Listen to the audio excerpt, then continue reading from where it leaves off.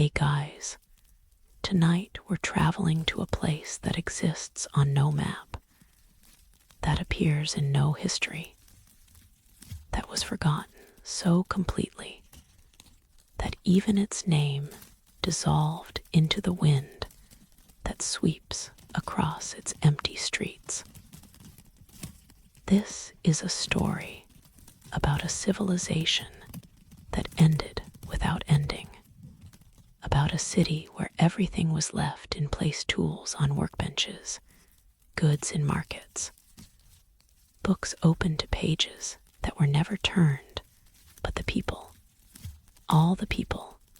every single person who walked those streets and lived in those homes and created the beautiful, impossible things we're about to explore. They simply vanished. No bodies, no graves, no signs of flight or famine or conquest, just absence. Pure, complete, inexplicable absence. Before we begin this journey together, take a moment to settle in. Adjust your pillow. Let your shoulders drop. Feel the weight of the day beginning to dissolve, drifting away like sand through fingers, like footprints erased by wind, like memories of people who were here and then were not. Tonight's journey will take us through empty spaces that still somehow feel inhabited, through silence that seems to remember sound, through absence that suggests presence in ways we cannot quite explain, but which we feel nonetheless: the sense that what vanished is not truly gone, not entirely, not in the ways that matter most. If you'd like to support these long journeys into history's forgotten corners, feel free to like this video or subscribe, but only if it feels right. There's no pressure here, no urgency. This space exists for rest, for wonder, for allowing your mind to drift into the territories where the disappeared leave traces, where absence creates its own presence, where forgetting is a kind of remembering. And if you're moved to, leave a comment telling us where in the world you're listening from tonight. There's something profound about knowing that across continents and time zones, we're all gathered in this quiet moment, preparing to walk together through a city that no one walks through anymore, to bear witness to what remains when everything human has departed, when only stone and silence testify to lives that were lived here completely, until the moment they weren't. Pause. In 1891, a British explorer named Thomas Whitmore was following what he believed to be ancient trade routes through a desert that modern maps called empty, that local peoples avoided,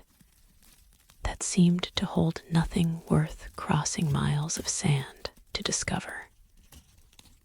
But Whitmore was following older maps, medieval charts, Arabic manuscripts that referenced a city no one could locate, that travelers mentioned but never quite reached, that existed in the historical record as rumor, as legend, as the place that merchants spoke of, but which no caravan could find. He found it, not where the old maps indicated, not where logic suggested, but there, half buried in sand that had been accumulating for centuries, for millennia, perhaps walls rising from dunes, streets emerging from the desert floor, the ghost of a city that should not exist, but which undeniably did exist, which was present, which was real despite having been forgotten so thoroughly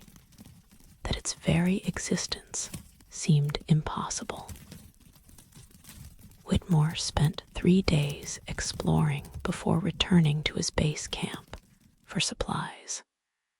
When he came back with his team, with documentation equipment and more provisions, they spent 6 months in the ruins. 6 months cataloging impossibilities. 6 months recording evidence of a civilization that defied every assumption about human history, about cultural development, about what should be possible for people building cities in the middle of desert with no apparent water source, no visible agriculture, no explanation for how they lived, let alone how they created what they created. And then they left. Because funding ran out. Because the desert was harsh. Because Whitmore had documented what he could, and there were other expeditions calling, other mysteries demanding attention. He published his findings. Academic journals, detailed reports, photographs that should have revolutionized archaeology, that should have sent dozens of expeditions to the site, that should have made this nameless city as famous as Pompeii,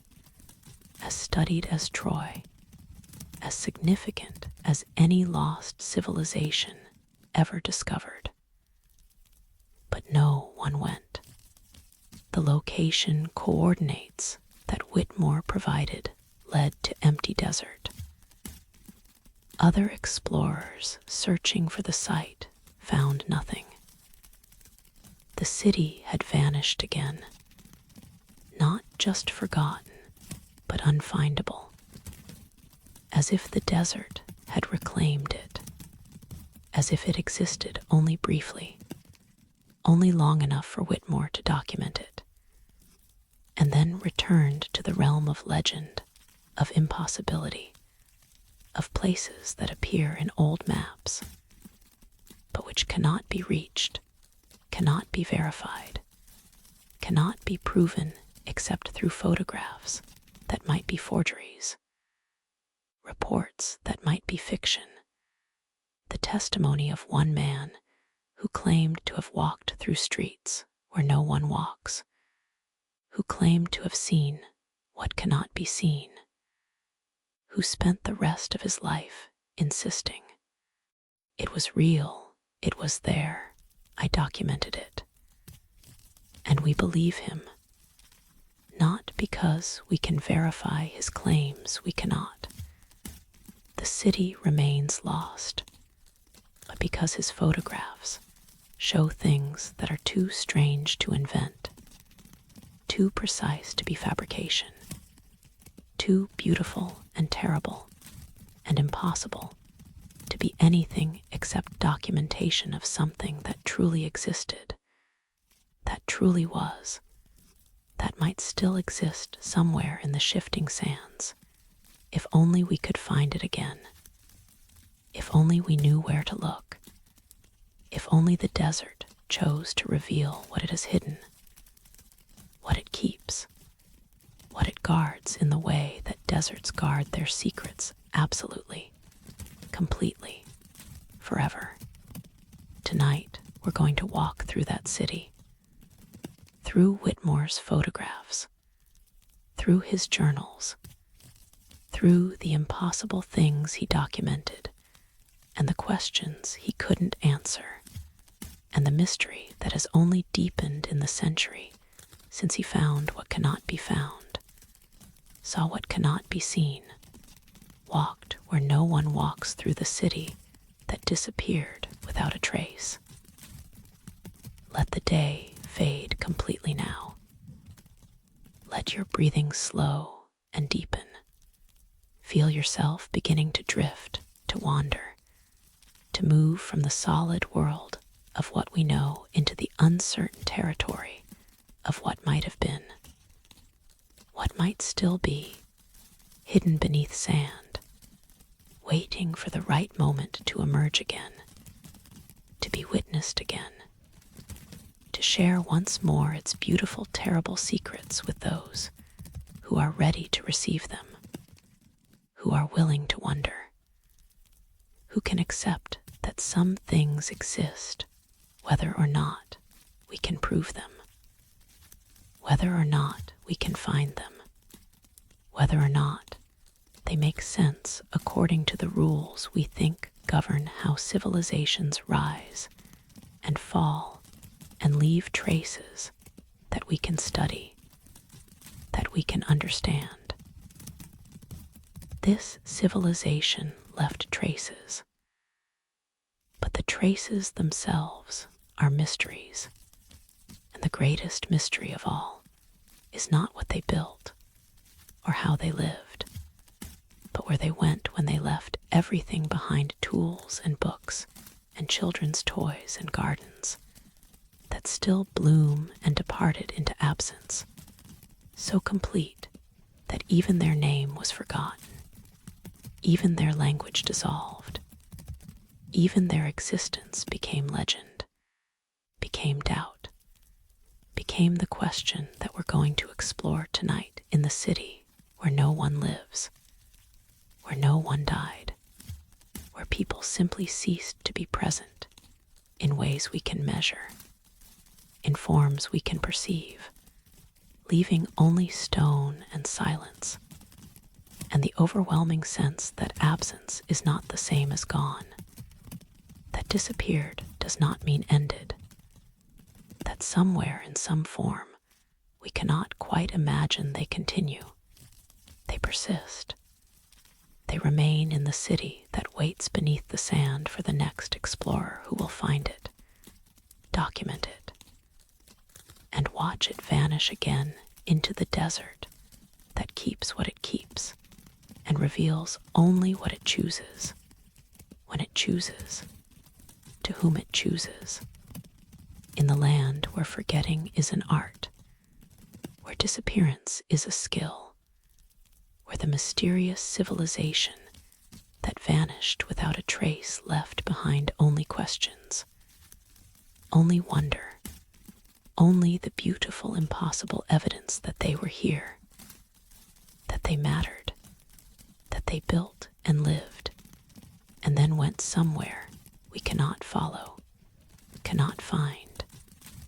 can only wonder about in the quiet hours when we close our eyes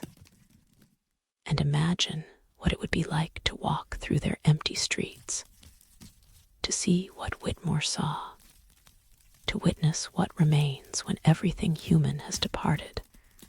but everything beautiful stays behind, waiting in the sand, waiting in the silence, waiting for us to descend into sleep and find them there, in dreams, in the place where lost civilizations go when they leave the world we know, when they pass into the territory beyond maps, beyond history, beyond everything except memory and wonder, and the stories we tell about cities that appeared once and then vanished, leaving only photographs and questions, and the sense that somewhere, somehow, they're still there, still present, still waiting for the moment when we're ready to find them again, to walk among them again, to understand at last where they went when they left everything behind and disappeared without a trace into the mystery that waits for all of us, that calls to all of us, that makes us close our eyes and drift towards sleep and wonder. What lies beyond the edge of what we know? What waits in the territories we've forgotten? What civilizations exist in the spaces between dreams and waking? between memory and history, between the world that is and the worlds that might have been, that might still be, hidden beneath sand, preserved in silence, waiting for us in the city that vanished, that disappeared, that left no trace except the deepest trace of all the question that will not be answered, the mystery that will not be solved, the absence that feels like presence, the silence that sounds like music, the emptiness that somehow, impossibly, feels full. Good night. Let's begin our walk through the city that isn't there, through the streets where no one walks, through the mystery that has no solution except wonder, except surrender, except the gentle drift into sleep where all lost things might be found again, where all vanished civilizations might still exist, where we might discover at last where they went, what they became, why they left everything beautiful behind when they departed into absence, into silence, into the place where this story takes us now, together, gently, into the night. The first thing that struck Whitmore was the completeness. It is said that abandoned places show signs of abandonment, that when people leave, they take what they can carry, that looters arrive eventually, that weather claims what humans don't, that time itself is a kind of vandalism, gradually destroying what maintenance would preserve, gradually reducing what was orderly to chaos, what was intentional to random. But this city showed none of that, looked as if its inhabitants had stepped out for a moment, as if they intended to return, as if the pause in their presence was temporary, brief, the kind of absence that happens when everyone goes to a festival or a funeral or some gathering, that requires the whole population to be elsewhere for a few hours before returning to normal life, to daily routines, to the work of living that would resume as soon as the interruption ended. But the interruption never ended. The pause became permanent. The temporary absence became eternal. And what should have been a few hours became centuries, became millennia, became the desert slowly burying what people had left expecting to reclaim it, covering it in sand that accumulated grain by grain, until only the tops of the tallest structures remained visible, until even those were hidden, until the city disappeared completely beneath the patient dunes that claimed everything, that covered everything, that made the city invisible until wind or chance or Thomas, Whitmore's peculiar determination, revealed it again, exposed it again, made it findable for one brief moment before the desert reclaimed it, hid it again, made it vanish so thoroughly that no one since has been able to locate it despite having Whitmore's coordinates, despite knowing it exists, despite photographic evidence that cannot be dismissed. Whitmore approached through what appeared to be a ceremonial gate, twin pillars carved from single pieces of stone, not constructed, not assembled, but monolithic, each one weighing more than any reasonable transportation method should have been able to move. Yet here they stood, perfectly vertical, precisely positioned, creating a threshold that marked the boundary between desert and city, between chaos and order, between the formless sand and the shaped stone that testified to human presence, human intention, human refusal to accept that the world as given is the world as it must remain. Beyond the gate, streets, paved with stones fitted so precisely that 3,000 years of settling, if Whitmore's estimates were correct, and they probably weren't, might have been conservative, might have been the kind of careful underestimation that scientists make when truth seems too extreme to state baldly 3,000 years or more had not disturbed the joints, had not created gaps, had not allowed sand to penetrate,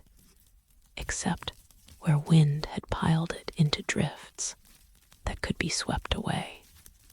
that revealed beneath them surfaces as perfect as the day they were laid. The streets were empty, completely empty, not abandoned, emptied. There's a difference. Abandonment leaves traces. People fleeing take what they value and leave what they don't. People dying leave bodies. People relocated by conquest leave signs of violence, of resistance, of the struggle that occurs when one population displaces another. This city showed none of that. The streets were simply empty of people while remaining full of everything else, of goods, of tools, of the material culture of daily life arranged as if everyone had simply stopped simultaneously and walked away from whatever they were doing, whatever they were holding, whatever task occupied them at the moment of cessation. In one plaza, Whitmore found a market. Stone counters still displaying goods. Not valuable goods. Those would have been looted if looters had come.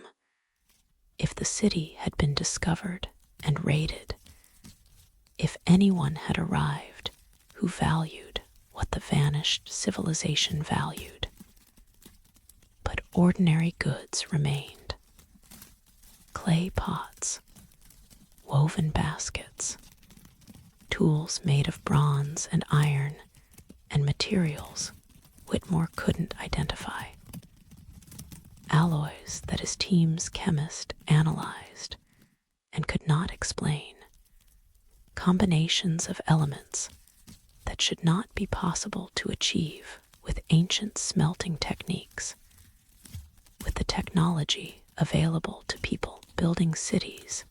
in the desert 3 millennia ago. The goods were arranged, displayed, organized as if the market was open for business, as if customers were expected, as if at any moment people would arrive to browse and barter and conduct the ordinary commerce that makes markets function, that makes cities possible, that creates the exchange of goods and services that allows specialization, allows some to farm while others craft, allows division of labor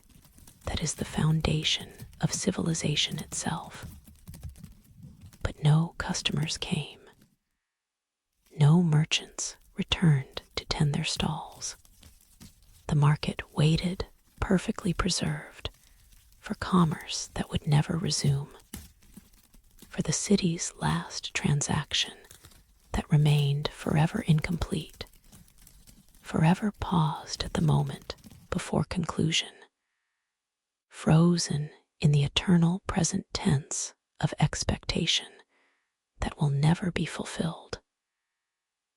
Whitmore documented everything, photographed the empty streets, measured the precise stone fitting, mapped the city's layout, which was geometrically perfect, was based on proportions that suggested sophisticated mathematics, that created relationships between structures that might be aesthetic, or might be functional, or might be both, might be the kind of urban planning that makes cities beautiful and efficient simultaneously, that creates spaces people want to inhabit while also facilitating the practical work of living, of moving goods, of gathering for ceremony or commerce, or the 100 other reasons people come together in public spaces. But as he documented, as his team worked through the streets and plazas and buildings that were perfectly preserved, perfectly empty, perfectly waiting, he felt it. The absence. Not just the lack of people, but something more. Something atmospheric. Something that made the city feel not dead, but held breath. Not concluded, but paused. Not ended, but suspended in the moment before something happens, before breath is released, before the pause concludes and action resumes or breath fails, and the pause becomes permanent, becomes death, becomes the final stillness that is not waiting, but is cessation itself. The houses were open. No doors, no barriers. The architecture trusted, assumed that privacy did not require locking, that property did not require defending, that people could live with openness because there was nothing to fear from openness, because trust was default, because the community was integrated enough that theft or violation were not concerns, were not possibilities that architecture needed to defend against. Inside the houses, tables set for meals, plates arranged, utensils positioned, cups placed, as if dinner was about to be served, as if the family was expected momentarily, as if this was not abandonment, but brief absence, the pause between preparation and consumption, the moment when food is ready, and the eaters are being called, but have not yet arrived. But they never arrived. The meals were never eaten. The tables remained set, and whatever called the people away was strong enough, urgent enough, compelling enough that they did not finish what they had started, did not eat what they had prepared, did not complete the basic human ritual of gathering for food, of sharing meals, of the communion that happens when people sit together and eat and talk and participate in the daily ceremony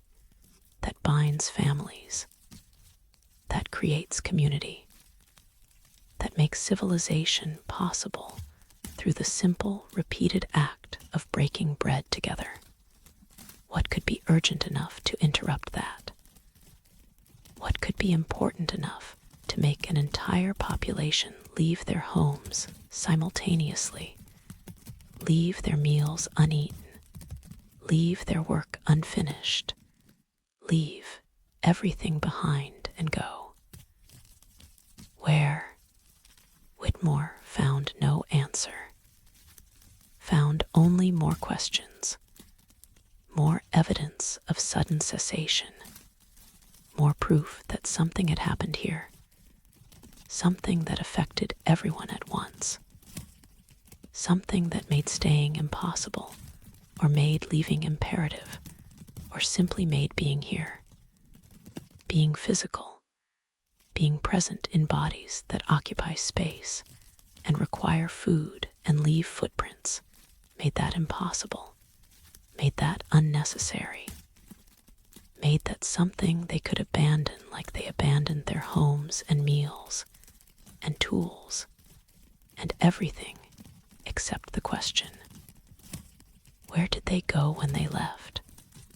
What were they going toward when they walked away from everything? What was worth leaving for when nothing here suggested they wanted to leave? When everything suggested they were in the middle of living, in the middle of ordinary days, in the middle of meals and work, and the accumulated routine of civilization that continues until something interrupts it, something stops it, something ends it so completely that even the name of the city is forgotten. Even the language dissolves. Even the memory of its existence fades until only photographs remain to prove it was real, was here, was lived in by people who vanished so completely that not even bones remained to testify that they were human, were mortal,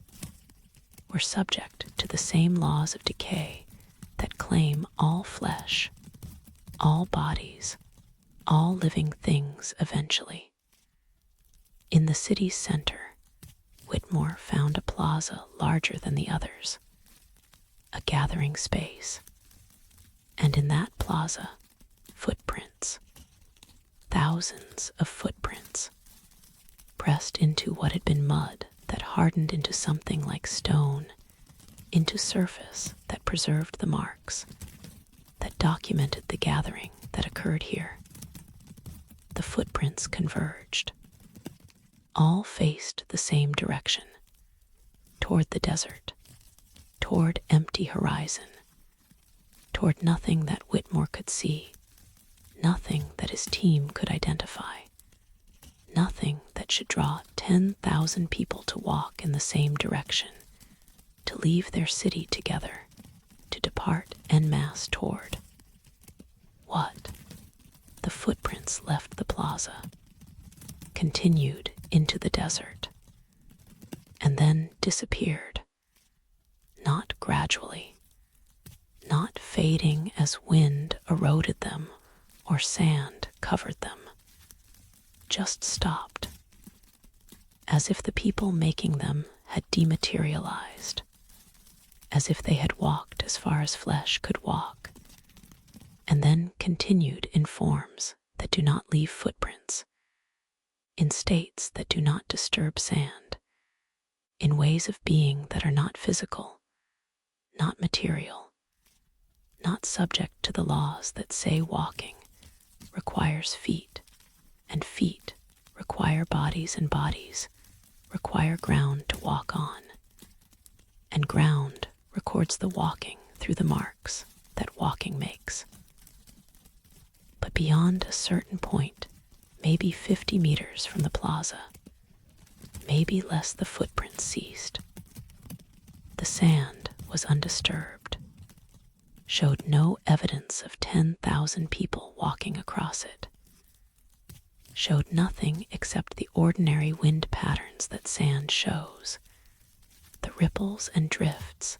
that have no human source, that testify only to air moving, to particles shifting, to the desert doing what deserts do when no one is present, when no one disturbs, when no one walks. Whitmore stood at the edge of the footprints, looked toward the horizon they faced,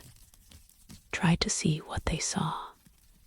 tried to understand what called them,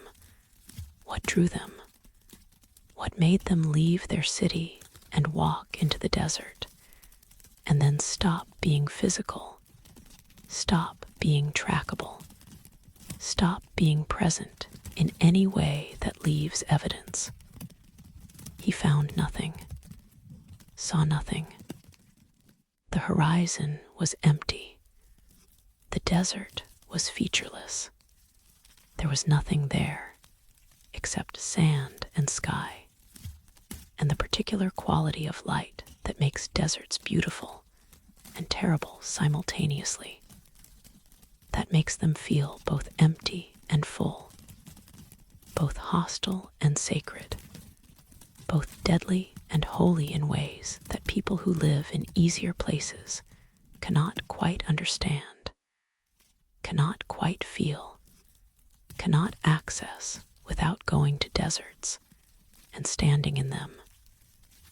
and allowing the emptiness to do what emptiness does, which is not nothing, which is never nothing, which is always something profound, even when that something cannot be named, cannot be explained, can only be felt in the chest, in the bones, in the recognition that emptiness is fullness of a different kind, is presence of a different quality, is the opposite of nothing, even though it appears to be nothing to eyes trained to recognize only form, only shape, only the solid, definite things that cast shadows and occupy space. Whitmore returned to his camp as the sun was setting, wrote in his journal, "The city did not die, it exhaled, and the breath it released was its people. Where that breath went, I cannot say, but I do not believe they are dead. I believe they are elsewhere. I believe they are in the form that breath takes when it is no longer bound to lungs, no longer shaped by bodies, no longer constrained by the requirement of being physical. I believe they walked into the desert and became desert, became wind, became the emptiness that is not empty, and I believe the city waits for them, believes they will return, continues to set tables and arrange markets, and maintain itself through whatever means cities use to maintain themselves when no one is present to maintain them actively. When preservation happens through magic or through will, or through the simple fact that the city refuses to accept that absence is permanent, that the breath it released will not return, that the people who walked away are gone forever. The city does not believe in forever. The city believes in pause, and it waits for the pause to end, for breath to return, for its people to materialize again and resume their meals and their work and their living. The city waits, and I think it will wait forever. And I think forever is exactly how long it will take for that wait to be rewarded. Which is to say, I think the city knows something we don't. I think the people who vanished understood something about leaving that we don't understand about going. And I think if we could understand it, we would understand why the city is not abandoned, but is held breath, is pause, is the silence before speech resumes, is the emptiness before fullness returns, is the absence that is not absence, but is presence in a form we cannot quite perceive, cannot quite measure, cannot quite accept,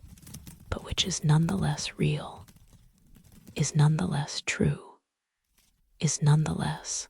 what happened here when the city exhaled, and its people became breath, and breath became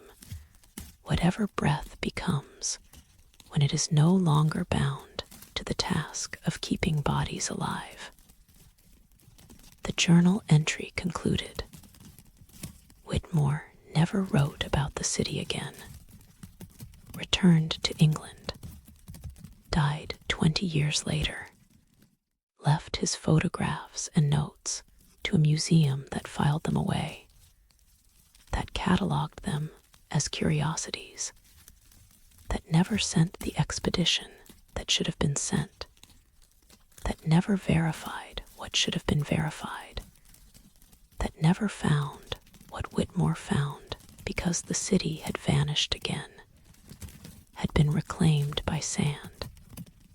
had returned to wherever it exists when it is not being discovered, when it is not being documented, when it chooses to remain hidden, to remain impossible, to remain the city that exhaled its people and has been holding its breath ever since, waiting for them to return to materialize, to resume their interrupted lives in the place that refuses to believe they are gone, that insists through its perfect preservation that absence is temporary, that breath returns, that the pause will end and life will resume, and the city will exhale again, but this time will inhale too, will draw back what it released, will reclaim its people, and become again not empty preservation, but living presence, not museum, but home, not monument to the vanished, but habitation for the returned, in the city that waits beneath the sand for the moment when waiting ends, when breath returns, when the mysterious civilization that disappeared without a trace leaves one final trace by coming back. The gardens should not exist. It is said that deserts do not garden, that water is prerequisite for growth, that plants require rain or irrigation, or at minimum some moisture source that allows roots to drink, that allows leaves to photosynthesize, that maintains the chemistry of life, that makes green things possible, that makes gardens feasible in places where humans choose to live and want beauty, want food, want the presence of growing things to soften stone, to break the hardness of built environments with the soft, persistent presence of vegetation. But these gardens had no water, or no visible water, no wells nearby, no channels for irrigation, no cisterns, no collection systems, no apparent source for the moisture that growth requires. Yet they grew, flourished, bloomed in desert that should kill them, that should desiccate them, that should turn them brown and brittle and dead within days of any water source being cut off, within hours of roots being denied the drinking they require to maintain themselves, to continue the work of being alive. Whitmore found the first garden behind what appeared to be a residence, a small courtyard surrounded by walls, open to sky but otherwise enclosed, creating microclimate perhaps, trapping moisture, utilizing techniques that desert peoples have always used to make gardens possible in impossible places, through careful architecture, through clever design, through the understanding that with proper planning, small amounts of water can go far, can support growth, can create green spaces even where green seems impossible. But the plants here were not desert plants, were not cacti or succulents, or the specialized flora that has evolved for arid environments, that has developed strategies for surviving on minimal water, for storing moisture, for reducing evaporation through thick skins and small leaves, and all the adaptations that allow life to persist where life seems impossible. These plants were lush, had broad leaves, showed no stress, looked as if they were growing in temperate zones with regular rainfall, with moisture abundance, with conditions that supported easy growth rather than the hard-won survival that desert plants achieve through specialization, through compromise, through accepting limitations that make them tough but sparse, resilient but not abundant. And the plants were arranged, not randomly scattered, not growing according to natural patterns, but organized, positioned deliberately, creating patterns that looked like writing. Whitmore recognized it slowly, spent days in the garden, sketching the plant positions, documenting which species grew where, noting the heights and the spacings and the relationships between different sections of the garden. And gradually, the pattern emerged. The arrangement was linguistic, was syntactic, was organized according to rules that resembled grammar, that suggested the plants were not decoration, but communication, were not beauty, but text, were not garden, but book written in living letters that required growth to be readable, that required time to complete their sentences, that used seasons and years, and the patient unfolding of botanic cycles to write what they wrote in language that could only be read by those who were willing to watch, who were willing to wait, who understood that some messages take years to complete, that some knowledge cannot be transmitted except through media that grow and change, and require the reader to commit not minutes, but months, not hours, but years, not single sitting, but lifetime to the work of reading what was written here in flowers and stems, and the spaces between growth that were as important as the growth itself, that created negative space that contributed to meaning,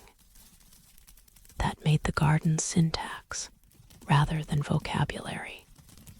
made them sentences rather than words, made them complete thoughts rather than isolated letters. His team photographed everything, attempted to create permanent record. But the photographs showed plants, showed gardens, showed beauty, did not show language, could not capture what Whitmore saw, what emerged from patient observation, what required not single image, but accumulated images, not one photograph, but hundreds tracking change across time, tracking growth, tracking the way certain plants bloomed before others, tracking the sequence that might be reading order, might be the direction you were meant to move through the garden, might be the syntax that made the plant arrangement meaningful rather than merely pretty. Whitmore attempted translation, made lists of plants, tried to assign meanings. This species equals this concept. That height signifies that quality. The spacing between these two indicates this relationship. But the translation failed. The vocabulary he created produced gibberish when applied to the grammar he thought he perceived. The sentences his system generated were meaningless, were word salad, were proof that he was wrong about meaning, or wrong about method, or wrong about the fundamental assumption that gardens were language, that plants were text, that what he was seeing was communication rather than simply aesthetics that accidentally resembled structure, that happened to create patterns that looked like writing without actually being writing, without actually carrying meaning beyond the meaning that all beauty carries, which is simply, this is beautiful, this matters, this deserves attention, even if the attention produces no understanding, even if perception leads to no comprehension, even if seeing is not the same as knowing. But one of his team members, a botanist named Sarah Chen, who had been studying the garden's plant species, documenting their characteristics, attempting to understand how they survived without water, noticed something that Whitmore had missed. The plants changed. Not grew was expected, but changed identity. A plant that was one species on Tuesday was different species by Friday. The leaves altered. The stems restructured. The flowers transformed from one color, one shape, one form to another without dying, without the intermediate stages that metamorphosis requires, without the process that should occur when one thing becomes another thing, but which here simply happened, simply occurred, simply made plants fluid, made species contingent, made taxonomy impossible, because the living things in these gardens did not stay themselves, did not maintain identity, did not remain classifiable, because they transformed constantly, became different things, expressed different forms, while remaining recognizably the same individual plant, the same root system, the same location, the same presence that was nonetheless different, was nonetheless changed, was nonetheless new every time you looked at it carefully enough to notice that what you saw yesterday was not what you saw today. That observation required acknowledging that plants were more fluid than botany allowed, more mutable than science accepted, more capable of transformation than any theory of growth could accommodate. Chen documented this, photographed the same plant across multiple days, showed the changes, proved that species were not fixed, that identity was not permanent, that the gardens contained not static plantings, but dynamic populations that shifted and changed and expressed different forms according to schedules that Chen could not determine, but which were clearly meaningful, clearly intentional, clearly part of whatever these gardens were, whatever they were meant to do, whatever they were meant to communicate through the patient work of being plants that were also text, growth, that was also grammar, gardens that were also books written in the slowest medium imaginable, in living things that took seasons to complete sentences, that required years to finish paragraphs, that needed perhaps centuries to express complete thoughts in botanical language that humans could perceive, but could not read, could see, but could not understand, could document, but could not translate. The implications were staggering. If plants could change species, if identity was fluid, if what botany called permanent characteristics were actually temporary expressions, temporary forms that the plant was occupying today, but might not occupy tomorrow, might transform away from, might abandon in favor of different expression, different morphology, different way of being plant. If all this was true, then perhaps the civilization that created these gardens understood life differently than we understand it. Understood that what we call species are not categories, but states, are not permanent, but temporary, are forms that living things pass through rather than identities they maintain, are expressions they wear rather than essences they embody, are clothing rather than skin, temporary rather than eternal, changeable rather than fixed. And if plants could transform, if species could shift, if identity was not permanent for botanical life, why would it be permanent for human life? Why would people be more fixed than plants? Why would consciousness be more stable than chlorophyll? Why would what we call human be permanent category rather than temporary state? Eternal identity rather than provisional expression. Fixed nature rather than current form that could change, that could shift,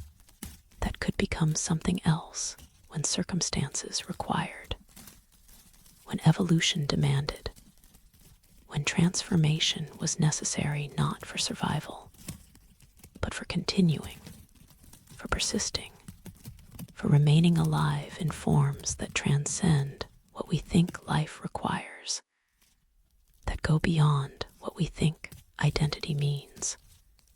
that demonstrate through botanical example that being is more fluid than we pretend, that existence is more malleable than we acknowledge, that the boundaries between species are not walls, but membranes, not barriers, but thresholds, not separations, but temporary distinctions that life itself can cross, can violate, can ignore when transformation serves purpose, when change facilitates growth, when becoming something else is the only way to continue being at all. The gardens grew, continued growing. Whitmore returned to them daily, watched them change, attempted to track the patterns, tried to perceive the grammar, worked to understand what was being said through stems and petals and leaves that transformed, that shifted, that wrote their messages in morphology that would not stay still, in forms that were always changing, in the botanical equivalent of language, where words themselves evolved as you read them, where sentences restructured themselves between the beginning and the end, where the act of reading changed what was written because observation itself was part of the system, was part of the message, was incorporated into the grammar of gardens that required watchers, that needed readers, that only completed their meaning when consciousness attended to them, when awareness engaged with them, when people stood in them and watched them grow and change, and recognized that they were witnessing not just gardening, but communication, not just cultivation, but composition, not just growing, but writing in the medium that this civilization understood was superior to stone, was more flexible than ink, was capable of expressing what static text could never express, the truth that nothing stays itself, that everything transforms, that identity is fluid and form is temporary, and what we are today, we will not be tomorrow. And that's not tragedy. That's not loss. That's not death, but is simply life doing what life does, which is change, grow, transform, become different while remaining recognizably itself, in the way that these gardens remained gardens while becoming different gardens, while expressing different meanings, while writing different texts that required time to read, required patience to comprehend, required acceptance that understanding would take not minutes, but years, not study, but immersion, not single encounter, but long relationship with plants that were also words,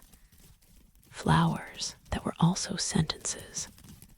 gardens that were also books that rewrote themselves constantly,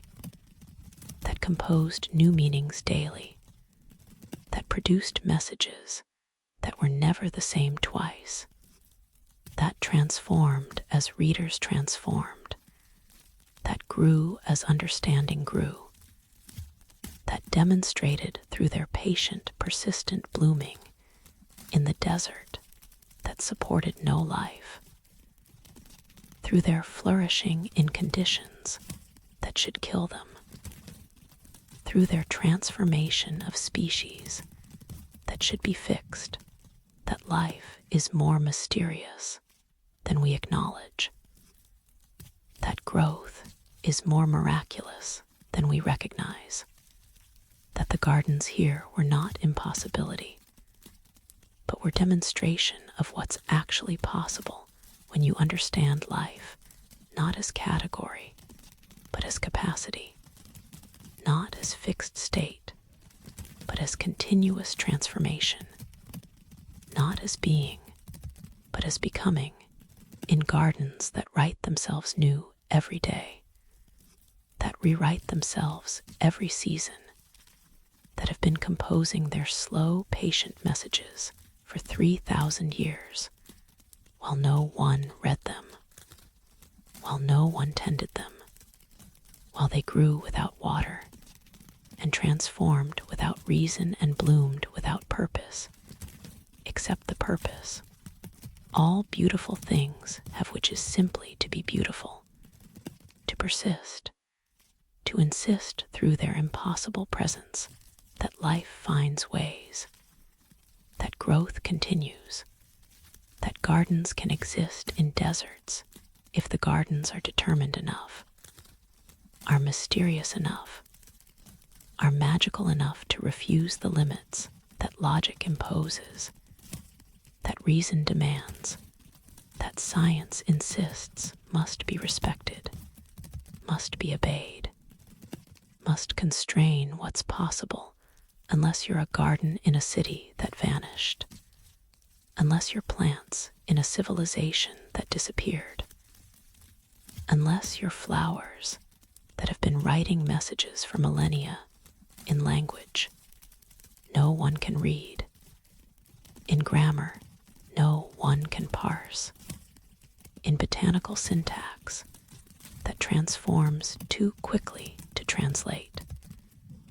that changes too constantly to capture, that writes itself new before anyone can finish reading what it wrote, making the message not any single configuration, but the transformation itself, not any particular arrangement, but the constant rearrangement, not what the garden says today, but what it demonstrates through its persistent changing, which is simply this: nothing stays, everything transforms, and the language written in flowers is the language of change itself, of growth itself, of life itself, which is never static, never fixed, never permanent, but is always flowing, always becoming, always writing itself new in gardens that refuse to be read, that insist on being experienced, that teach through transformation what static text could never teach, that meaning itself is alive, is growing, is changing every moment in the gardens that bloom without water, in the city that vanished without reason, in the place where flowers still write their patient messages that no one reads, that everyone sees, that continue their composition in the desert where nothing should grow, but where everything grows nonetheless, because growth is what life does, because blooming is what flowers do, because writing is what language does, even when no one is reading, even when understanding is impossible, even when the message that's being written is simply the writing itself, the act of composition, the ongoing patient work of being alive and being beautiful and being impossibly present in gardens that should not exist, but which do exist, which do bloom, which do write their slow, mysterious sentences in the city that memory forgot, in the civilization that disappeared without a trace, except for these gardens, these flowers, these plants that continue their patient linguistics in the language that only time can read, that only seasons can translate, that only centuries can understand, in the gardens where language is written in flowers, where flowers are written in change, where change is the only permanent thing in a world where permanence is illusion, where fixity is fiction, where the only truth is transformation. And the gardens prove it, demonstrate it, write it in stems and petals and leaves that will not stay themselves, that refuse identity, that insist through their constant becoming that being is not something you are, but something you do, continuously, eternally, in gardens that have been doing it for 3,000 years, and show no signs of stopping, no signs of ending, no signs of anything except the endless patient work of being alive and being language simultaneously, in the place where words are plants and plants are transformation, and transformation is the message that the civilization left behind when they vanished, when they disappeared, when they ceased being present in forms we could measure and became instead what the gardens are constantly changing, endlessly transforming, impossibly alive in the desert that should kill them, but which instead holds them, preserves them, makes possible their continuing existence in the city where flowers write, where gardens speak, where language grows, in the city's central temple,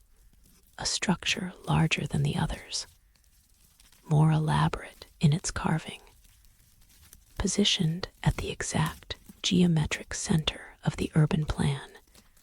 Whitmore found a hall unlike anything he had encountered before. It is said that mirrors show truth, that reflection is honest, is accurate, is the unbiased representation of what stands before the reflective surface, that mirrors cannot lie, cannot distort, cannot show anything except what is actually there, actually present, actually occupying the space that the mirror captures and returns to the viewer's eyes. But the mirrors in this hall showed something different, showed something impossible, showed not the present, but the past, not what was, but what had been, not the empty temple where Whitmore stood, but the populated temple as it had existed before the vanishing, before the disappearance, before the moment when everyone left, and the city became empty preservation rather than living habitation. The hall was long, perhaps 50 meters. The walls on both sides were polished obsidian volcanic glass, ground so smooth that it achieved reflectivity, that became mirror-like despite being stone rather than silvered glass, despite being ancient rather than modern, despite being carved from natural material rather than manufactured through processes that create the perfect mirrors that modern technology produces. Whitmore entered the hall alone. His team was elsewhere in the city, documenting other structures, cataloging other mysteries. He walked slowly, his boots creating echoes that the hall amplified, that made each footstep sound multiple, made his presence seem like many presences, made him feel less alone than he actually was in this space that should be empty, that should contain nothing except himself and the stone walls and the silence that empty places hold. But as he walked, as he passed the obsidian surfaces, he saw movement in the periphery of his vision, saw figures reflected in the dark mirror stone, saw people where no people stood. He stopped, turned to face the wall directly, looked at his own reflection, which was there, was normal, showed him as he was. British explorer in desert clothing, face weathered by sun and wind, eyes tired from days of documentation, body showing the strain of working in harsh conditions with inadequate rest. But around his reflection, others, dozens of others, hundreds perhaps, people dressed in clothing that resembled no modern style, that suggested the vanished civilization, that indicated this was not present, but past,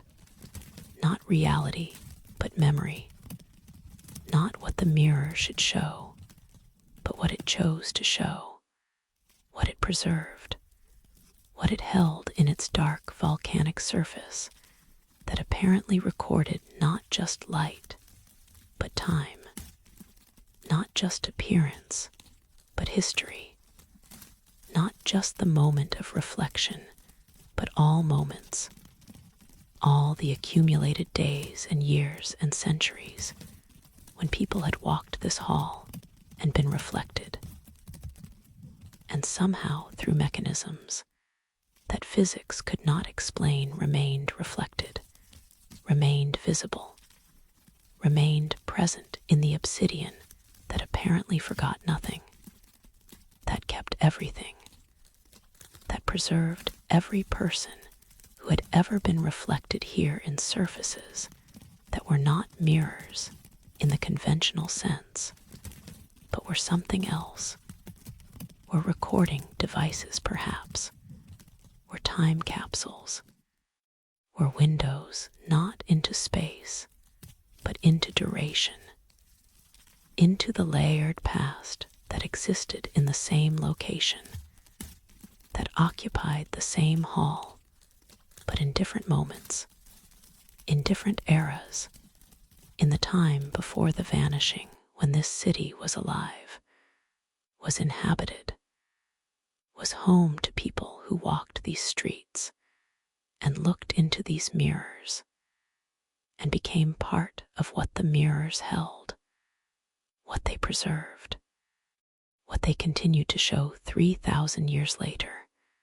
when explorers came searching for explanations and found instead only deeper mysteries, only more questions,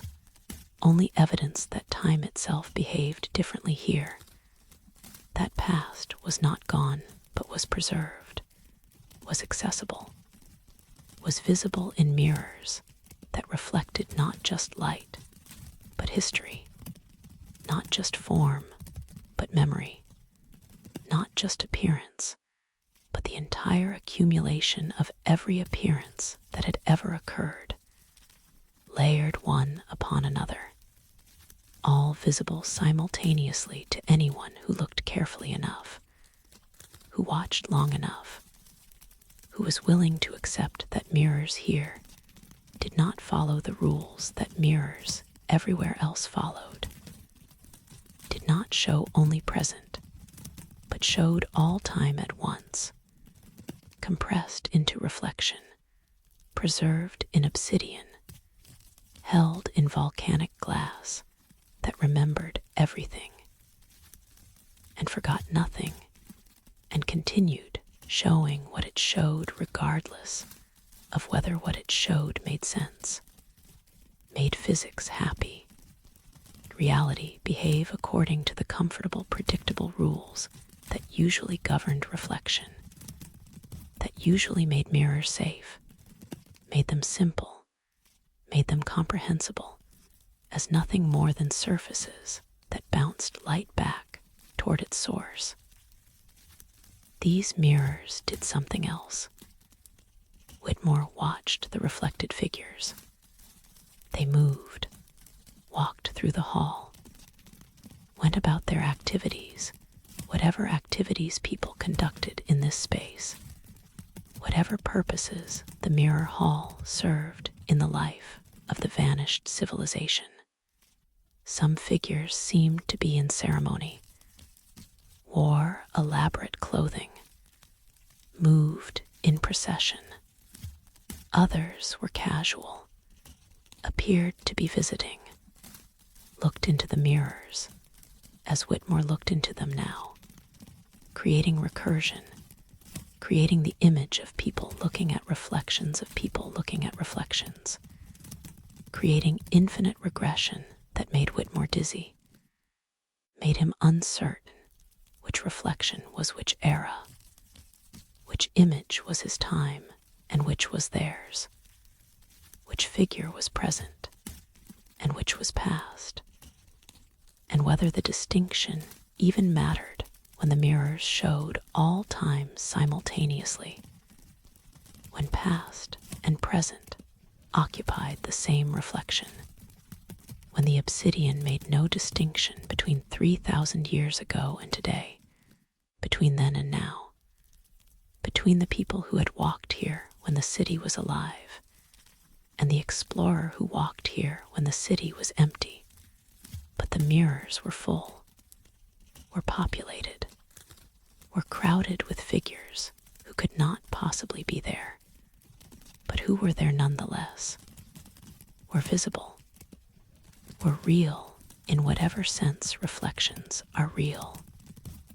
in whatever way that images have presence, have substance, have reality that is not material, but is nonetheless undeniable. Whitmore attempted to photograph what he saw, set up his camera, pointed it at the obsidian walls, captured images that should show the reflected figures, that should document the impossible phenomenon, that should provide evidence that he was not imagining this, was not hallucinating, was not experiencing some artifact of exhaustion or desert sun, or the particular madness that sometimes claims explorers who spend too long in harsh environments with insufficient rest and too much wonder. But when the photographs were developed weeks later, after the expedition had ended, after Whitmore had returned to civilization and processed his documentation, the mirrors in the photographs were empty, showed only his reflection, showed only the hall as it was, deserted, silent, containing nothing except stone and the explorer who stood photographing what he saw. But what the camera did not see, what technology could not capture, what required human eyes to perceive and human consciousness to accept as possible, even when it should not be possible, even when physics insisted that mirrors cannot preserve past, cannot show what is not present, cannot display figures that do not currently occupy the space being reflected. Yet Whitmore had seen them, was certain of it, described them in his journals with such detail that doubt became difficult. Dismissal became impossible. The conclusion became unavoidable. Either he was lying, which nothing in his character suggested, which his reputation as careful, methodical scientist contradicted, or the mirrors in the vanished city showed past, showed memory, showed time in ways that our mirrors do not show it, that our understanding does not accommodate, that our physics does not permit, but which nonetheless occurred,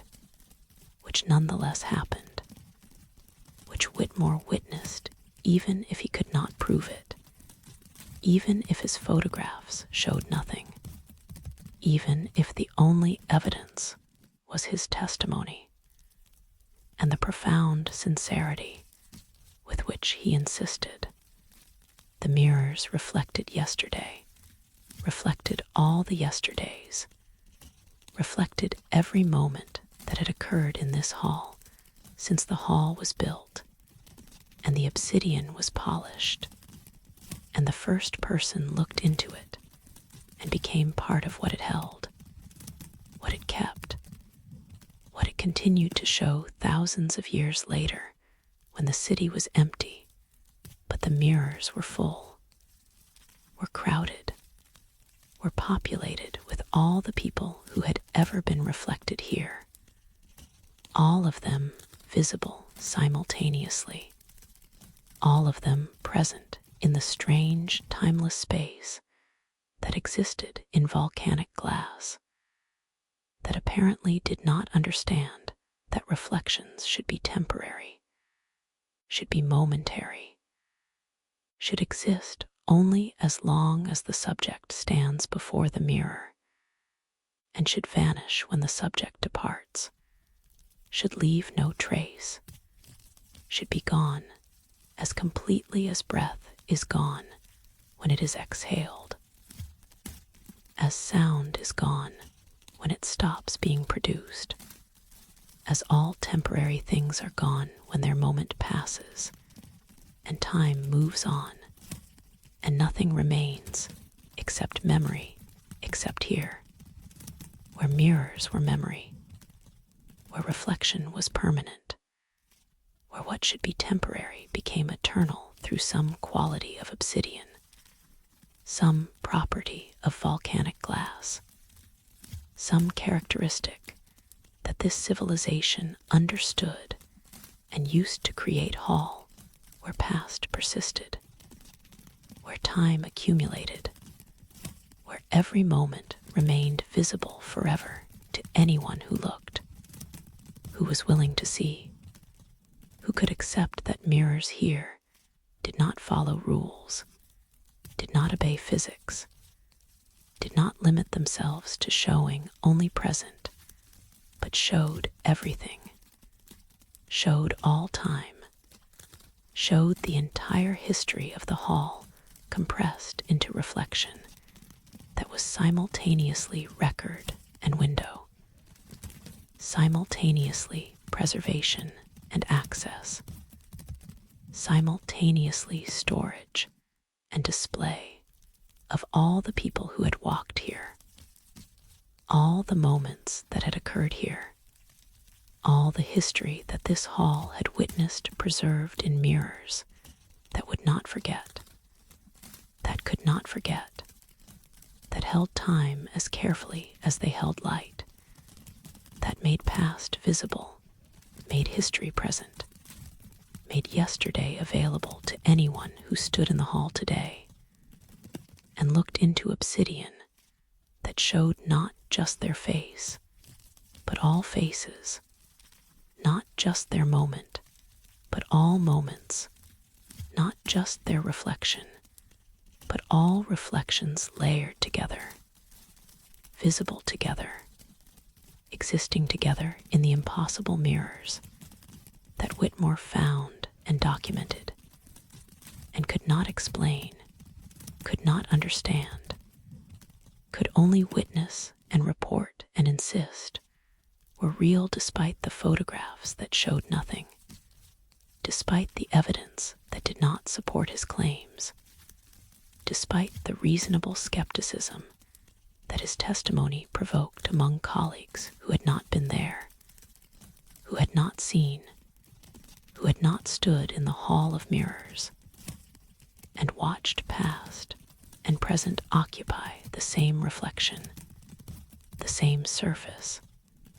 the same impossible space in volcanic glass that preserved time as completely as it preserved images, that kept history as faithfully as it kept light,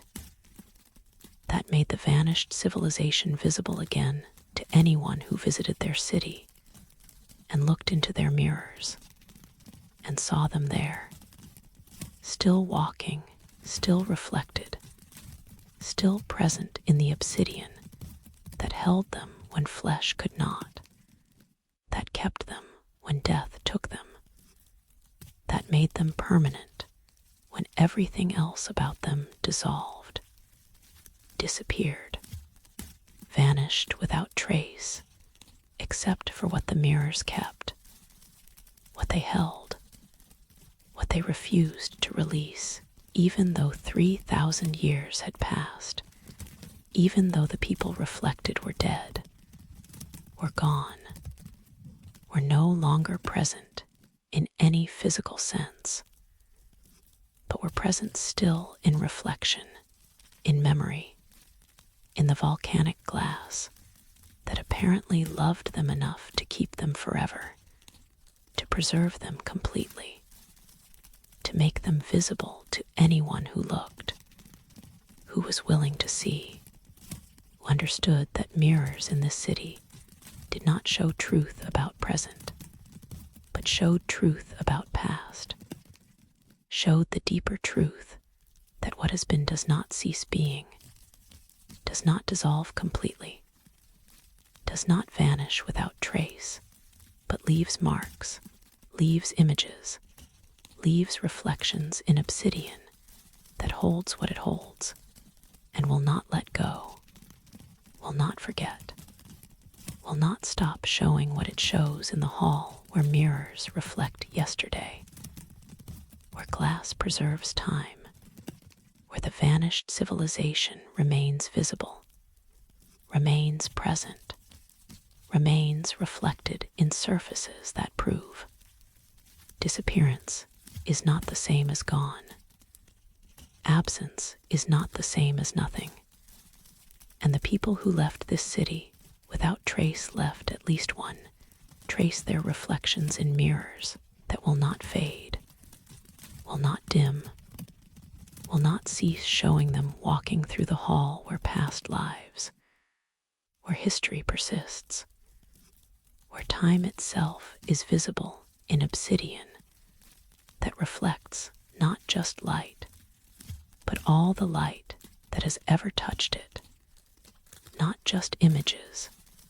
but all the images it has ever held, not just present, but all the past preserved in volcanic glass that apparently knows something we don't know about time,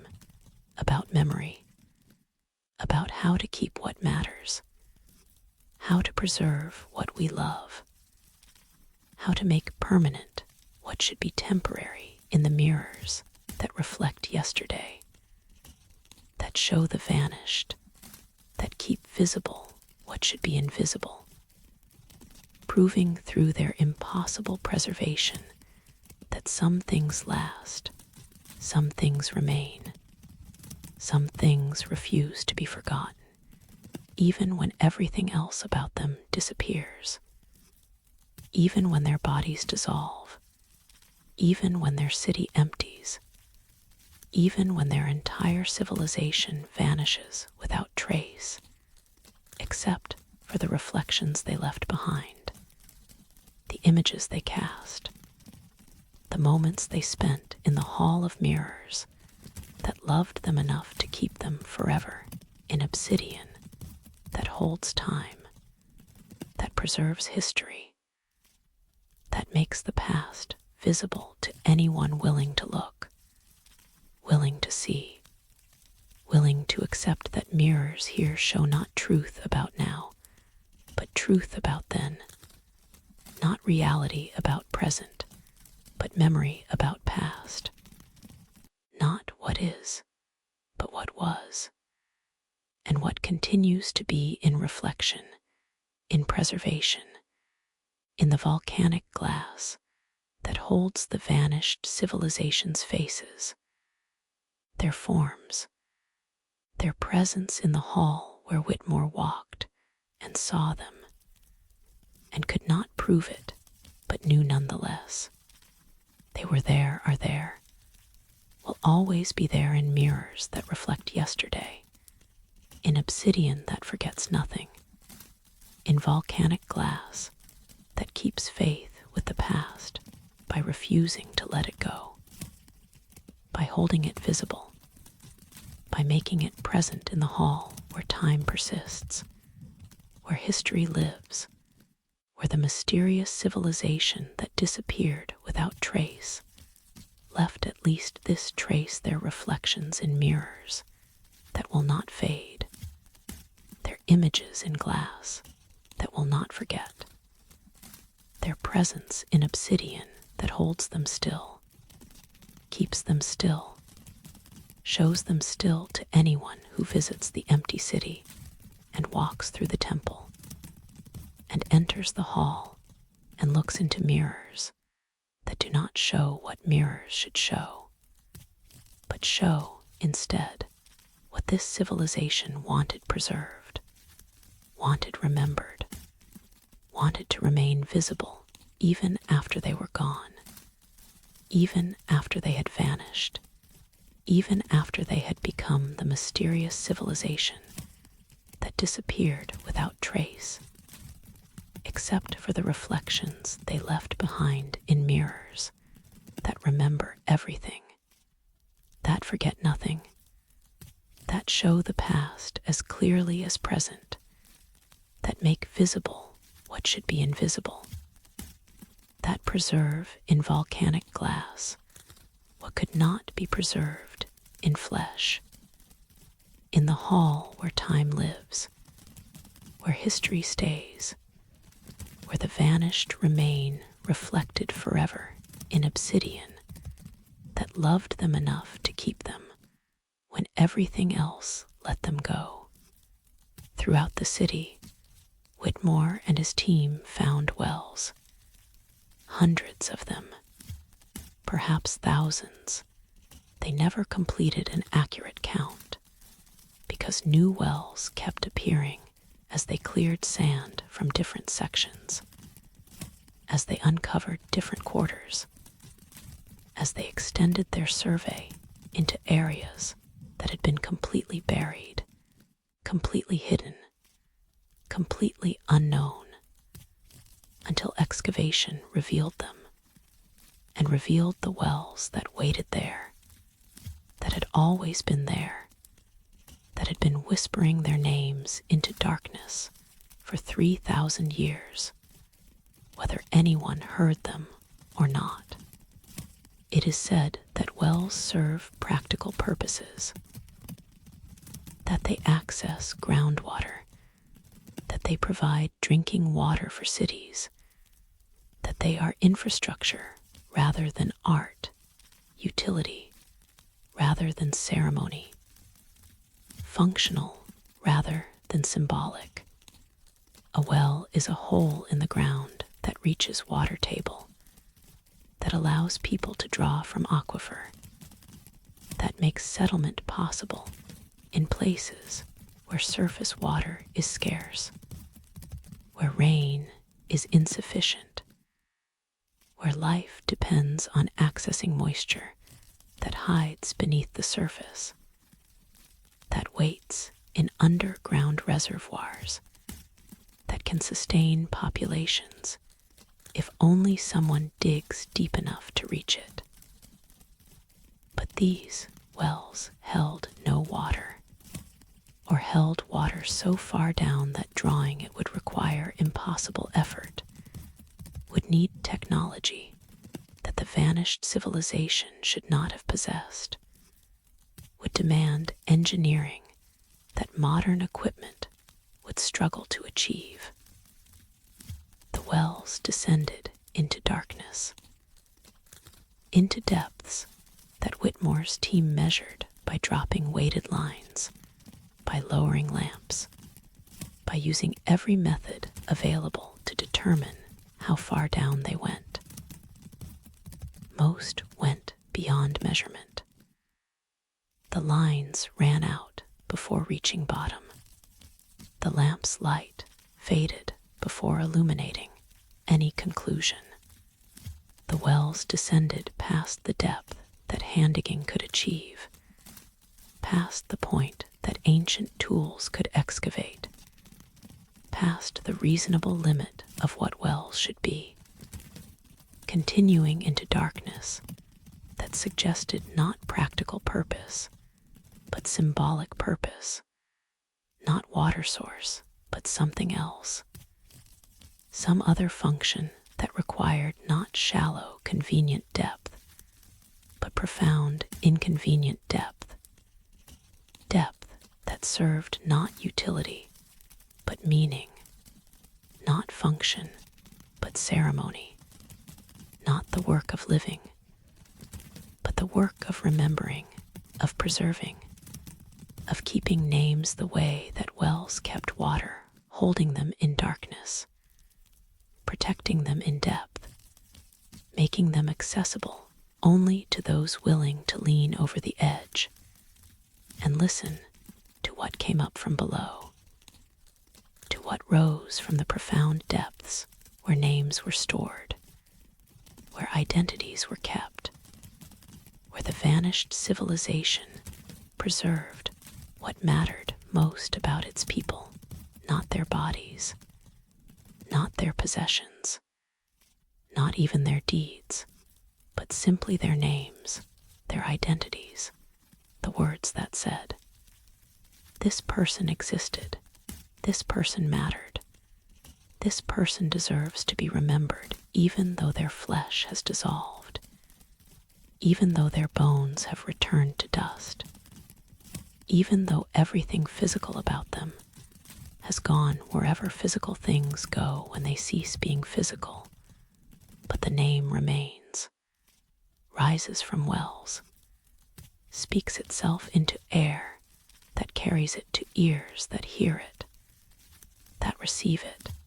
that acknowledge. You were here, you mattered. Your name continues even when you do not."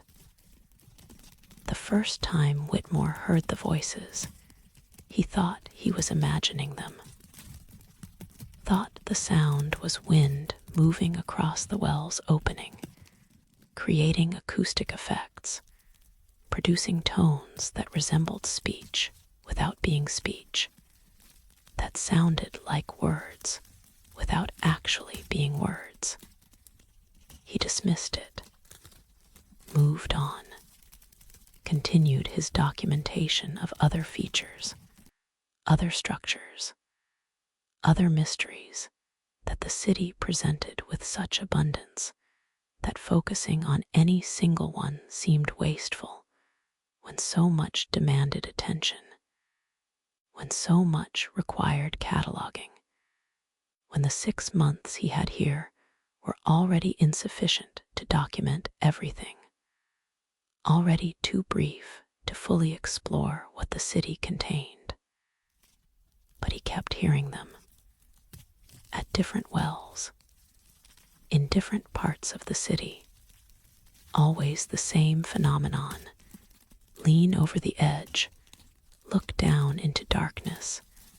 and hear whispers rising from below. Faint, barely audible, but unmistakable. Voices speaking. Not conversation, no dialogue, no exchange, just names, recited, called out, spoken into the vertical shaft that carried them upward, that amplified them perhaps, that created acoustic properties, that made the barely audible become just barely perceptible, that made the impossible to hear become the edge of hearing, the threshold of perception, where sound meets consciousness and becomes word, becomes meaning, becomes message, even when the message should not exist. Even when physics says that wells do not speak, that depth is silent, that darkness produces no sound except the echo of sound made elsewhere, made by sources that actually exist, actually make noise, actually create the vibrations that travel through air and strike eardrums and become the experience of hearing. But these wells spoke without source, produced voices without speakers, generated names without anyone present to speak them. The voices came from the wells themselves, from the depths, from the darkness that apparently held not just absence of light, but presence of sound, presence of speech, presence of names that continued being spoken long after the people who bore those names had ceased speaking, had ceased existing in forms that could speak, had dissolved into whatever dissolution takes people when they vanish without leaving bodies, without leaving bones, without leaving any physical trace except empty cities and wells that whisper their names into darkness, into depth, into the permanent memorial that these shafts apparently served as, apparently functioned as,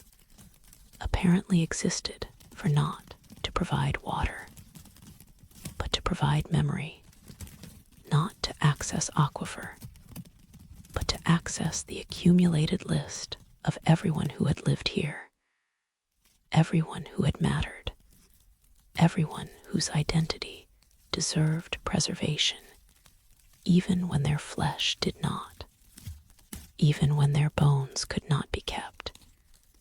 even when everything physical about them returned to elements. But the name could be kept, could be preserved,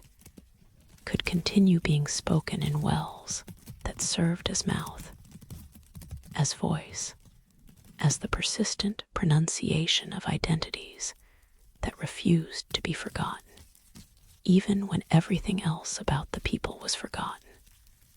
was lost, was gone beyond recovery, except for this. The name rising from darkness, the identity emerging from depth, the word that says, I existed, I mattered, remember me. Whitmore's team attempted to record the voices, lowered microphones into the wells, used the best equipment available in 1891, which was primitive by modern standards, but was sophisticated for its era, was capable of capturing sound and preserving it on wax cylinders that could be played back, that could provide evidence that what they heard was real, was actual, was phenomenon that technology could confirm even if technology could not explain. But the recordings captured nothing. The wax cylinders played back only silence, or not quite silence, ambient sound, wind, the rustling of equipment, the breathing of team members standing near the microphones. But no voices, no names, no evidence that Wells spoke, that depth whispered, that names rose from darkness on currents of sound that ears could hear, but technology could not capture, that required human consciousness to perceive, that existed in the territory between objective reality and subjective experience, that were real enough to be heard by multiple observers simultaneously, but were not real in the way that recordable sound is real, were not physical vibrations that microphones could detect and wax could preserve, but were something else, were sound of different kind, were voices that spoke directly to consciousness without requiring the medium of air, without needing the mechanical process of vibration and eardrum and auditory nerve, without following the normal pathways that sound follows when it travels from source to listener. These voices took a different path, went directly from well to awareness, bypassed ears, required no air, no vibration, no physical medium, existed as pure perception, pure experience,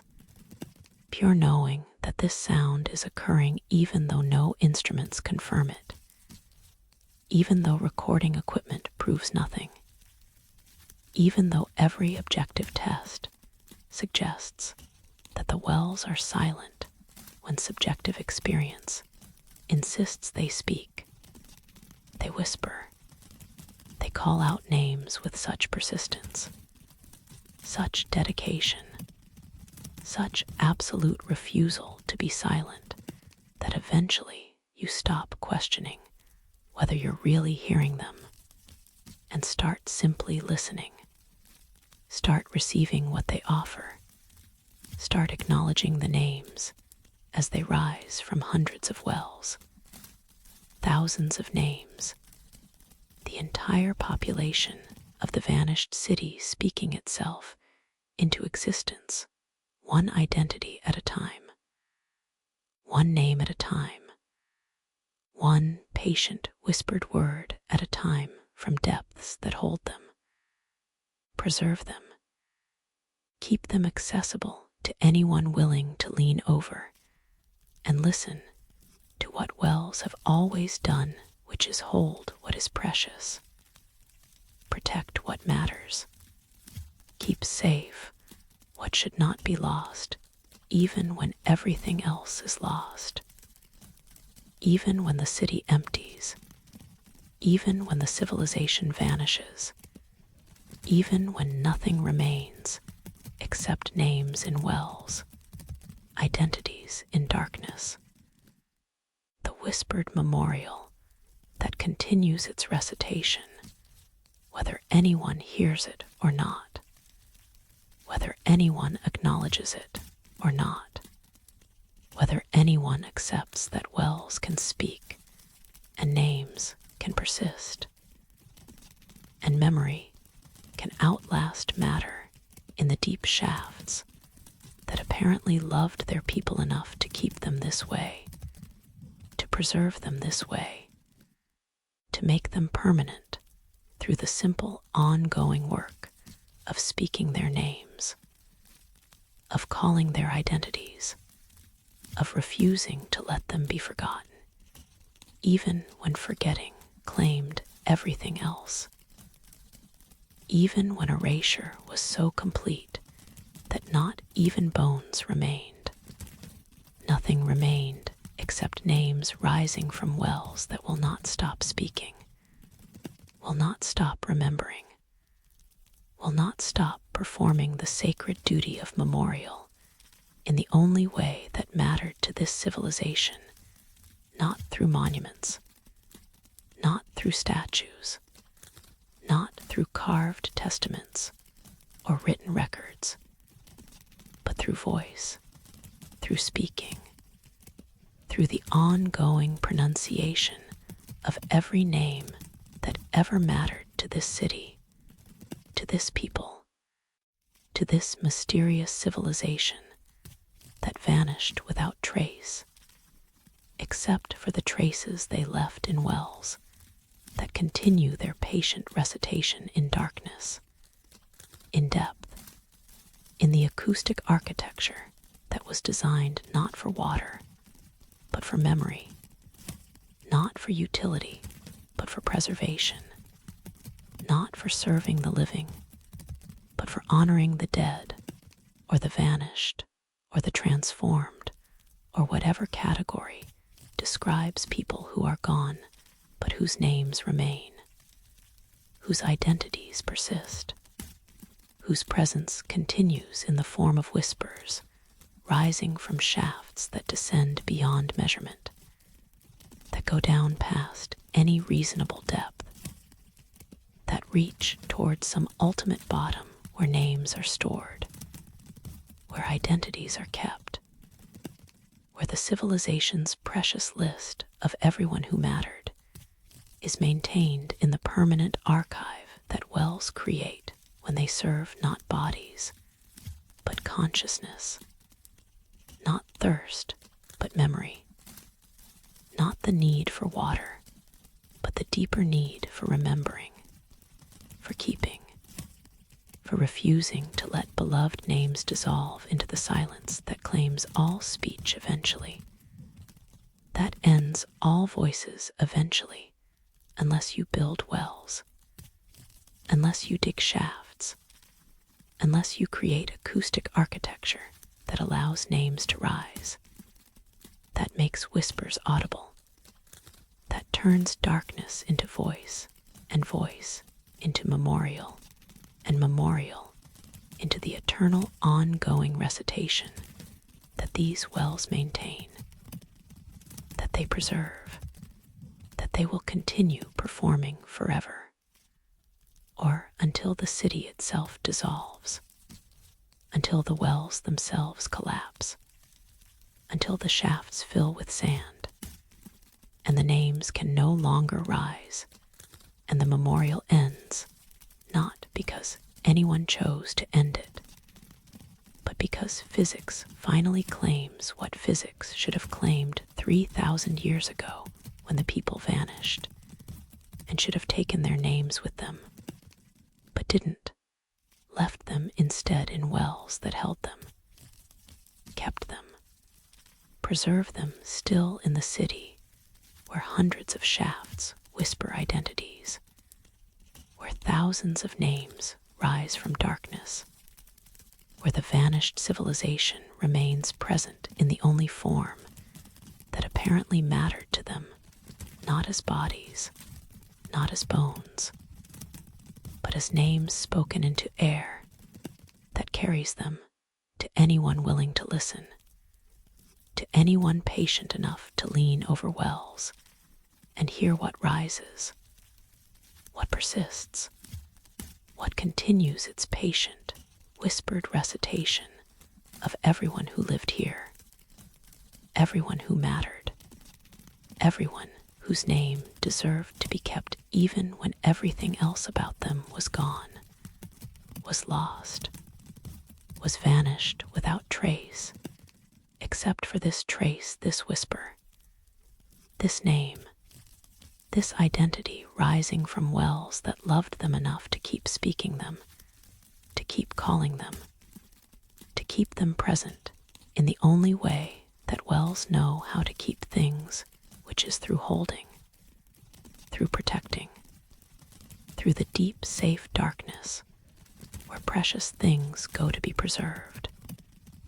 where names go to remain names, where the vanished civilizations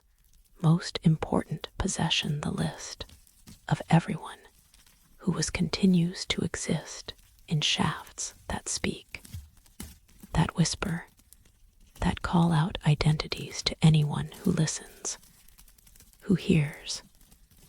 who receives what the wells offer, which is simply this: proof that they were here, that they mattered, that their names continue even when they do not, in the wells that whisper names, that speak identities, that preserve memory in darkness, that will not forget, will not be silent, will not stop its patient recitation in the city where water was less precious than names, where the practical purpose of wells was abandoned in favor of the sacred purpose of memorial, where hundreds of shafts descend into darkness not to access aquifer, but to access the deep place where names are stored, where identities are kept, where the civilization placed what it valued most when it vanished, when it disappeared, when it left everything physical behind, but took one thing with it, took names, took identities, took the precious list of everyone who mattered, and left it in wells that would keep them, would speak them, would whisper them forever in the city that has no water, but has something more important, has names rising from darkness, has identities emerging from depth, has the whispered memorial that will not end, will not stop, will not be silent as long as wells remain, as long as shafts continue, as long as darkness holds what darkness holds in the deep places where names go to be remembered, to be spoken, to be kept alive through the ongoing patient work of wells that whisper, that speak, that preserve in the only way they know how, through voice rising from depth, through names emerging from darkness, through the memorial that continues, that persists, that will outlast even the city itself, because names don't need stone, don't need architecture, don't need anything except voice and darkness, and wells that refuse to be silent, refuse to forget, refuse to stop speaking the names of everyone who vanished, everyone who disappeared, everyone who left no trace except the trace they left in wells that loved them, that kept them, that speak them still, in what Whitmore's team identified as an observatory, a domed structure with openings aligned to celestial positions, with instruments for measuring angles and tracking stars, with the architectural signatures of places built for watching sky. They found mechanisms that defied understanding. It is said that clocks measure forward. That time flows from past toward future. That every second is accumulation. Every minute is addition. Every hour increases the total of elapsed time since some arbitrary beginning, since midnight, since birth, since creation, depending on what the clock purports to measure, what duration it tracks, what span it quantifies through the patient work of gears and springs, and the regulated movements that turn measurement of something invisible and philosophical into something visible and practical, into the ticking that everyone recognizes as time passing, as moments accumulating, as the universe moving from what was toward what will be through the present that exists for only an instant before becoming past, before joining the accumulated duration that clocks record through their forward motion, their increase, their patient addition of now to all the nows that came before. But these clocks ran backwards, counted down rather than up, turned in directions that should not be possible, that violated the basic principle of clockwork, that suggested either malfunction or intention. Either the mechanisms were broken, or they were built this way deliberately, were designed to measure time in reverse, were created to track not accumulation, but depletion, not increase, but decrease, not the growing total of elapsed duration, but the shrinking remainder of time left until something, until some moment, until some destination that the backwards counting marked approach to rather than distance from. The mechanisms were beautiful. Bronze gears precisely cut, crystal weights suspended on chains, all of it corroded by time, but still recognizable, still showing the elegance of their design, still testifying to sophisticated understanding of mechanics, of ratios, of the mathematical relationships that make clockwork possible, that allow simple rotational motion to be transformed into accurate time measurement through the careful arrangement of gears in proper proportions, with proper tooth counts, with proper ratios between different rotating elements. But every ratio was reversed. Every gear turned the wrong way. Every weight pulled in the direction opposite to what gravity should demand, as if the mechanisms operated according to different physics, different laws, different understanding of how cause and effect work, how time flows, how duration should be measured when you're not measuring time as humans typically measure it from beginning toward end, but as this civilization apparently measured it from end toward beginning, from destination toward origin, from the moment they were approaching backward through all the moments that led to it, counting down, decreasing, moving toward zero,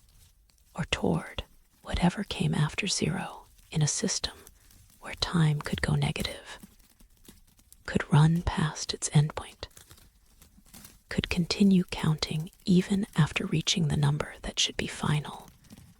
should be terminus, should be the moment when counting stops, because there is nothing beyond this number, nothing after this end, nothing except cessation itself.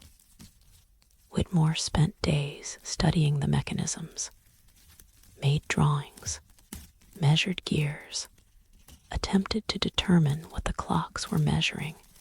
what units they used, what numbers they counted in their backwards progression. The mechanisms were too corroded to function. The gears had frozen. The crystals had developed fractures that made them useless as weights. But the design remained clear. The intention was evident. These were not broken clocks running backwards accidentally. These were clocks built to run backwards deliberately, created to count down, designed to mark the shrinking interval between now and some future moment that the civilization apparently knew was coming, knew was inevitable. New required measurement in the only form that made sense when you're tracking not duration, since beginning, but duration. Until ending, not how long has it been, but how long remains. Not past accumulated, but future depleting. Not time that has passed, but time that is passing. That is running out. That is approaching zero through the patient backwards, counting that these mechanisms performed until they froze, until they stopped, until time itself ended for them, not at zero, but at whatever number they happened to reach when the civilization vanished, when the people left, when the city emptied and the clocks stopped counting, because there was no one left to wind them, no one left to maintain them, no one left to need what they measured, which was apparently the time remaining until something occurred, until some threshold was reached, until some moment arrived that perhaps coincided with the vanishing itself. That perhaps was the vanishing. That perhaps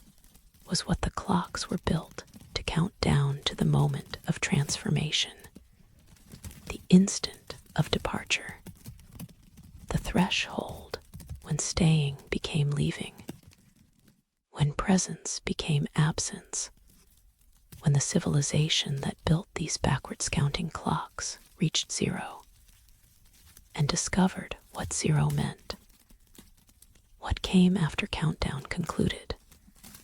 what waited at the destination they had been measuring approach to through the years or centuries or millennia, that these mechanisms tracked in reverse through their patient mechanical subtraction of now from the total that remained, through their backwards motion that marked not time flowing, but time depleting, not duration accumulating, but duration diminishing toward the moment when it would run out completely, when the countdown would reach its end, when the clocks would reach zero, and whatever zero meant would occur, would happen, would transform the civilization that built them from present into past, from physical into whatever they became when they vanished, when they disappeared, when they left their clocks frozen at numbers that were not zero, that had not completed their countdown. That suggested the vanishing occurred before the appointed time, before the measured moment, before the clocks could reach their destination and mark with bells or chimes or simple mechanical cessation. The time is now. The moment has arrived. The countdown is complete, and what we were counting down to is here, is present, is the transformation we knew was coming, because we built clocks to measure its approach, because we wanted to know how much time remained, because we needed to track the shrinking interval between now and then, between present and the future that we knew was inevitable, that we knew we were approaching, that we prepared for through the strange practice of building clocks that counted backwards,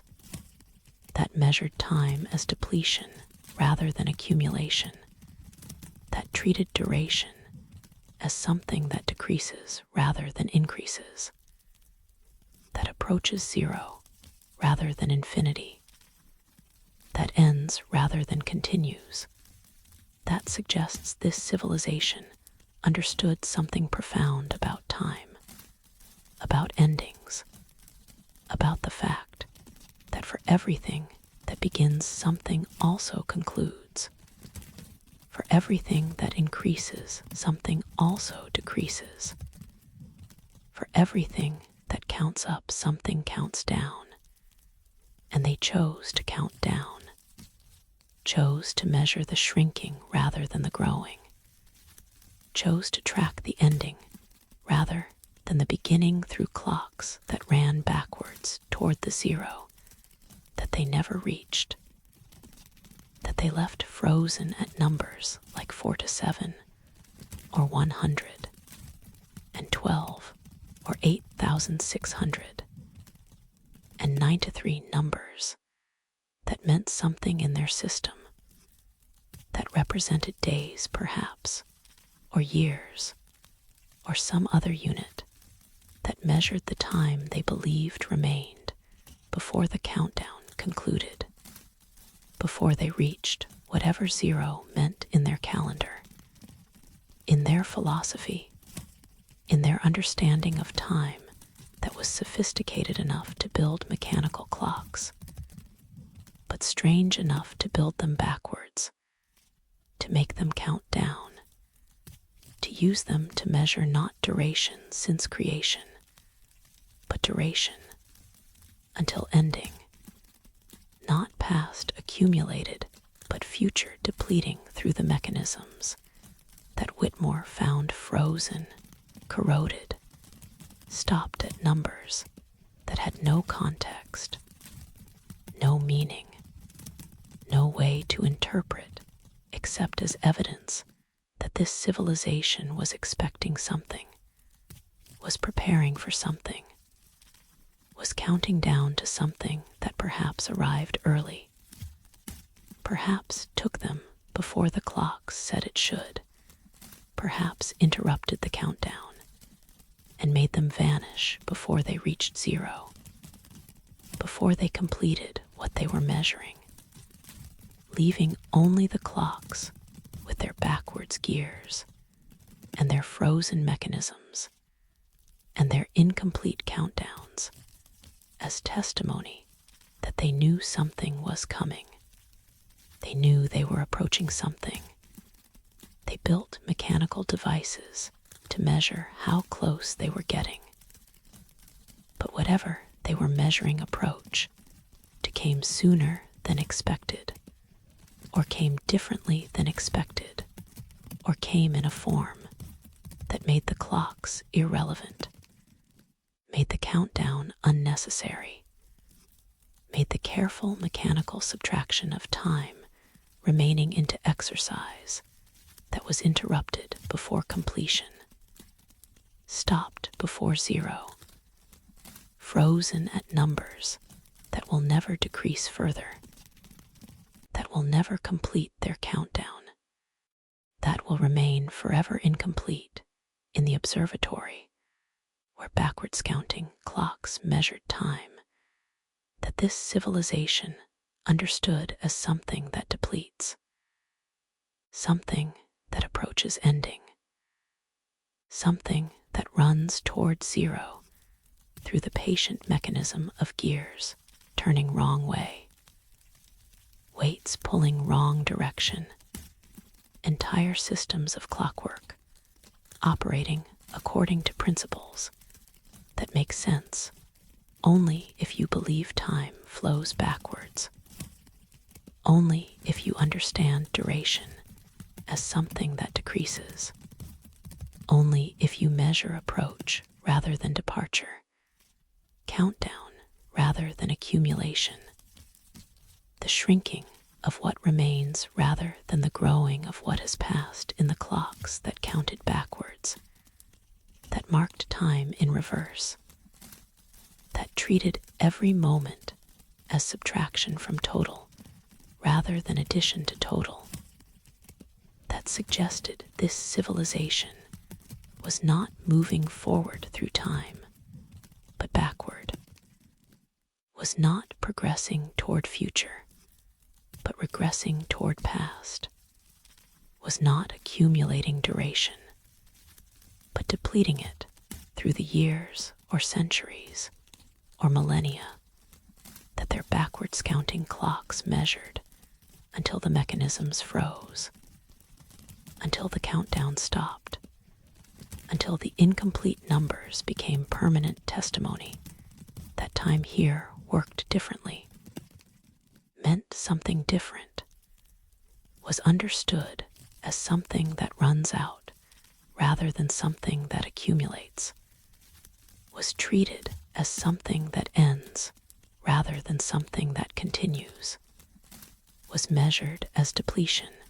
rather than growth through the beautiful, precise, backwards running mechanisms that will never reach zero, will never complete their countdown, will never finish what they started measuring in the observatory, where time ran wrong direction, where clocks violated expectation, where the vanished civilization demonstrated through mechanical means their understanding that time doesn't just flow forward, doesn't just accumulate, doesn't just grow from past toward future, but also flows backward, also depletes, also moves from future toward past if you're counting down, if you're measuring approach, if you're tracking the shrinking interval between now and some destination that you know is coming, that you want to prepare for, that you build backwards counting clocks to mark the approach of, even though the clocks will stop before reaching it, even though the countdown will freeze incomplete, even though zero will never arrive because the civilization vanished first, disappeared first, left their measuring devices behind with their incomplete countdowns and their backwards gears, and their testimony that they knew something was ending, was approaching zero, was counting down through time that they measured in reverse, because reverse was the only direction that made sense when you're tracking not beginning, but ending, not origin, but destination, not past, but future approached backwards through the years that remain, through the moments that deplete, through the time that runs towards zero in clocks that count backwards, that measure wrongly, that suggest time itself might flow both directions simultaneously, forward in accumulation and backward in depletion, up in growth and down in countdown, toward future in one sense and toward past in another, in the dual nature of duration that this civilization apparently understood, apparently embraced, apparently built mechanical devices to track through the backwards counting clocks that remain frozen, incomplete, eternal testimony in the observatory where time ran the wrong way, and suggested that maybe wrong is just different, that maybe backwards is just another kind of forward, that maybe counting down is just as valid as counting up when you're trying to measure time, to track time, to understand time that this civilization apparently understood better than we do, deeper than we do, in ways that included both directions, both motions, both the accumulation and the depletion that time involves when you see it completely, when you measure it fully, when you build clocks that count both ways, and this civilization chose the backwards way, chose the countdown, chose to measure depletion through mechanisms that will never reach zero, that will never complete their measurement, that remain forever frozen at incomplete numbers in the city that vanished, in the civilization that disappeared, in the place where time ran backwards toward zero that never came, toward ending that occurred anyway, toward the destination that arrived despite the clocks, saying it wasn't time yet, wasn't zero yet,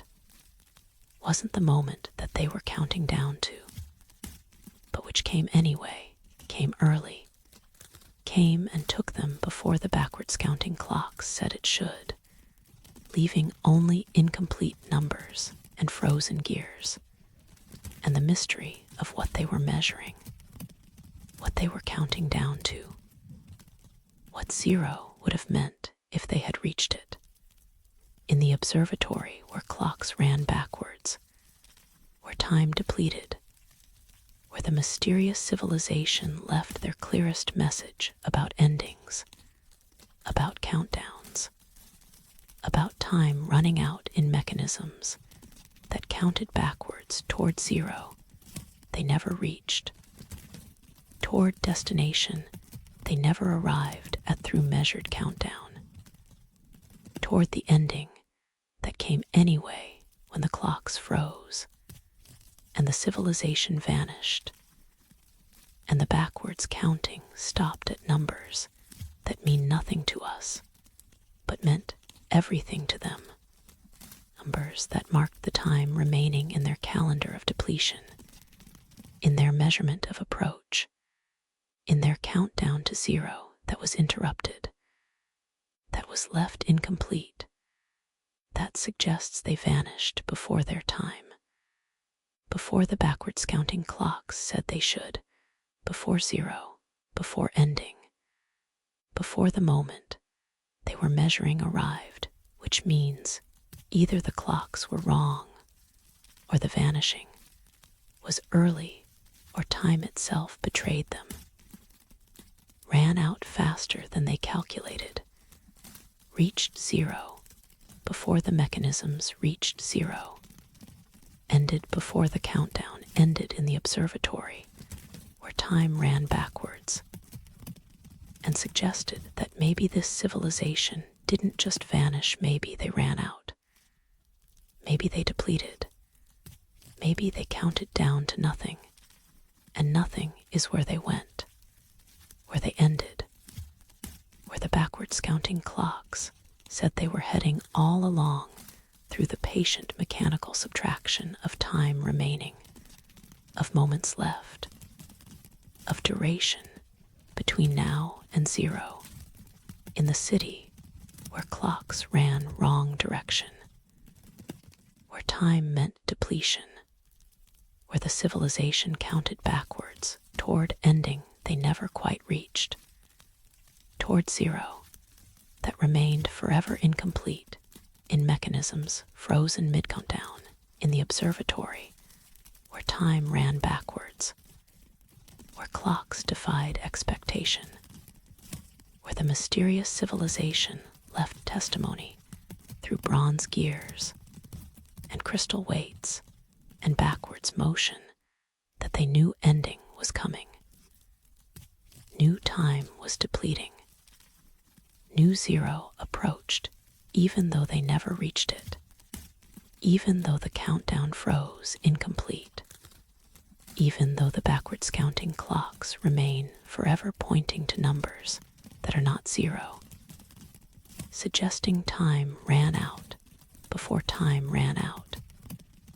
suggesting ending came before ending should, suggesting the civilization that built clocks to measure their approach to zero discovered that zero has a way of arriving unexpectedly, of coming early, of reaching you before you reach it, in the city where time counted backwards, where clocks marked depletion, where the vanished left their backwards running mechanisms as testimony to the philosophy of time as something that runs out, that depletes, that counts down toward the zero that we all approach, that we all measure, that comes for everyone eventually, whether the clocks reach it or not, whether the countdown completes or freezes, whether we reach zero or zero reaches us first in the endless backwards count that these clocks marked, that these mechanisms measured, that this civilization understood as the true direction of time, not forward, but back, not up but down, not toward future, but toward ending, toward depletion, toward the zero that waits for everyone, for everything, for all civilizations eventually in the observatory, where clocks counted backwards, where time ran toward ending, where the mysterious civilization left their clearest message, which is simply this: everything counts down, everything depletes, everything approaches zero, no matter how much time you think you have, no matter how carefully you measure what remains, no matter how precisely you track the interval between now and ending through backwards counting clocks that mark the truth that we all know, but prefer not to think about. That time runs out, that duration depletes, that every moment is subtraction from total. Every second brings us closer to zero. Every tick of every clock is countdown, whether the clock acknowledges it or not, whether the mechanism runs backwards or forward, whether we measure time as accumulation or depletion, because both are true. Both are happening. Both are the nature of duration that this civilization understood and marked and measured through their beautiful backwards running clocks in the observatory, where time told truth, where mechanisms marked reality, where the countdown continues even though the clock stopped, even though the civilization vanished, even though zero was never reached. But zero came anyway. Ending came anyway. The depletion they were measuring completed itself, despite the incomplete mechanisms, despite the frozen gears, despite the numbers that never reached zero. But zero reached them. Zero claimed them. Zero took them to wherever zero takes things when countdown completes, when time runs out, when depletion reaches its conclusion in the observatory, where backwards counting clocks mark the truth about time, about endings, about the fact that we're all counting down, whether we acknowledge it or not, whether we measure it or not, whether we build clocks that run backwards to mark it, or pretend that time only goes forward, only accumulates, only grows, when actually it also shrinks, also depletes, also counts backwards toward the zero that waits for everyone, for everything, for all of us in the end. Among the personal belongings left scattered through the houses, the tools and pottery and domestic objects that testified to lives interrupted, Whitmore's team found something that created a particular kind of aching. It is said that children's things carry a special poignancy, that toys speak to innocence, to the time before awareness of mortality, to the pure present-tense existence of childhood, where tomorrow is concept without weight, where endings are abstract, where the whole world is play and discovery, and the accumulation of wonder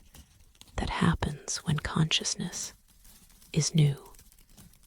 when everything is being seen for the first time, when life itself is the great toy that children explore through the smaller toys they hold. the carved animals, and spinning tops and dolls that are simultaneously objects and companions, simultaneously things and beings, simultaneously toys and teachers that show children how to be in the world, how to imagine, how to create stories and relationships and meaning from simple carved wood and painted clay. The toys were everywhere, in houses, in streets,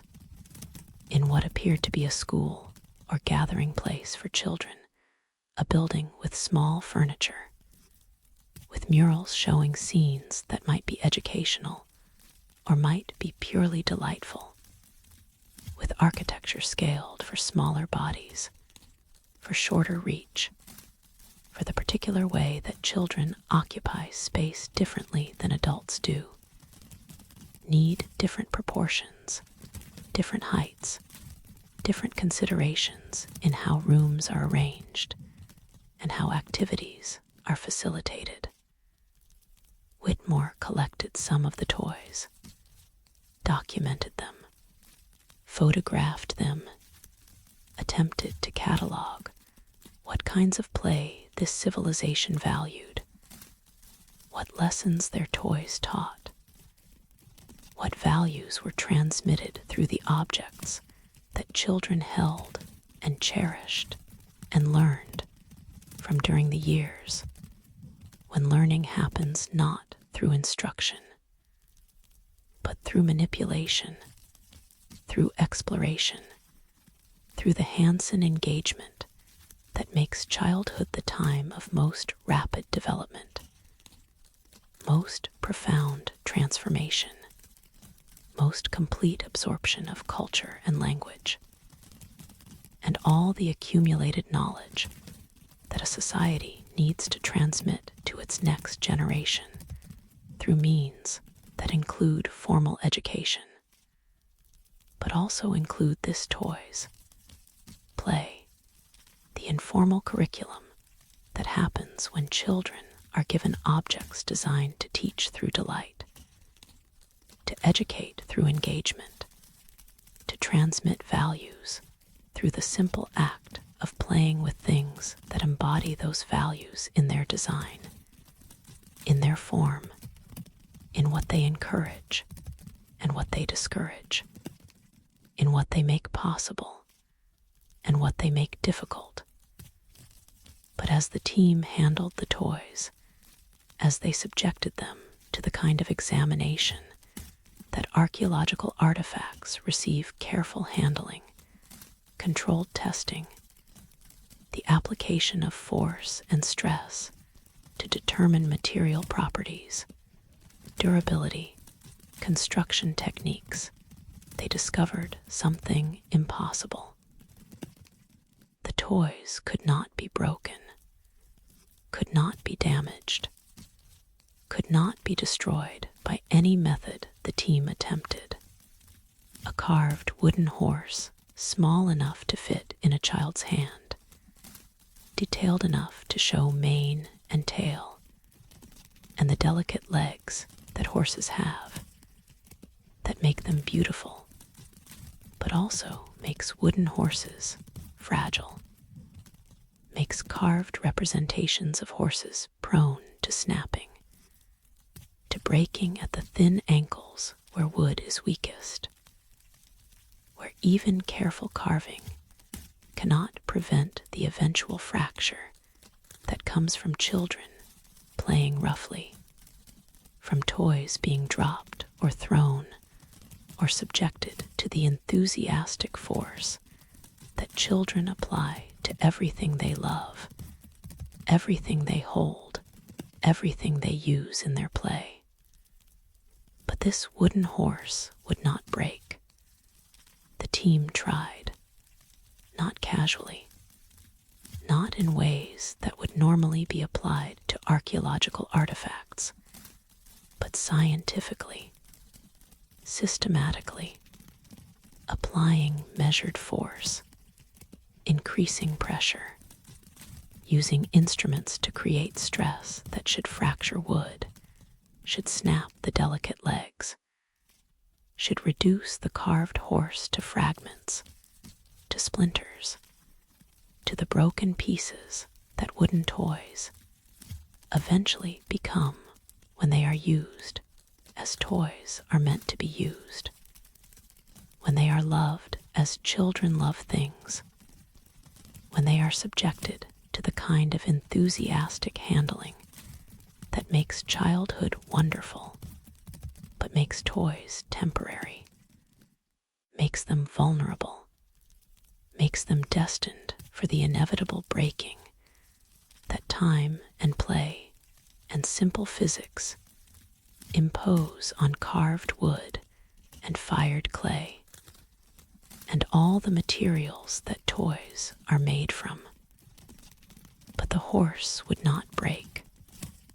The legs would not snap. The wood showed no stress fractures, no signs of deformation, no evidence that force had any effect whatsoever on its structure, on its integrity, on its capacity to remain whole despite pressure that should shatter it, despite force that should fragment it, despite every physical principle that says wood has limits, has breaking points, has thresholds beyond which structure fails and wholeness becomes fragments, and the toy becomes garbage, becomes broken thing, becomes sad testimony to the fact that nothing lasts, that even beloved objects eventually fail, eventually break, eventually join the accumulation of destroyed things that mark time's passage through our possessions, through our lives, through everything we hold. Other toys showed the same impossible property. A spinning top carved from stone that should chip, should fracture, should show signs of impact when dropped on hard surfaces. But the top was perfect, showed no damage despite being thousands of years old, despite being found lying on stone floors where it had presumably fallen countless times, where children had presumably dropped it in the course of play, where physics should have created chips and cracks, and the gradual degradation that stone suffers when subjected to impact, to force, to the accumulated stress of falling and striking, and being treated as toy rather than as precious artifact requiring careful handling and gentle treatment. The team attempted to chip the top, used tools, applied force, struck it deliberately with materials that should mark stone, should scratch it at minimum, should create visible evidence of impact. But the top remained perfect, showed no marks, revealed no damage, behaved as if it existed in some state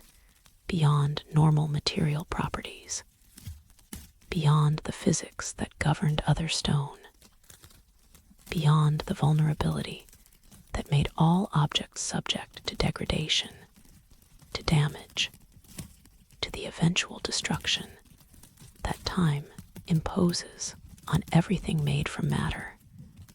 everything occupying space, everything subject to forces and impacts, and the relentless physics that makes nothing permanent, makes all things temporary, makes even stone eventually crumble, eventually fracture, eventually return to smaller pieces, to fragments, to dust. Dolls showed the same indestructibility. Painted faces that should fade, should wear away, should disappear under the touch of countless small hands. under the kisses of children who loved them, under the handling that dolls receive when they are companions rather than decorations, when they are beings rather than objects, when they participate in the imaginative life of childhood, where dolls have names and personalities and stories that children create for them, that children act out through them, that children use them to explore relationship, emotion, care, all the social learning that happens through doll play, through the practice of nurturing that prepares children for future nurturing, for adulthood, for the care of actual Bobbies rather than toy Bobbies, actual people rather than imagined people. But these dolls showed no wear. The paint was perfect. The features were as clear as the day they were painted. The fabric clothing where dolls had clothing showed no degradation despite 3,000 years, despite exposure to desert conditions, despite everything that should destroy fabric, should rot it, should reduce it to fragments, to threads, to the barely recognizable remnants that textiles become when time has its way with them, when moisture and bacteria and simple chemical breakdown do what they do to organic materials, to plant fibers, to the woven things that humans make from crops and animals, and the patient work of spinning and weaving. But these textiles were intact, were perfect, showed no signs of age, of wear, of degradation,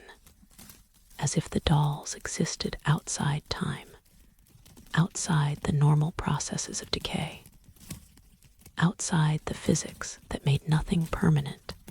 and everything temporary, and all materials subject to the patient work of entropy that reduces order to chaos, reduces structure to randomness, reduces carefully made things to the fragments that await all things eventually, that claim all objects sooner or later, that make preservation difficult and restoration necessary, and museums full of broken things, partial things, fragmentary things that testify to how difficult it is to keep anything intact across centuries, across millennia, across the vast spans of time that separate ancient civilizations from modern archaeologists who seek their remains and find only pieces, only fragments, only the partial broken testimony to what once was whole, was complete, was intact before time had its way. But these toys defied time, refused degradation, maintained their wholeness despite every force that should fragment them, despite every process that should degrade them, despite the 3,000 years that should have reduced them to unrecognizable remnants, but which instead left them perfect, intact, indestructible in ways that suggested either material science that modern technology could not replicate or something else, something that transcended materials entirely, something that made these toys not objects, but something more, something that existed partially outside normal physics, partially beyond the rules that governed other matter, partially in some state where breaking was impossible, where degradation could not occur, where permanence was not aspiration, but was simple fact, was the nature of what these things were, was the category they occupied that was not subject to the limitations that made all other toys temporary, fragile, destined for the breaking that childhood imposes through enthusiastic play, through the rough handling that comes from love rather than carelessness, through the simple reality that children use toys completely, use them without reservation, use them in ways that guarantee eventual damage, eventual breaking, eventual transformation from toy into broken toy, into garbage, into memory of what once was cherished, but now is gone. These toys would never be gone, would never break, would remain forever exactly as they were perfect, intact, whole, indestructible testimony to a civilization that apparently valued childhood enough to create toys that would last not just through childhood, but through everything, through abandonment and burial, and 3,000 years of desert, and the handling of archaeologists, and every test that could be devised to determine what these objects were made from, what properties made them indestructible, what understanding of materials, or what access to techniques allowed the creation of wooden horses that could not snap, stone tops that could not chip, dolls whose painted faces would not fade no matter how many hands touched them, how many years passed, how many forces were applied in attempts to understand what made them special, what made them different, what made them the only indestructible things in a city full of ordinary objects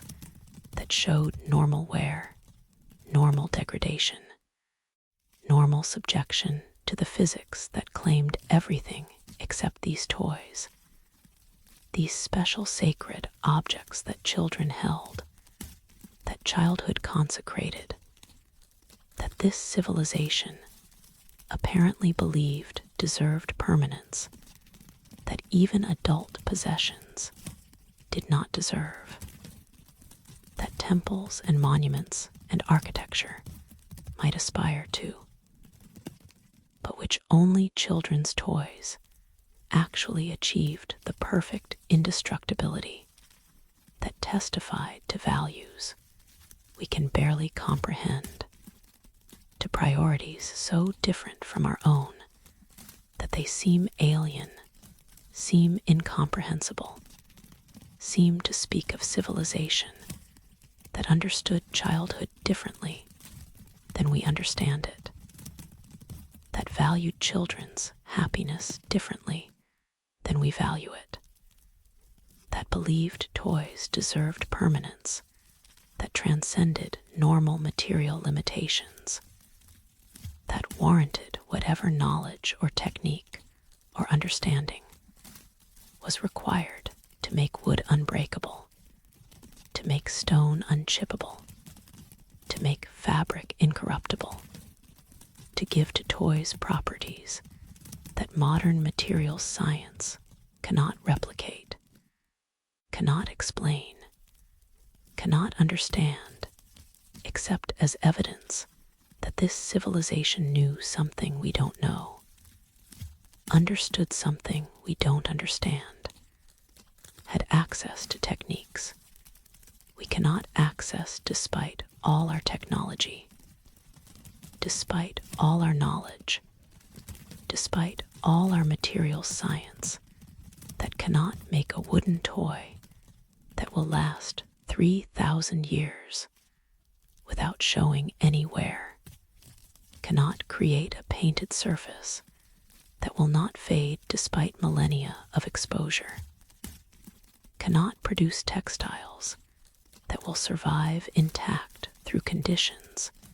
that should destroy them, that should reduce them to fragments, that should make them impossible to find at all, let alone find perfect, complete, unchanged by time, that changes everything, that degrades everything except these toys that remain perfect, remain whole, remain indestructible in the city where children played, and then vanished, leaving their toys behind as testimony that they were here. They mattered. They were valued enough that their toys were made to last forever, even though the children themselves did not last. Disappeared with everyone else, vanished without trace, except these toys that cannot break, cannot be destroyed, cannot be anything except what they are: perfect, permanent testimony to childhood in a civilization that valued children's play enough to make it eternal,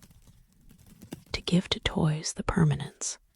that we give to monuments,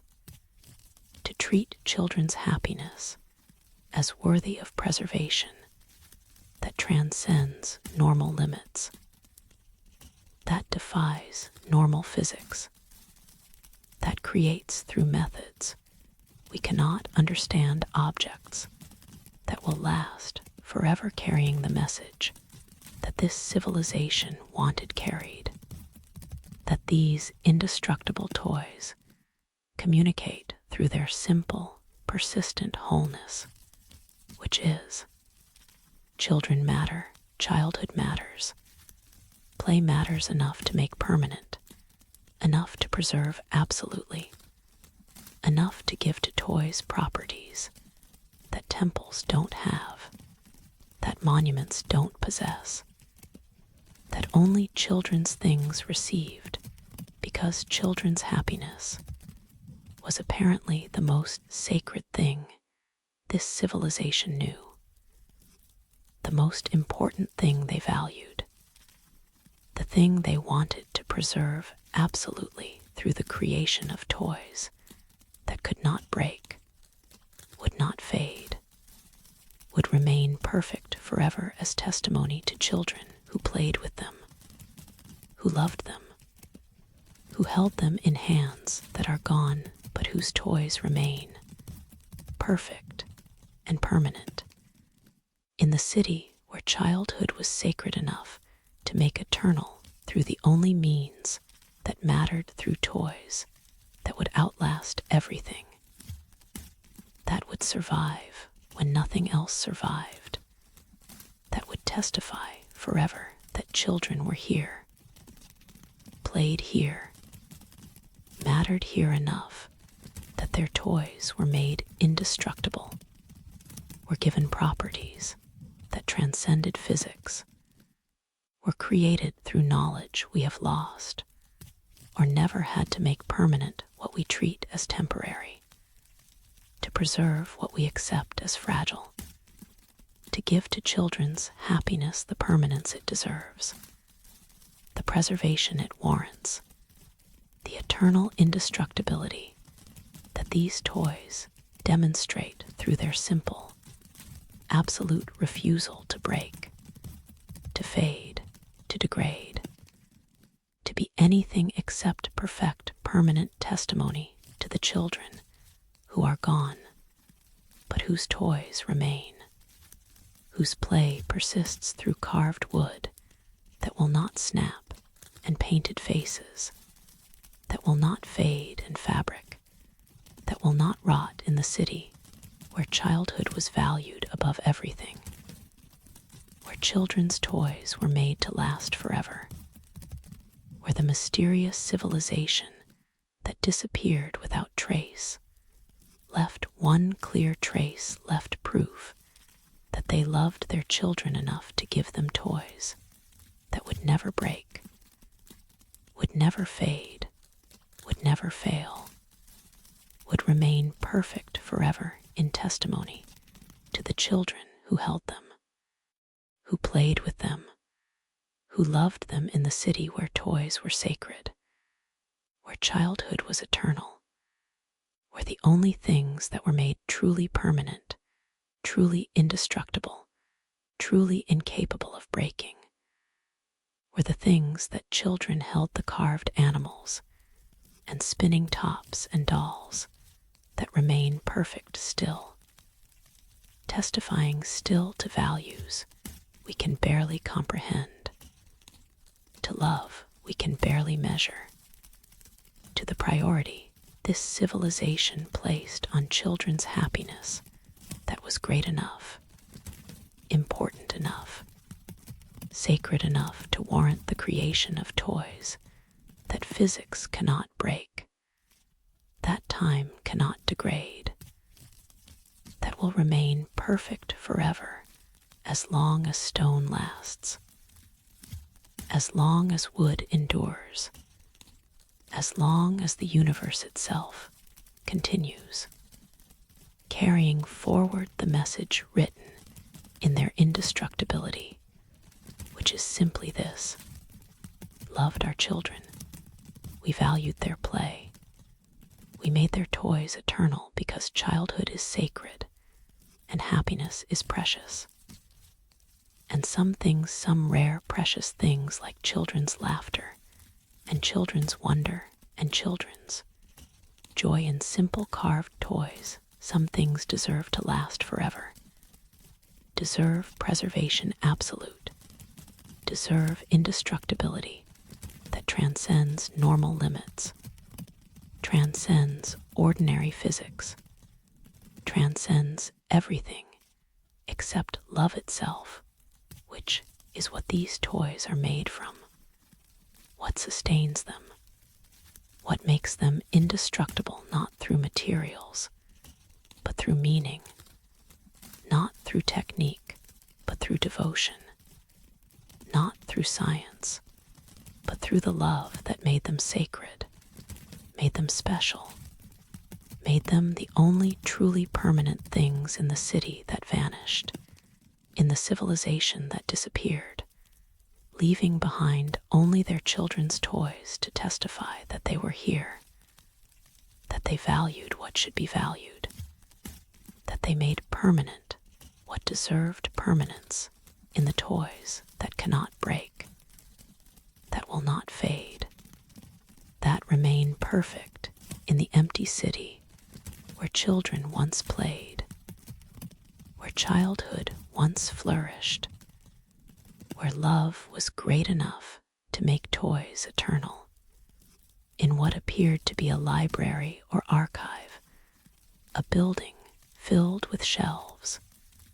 with careful organization, with the architectural signatures of places designed for storing knowledge. Whitmore's team found maps. It is said that cartography is documentation, that maps record what is, capture what exists, provide visual representation of actual geography that can be verified, can be visited, can be confirmed through the simple process of going to the place the map indicates and finding it there, finding it as shown, finding that the map corresponds to reality, because reality is what maps are meant to document, what they exist to represent, what gives them value and utility and purpose beyond mere decoration, beyond artistic expression, beyond anything except the practical work of showing where things are, how to reach them, what routes connect them across the geography that humans navigate, that we move through, that we need documented in forms that allow us to plan journeys, to find destinations, to move through space with confidence that we know where we're going, that we can get there, that the map we follow will lead us to actual places rather than to empty spaces where nothing exists except the gap between expectation and reality, between what the map shows and what the world contains. But these maps showed places that did not exist, geography that did not correspond to any known configuration of continents, of coastlines, of mountain ranges and river systems, and the physical features that make maps useful, that make them accurate, that make them reliable guides to the world as it actually is rather than as imagination creates it, as fantasy renders it, as the kind of invented cartography that appears in novels and games and contexts, where geography serves story rather than serving navigation, where maps show what authors create rather than what Earth contains. The maps were beautiful, rendered in inks that had survived 3,000 years, with colors still vivid blues for water, greens for lowlands, browns for mountains. The conventional palette that makes maps readable, that makes elevation and terrain and water versus land immediately comprehensible through color coding, that humans developed early, that persists across cultures, that makes maps from different civilizations nonetheless mutually intelligible, because the visual language of cartography converges on similar solutions, similar choices, similar understanding that certain colors mean certain features regardless of what culture produced the map, what language labels it, what purposes it serves. These maps showed continents, but not the continents that exist. The shapes were wrong. The positions were impossible. The relationships between landmasses bore no resemblance to actual geography, to the configuration of Earth's continents as they currently exist, as they have existed throughout human history, as they appear in satellite photographs and modern surveys, and the accumulated cartographic knowledge that humans have built across centuries of exploration, of measurement, of the patient work of documenting what is actually there versus what legend claimed was there, what rumor suggested existed, what hope or fear or imagination created in the space where knowledge ended and speculation began. But these maps were not speculative, were not approximate, were not the kind of vague fantasy cartography that marks unknown regions with here be dragons or leaves empty spaces labeled as terra incognita,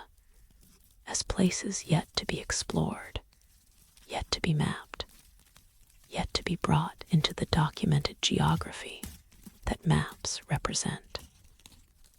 These maps were precise, detailed, showed cities and roads, and the careful annotation that suggests actual knowledge, actual documentation, actual cartography based on measurement and survey, and the kind of systematic observation that produces accurate maps, reliable maps, maps that can be trusted to show what they claim to show. But what they showed did not exist. The continents were arranged differently. One map showed land masses joined that should be separated by oceans. Another showed separation where there should be connection. Rivers flowed where no rivers flow. Mountain ranges rose where only flat plains exist. Coastlines curved in shapes that matched no actual shoreline, that corresponded to no actual geography, that were either completely invented or were documentation of Earth as it does not currently exist, as it has not existed in human memory, as it perhaps existed in deep time before plate tectonics rearranged the continents, before mountain building and erosion and the slow, patient geological processes that make Earth's surface different in different eras, different across the millions of years that separate the present from the deep past, when geography was configured differently, when continents occupied different positions, when the map of Earth would look strange to modern eyes because the world itself was strange, was different, was arranged according to the physics of plate movement that was still in process, still rearranging, still working toward the configuration we know, but had not yet reached, was still in earlier form, earlier arrangement, earlier geography, that these maps might document if these maps showed Earth as it was rather than as it is, if they were memory rather than observation, if they recorded deep time rather than present time, if the civilization that made them somehow knew what Earth looked like millions of years ago and documented it with the same precision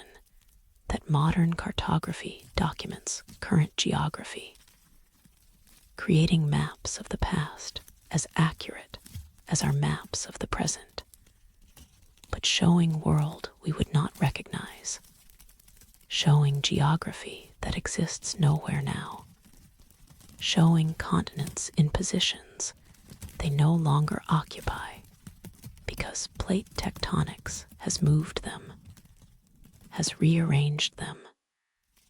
has created the modern configuration that replaced whatever earlier configuration these maps might show. But some maps showed geography that never existed at any point in Earth's history, showed continent positions that plate tectonic models could not account for, that geological evidence did not support, that suggested either the maps were fantasy or Earth's history was more complex than geology recognized, included phases of continental drift that left no evidence, created configurations that existed briefly and then dissolved, rearranged into patterns that erased their own history, left no trace except in maps that documented them, that preserved them, that kept visual record of geographies that physics says should not have existed, but which these maps insisted did exist, did occur, did arrange Earth's surface in patterns that made sense to whoever drew these maps, whoever conducted the surveys, whoever had knowledge of geography that was either impossible or was possible in ways we don't understand, in time frames we haven't considered, in versions of Earth's history that include more rearrangement, more complexity, more variation than modern geology allows, than plate tectonics accommodates, than our understanding of how continents move and how quickly, and what configurations they pass through can account for. Other maps showed futures, or appeared to, showed continent positions that matched projections of where plates are moving, where land masses will be in 50 million years, in 100 million years, in the deep future when Africa and Europe have merged, when the Atlantic has closed, when new supercontinents have formed from the patient collision of plates that are moving toward each other now at rates measured in centimeters per year, but which will eventually meet, will collide, will create geographies that do not exist yet, but which these maps showed with the same precision, the same detail, the same certainty that characterized their documentation of geographies that did not currently exist, but which might exist in future, might be the eventual result of movements already in progress, might be where Earth is heading through the slow, inexorable drift of continents across the planet's surface. But how could they know? How could ancient cartographers predict future geography with precision that required understanding of plate tectonics, required ability to calculate rates of movement, and project them forward across millions of years, required knowledge that modern geology only developed in the 20th century, only confirmed through decades of careful measurement and theoretical work, and the patient accumulation of evidence that plates move, that continents drift, that Earth's surface is not permanent, but is fluid across geological timescales, is constantly rearranging through processes that humans cannot perceive directly, but can only infer from evidence, can only confirm through scientific instruments, can only understand through theoretical frameworks that took centuries to develop, that required technological advancement and mathematical sophistication, and the kind of systematic thinking that makes modern science possible. Yet here were maps showing future geography, or maps showing impossible geography, or maps showing geography from other worlds, other Earths, other versions of reality where continents arranged themselves differently, where plates moved according to different physics, where the map of the world was fundamentally different from the map we know, because the world itself was different, was other Earth, parallel Earth, Earth from some alternative timeline where geological history produced different results, created different configurations, made geography that would be alien to us, but was home to whoever drew these maps, whoever lived in the world these maps documented, whoever needed cartography of continents that don't exist here, but exist elsewhere, exist in some other version of reality that this civilization had access to, had knowledge of, had ability to visit or observe, or at minimum to document through maps that showed impossible geography with such precision that impossibility itself became questionable, became uncertain, became something that might be lack of understanding rather than violation of truth, might be limitation of knowledge rather than demonstration of error, might be our ignorance rather than their invention, because these maps were too precise to be fantasy, too detailed to be speculation, too careful to be anything except documentation of actual geography, even though the geography they documented did not exist here, did not exist now, did not exist in any time or place that we can identify, that we can verify, that we can confirm through the normal methods of cartographic validation, which all fail when applied to maps that show nowhere, that document nothing we recognize, that preserve geography of worlds we cannot find, cannot visit, cannot confirm except through the testimony of maps themselves, which insist through their precision, through their detail, through their careful annotation. These places exist. These continents are real. This geography is actual even though you cannot find it. Even though Earth does not currently look like this. Even though no point in documented geological history produced these configurations, these arrangements, these impossible geographies that we mapped anyway because we could see them, could visit them, could document them through whatever means, allowed us to access geography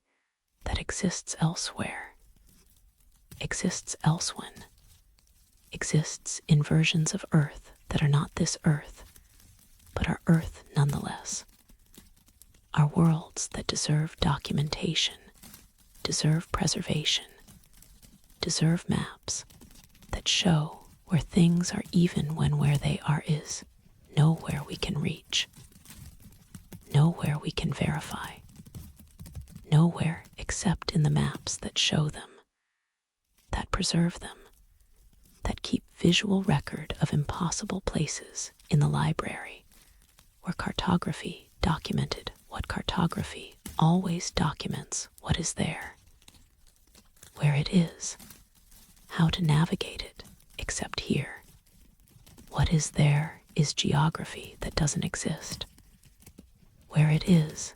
nowhere we can find. And how to navigate it is mystery that these maps cannot solve because they show destinations without showing how to reach them. Show places without showing how to get there. Show worlds we cannot visit. Geographies we cannot confirm. Continents that exist only in the careful, precise, beautiful documentation of maps that show nowhere. That document nothing we recognize. That preserve knowledge of geography that is impossible or is possible in ways we don't understand, in places we haven't found, in versions of Earth that exist parallel to ours, or existed in deep past, or will exist in deep future, or exist in some category we don't have names for, some relationship to our reality that these maps attempt to document even though documentation fails, because we cannot verify what they show, cannot confirm what they document, cannot do anything except look at beautiful, precise maps of nowhere and wonder, did these places exist? Do they exist? Will they exist? Or are they invention, fantasy, the kind of beautiful, careful lie that cartography can tell when it serves imagination rather than documentation, when it creates rather than records, when it shows what should be rather than what is? But the maps insist on their accuracy, through their precision, through their detail, through the evident care with which they were created. These are not casual sketches, not approximate renderings, not the kind of vague, suggestive cartography that marks uncertain geography. These maps were made by people who knew what they were documenting, who had access to the places they showed, who could survey and measure and create accurate representations because they were there, were present, were in the impossible geographies these maps preserve. We're walking on continents that don't exist here.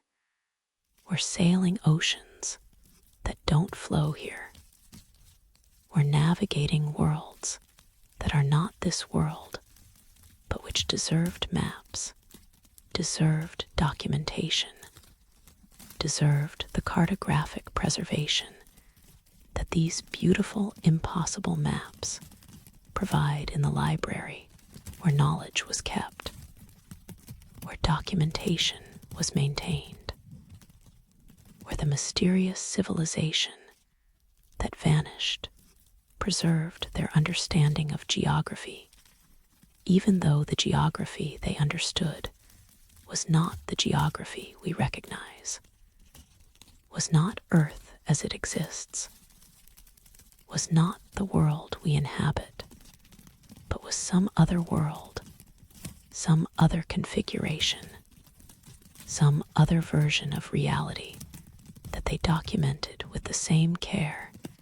that we document our reality, with the same precision that modern cartography applies to actual geography, creating maps that are perfect documentation of perfect impossibility, perfect records of nowhere, perfect guides to worlds we cannot reach except through the maps themselves, which preserve them, which keep them, which make them visible even though we cannot visit them, cannot confirm them, cannot do anything except look at maps of nowhere and understand that somewhere in some version of Earth, in some configuration of continents, in some geography that existed or exists, or will exist or exists, only in maps somewhere. These places are real. These continents are actual. This cartography documents truth, even though the truth it documents is nowhere we can find, nowhere we can verify, nowhere except in the careful, precise, beautiful maps that show impossible geography in the library, beneath the sand, where the vanished civilization kept their knowledge, kept their maps, kept their documentation of worlds that might be memory, or might be prophecy, or might be simply other, might be the geography of elsewhere preserved in maps that will always show nowhere to us, will always document impossible, will always be beautiful, mysterious testimony to cartography that serves not navigation, but preservation, not utility, but memory, not finding, but keeping, preserving, maintaining visual record of geographies that deserved to be remembered even though they were nowhere, even though they would never be found, even though the only place they exist is in maps, is in preservation, is in the careful documentation that this civilization valued enough to create, to protect, to leave behind in the library where maps show nowhere, where cartography documents impossible, where the geography of other worlds, other Earths, other versions of reality is preserved in beautiful, precise maps that we can look at, but cannot use, can admire, but cannot follow, can study, but cannot confirm, except through the faith that precision like this does not serve fantasy, does not document invention, does not waste such care on pure imagination, but documents something, documents, somewhere documents geography that exists even though it exists nowhere we can find, even though the maps that show it are maps of nowhere, maps of impossible, maps of the worlds we cannot reach, but which deserved maps, deserved preservation, deserved the careful, beautiful documentation that remains in the library, where cartography showed truth about geography that cannot be true, that does not exist, that is nowhere except in maps that insist. We were here, we documented this. These places are real even though you cannot find them, even though Earth doesn't look like this, even though these continents exist only in the careful preservation of maps that show nowhere, that document nothing you recognize, that preserve geography of worlds you cannot visit in the library where the impossible is mapped. The impossible is documented. The impossible is preserved in beautiful, precise maps that will always show nowhere, will always be nowhere, will always guide you to places that don't exist except in cartography that loved them enough to map them, to preserve them, to keep them visible in maps that show nowhere, but show it so precisely, so carefully, so beautifully that nowhere becomes somewhere through the simple act of being documented, being preserved, being mapped with such care that impossibility itself becomes doubtful, becomes questionable, becomes maybe just our limitation rather than their invention in the maps that show nowhere, that document impossible, that preserve in the library beneath the sand the geography of worlds we cannot find, cannot reach, cannot visit except through the maps that show them, that keep them, that make nowhere visible, make impossible documented, make the vanished civilization's knowledge of other geographies, other Earths, other worlds permanent in beautiful, precise maps that guide us nowhere, show us nothing we recognize, preserve nothing we can find except the mystery itself, except the question itself, except the wondering that these maps create. Where are these places? When are these geographies? What version of Earth do these maps document? And how did they know about it? How did they see it? How did they create maps of nowhere with such precision that nowhere seems somewhere, seems real, seems like it must exist even though we cannot find it, cannot reach it, cannot do anything except look at maps and wonder where they lead, what they show, why anyone would create such perfect documentation of such impossible geography, unless the geography was somehow real, somehow actual, somehow worth mapping even though the maps would always be maps of nowhere, guides to nothing, documentation of worlds that exist only in the preservation, only in the maps, only in the library where cartography shows what cartography always shows where things are, even when where they are is nowhere, even when the things themselves are impossible, even when the maps themselves are the only evidence that these places existed, that these geographies were real, that somewhere, somehow, the continents arranged themselves as these maps show them, as these maps preserve them, as these maps keep them visible forever in the beautiful, precise documentation of nowhere throughout the city Whitmore noticed something that initially seemed like acoustic coincidence. It is said that architecture creates sound, that buildings shape how noise travels, how voices echo, how music resonates, that the dimensions of rooms and the materials of walls determine acoustic properties that can be predicted, calculated, designed deliberately when architects understand that spaces are not just visual, but also auditory, not just seen, but also heard, not just occupied by bodies, but also filled with sound that the architecture shapes, directs, amplifies, or dampens,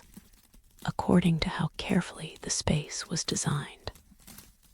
how intentionally the acoustic properties were considered, how well the builders understood that human experience of space is as much about hearing as about seeing, as much about how sound behaves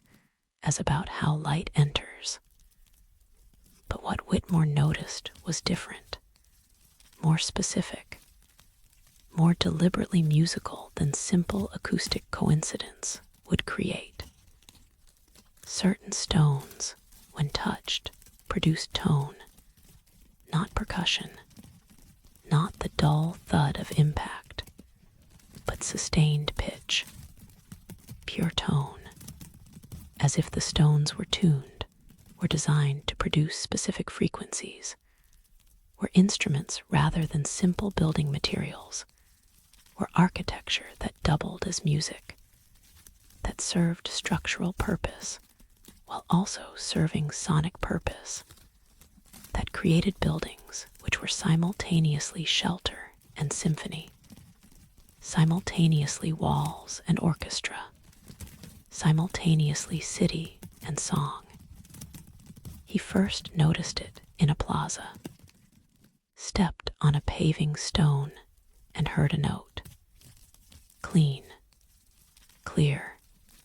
definite pitch that lingered briefly before fading. He paused, stepped on it again. Same note, same duration, same quality of tone that suggested not random acoustic property, but deliberate design, intentional tuning, the creation of stone that would sound when pressure was applied, that would sing when stepped on, that would transform walking into music making, into the kind of ambient composition that occurs when architecture is designed to produce sound, when cities are built to be heard as well as seen, when the simple act of moving through space creates melody because the space itself is melodic, is tuned, is designed to produce music from the ordinary activities of inhabiting it. He explored further, found more musical stones, not randomly distributed, but deliberately placed, creating patterns, paths through the plaza that would produce melodies if walked, that would compose tunes through the simple act of crossing from one side to another, that would make every journey musical, would make every pedestrian a performer, would make the plaza itself an instrument that required human movement to play it, that remained silent unless people walked through it, that made music from the ordinary act of going from here to there, from the daily rhythms of movement through urban space. The stones were tuned to different pitches, created a scale, or created something like a scale. The intervals were not quite what Western music uses, were not the familiar half steps and whole steps that European tradition teaches, were not the pentatonic scales that Asian music favors, or something else, some other division of the octave, some other understanding of which intervals sound pleasing, which combinations create consonance, which progressions create the sense of musical logic that makes melodies feel right, feel complete, feel like they're going somewhere rather than just producing random sequences of pitches that have no relationship, no structure, no musical meaning. But these stones had structure, had relationships, produced melodies when walked in proper sequences. Whitmore spent hours in the plaza, stepping on different stones, documenting which produced which pitches, creating a map not of geography, but of music, not of space, but of sound, showing which stone produced which notes so that the musical structure of the plaza could be understood, could be notated, could be performed deliberately rather than accidentally, could be played as composition rather than just experienced as ambient sound that occurred when people happened to walk across musical stones without knowing they were making music, without intending to compose, without awareness that their footsteps were creating melody that the plaza was designed to produce, that the architecture existed to facilitate, that someone had built into the very fabric of the city because music mattered enough to embed it in stone, to make it unavoidable, to ensure that daily life was musical life, that walking was performing, that the city itself sang through the movements of people who inhabited it. Other spaces showed similar design.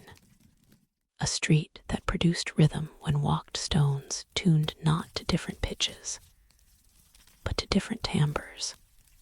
creating percussion rather than melody, drum sounds rather than note sounds, rhythmic structure rather than harmonic structure, the beat that music requires, the pulse that makes music danceable, movable, the temporal organization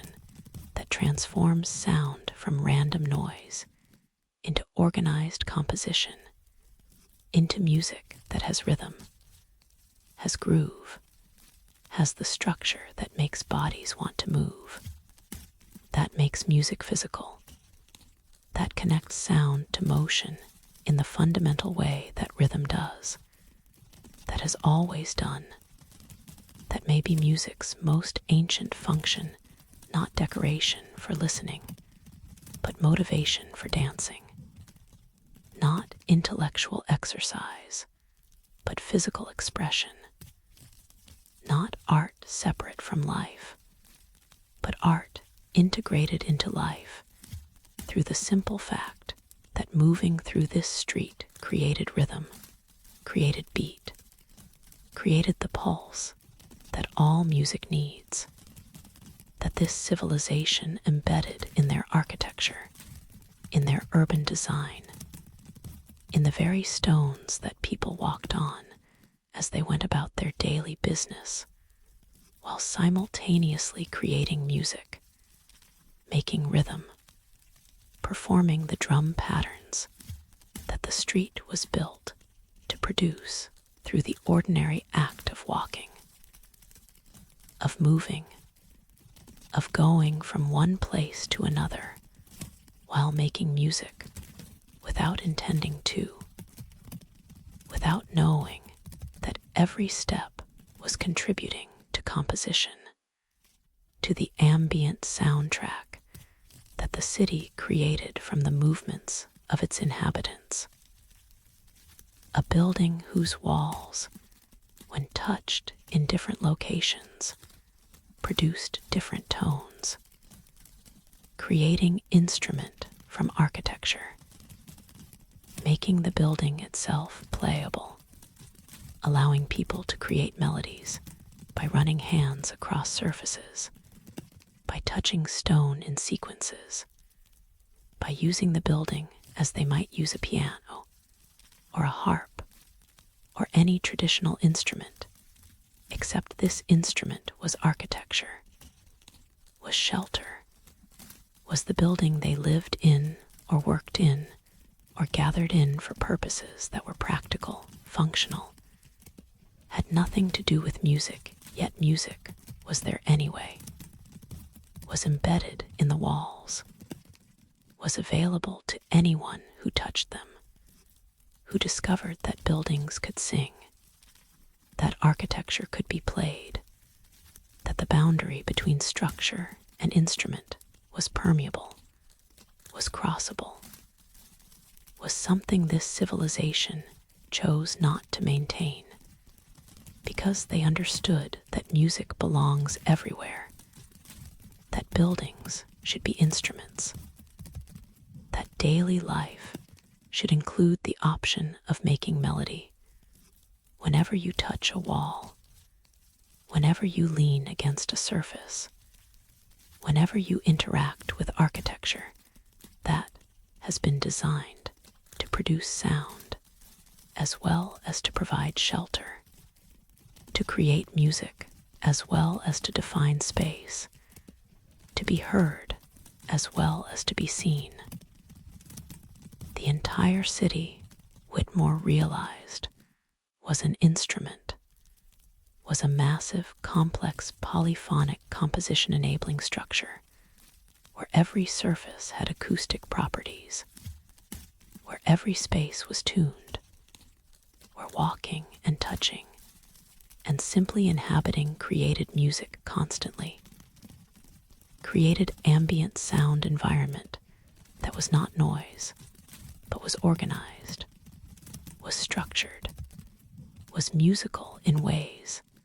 that suggested the civilization understood something profound about sound, about hearing, about the importance of sonic environment to human well-being, to consciousness, to the quality of daily life that is shaped not just by what we see, but by what we hear, by whether the sounds that surround us are chaotic or organized, are random or structured, are noise or music. And they chose music, chose to build a city that sang, chose to embed melody and rhythm and harmonic structure into the very fabric of urban space, so that living there meant being constantly surrounded by music, by organized sound, by the kind of acoustic environment that affects consciousness, that shapes mood, that influences how people think and feel and interact with each other, because sound is not neutral. Sonic environment is not irrelevant. What we hear shapes what we are in ways we're only beginning to understand, in ways this civilization apparently understood completely, understood well enough to build it into their city, to make it permanent, to create architecture that was simultaneously shelter and instrument, simultaneously practical and artistic, simultaneously functional and musical, because they recognized that these categories don't have to be separate, that buildings can be instruments, that cities can be symphonies, that human spaces can and should be designed to create beautiful sound, as well as to serve utilitarian purposes, because beauty matters, music matters, the quality of sonic environment matters, enough to justify the enormous effort required to tune stones, to design acoustic properties into every surface, to create an entire city that was also an entire instrument that played itself through the movements of inhabitants who walked on musical paving stones and touched musical walls and lived within musical architecture that shaped their sonic environment, that made their daily life musical, that surrounded them constantly with organized sound, with melody and rhythm and harmony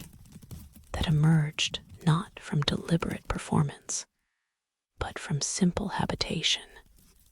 from the ordinary activities of living in a city that sang, in architecture that produced music,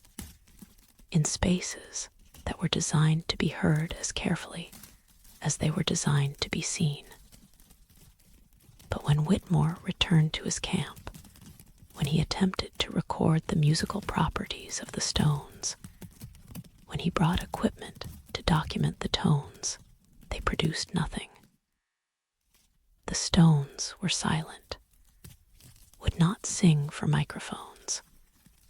would not produce tones when struck by mechanical means,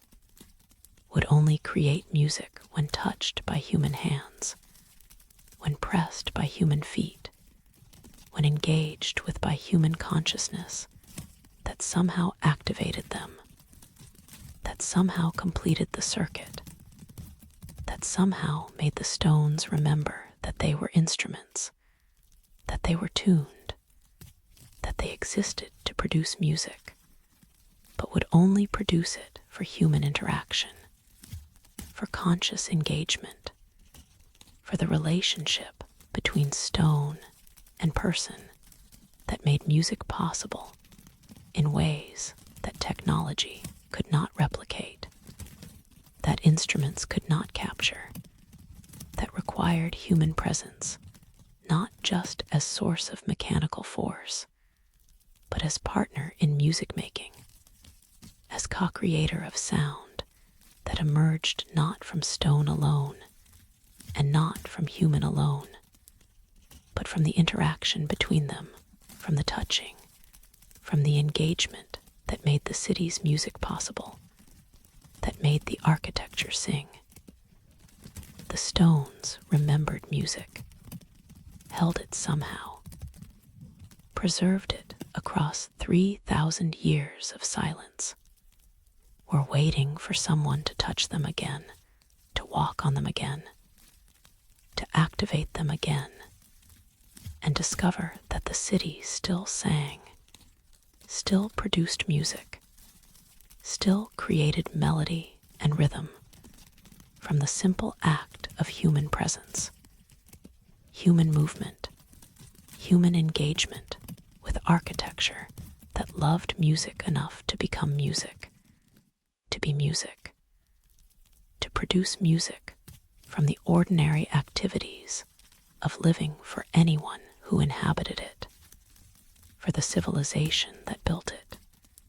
and then vanished, leaving their musical stones behind, still waiting to sing, still capable of singing, still ready to produce the melodies they were tuned to produce, if only someone would walk on them, would touch them, would engage with them in the ways that make stones sing, that make architecture musical, that make cities produce the ambient soundscapes that this civilization valued enough to build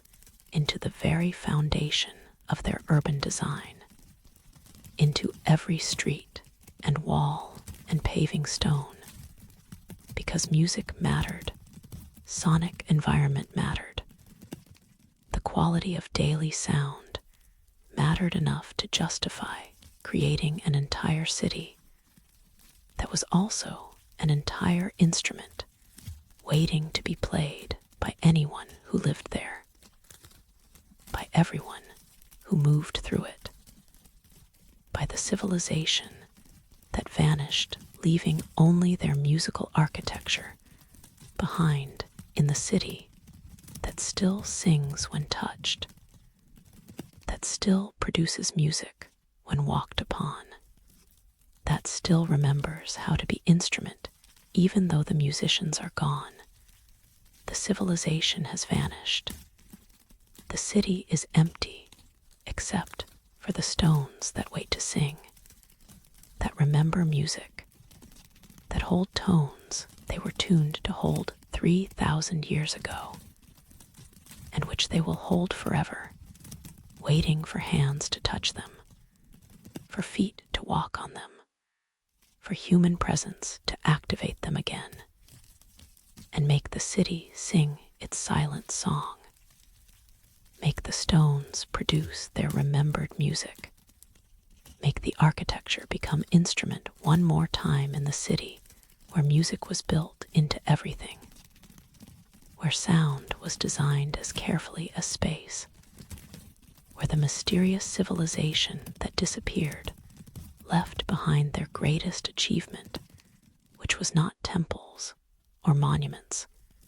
but was the musical city itself, the place where every surface sang, where every stone was tuned, where architecture and music were not separate categories, but were unified in the beautiful sonic environment they created, that they made possible, that they left behind for anyone who would touch the stones and discover that cities can sing, that architecture can be music, that the vanished civilization understood sound in ways we're only beginning to grasp, built music in ways we cannot replicate, created sonic environment that persists through their musical stones that remember, that hold their tones, that wait to sing in the city that will be silent until someone walks on it again, touches it again,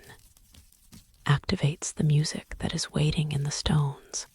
in the architecture, in the city that the mysterious civilization built to sing, and which is singing still, is musical still, is waiting still to be played by anyone willing to touch the stones and discover what music they hold,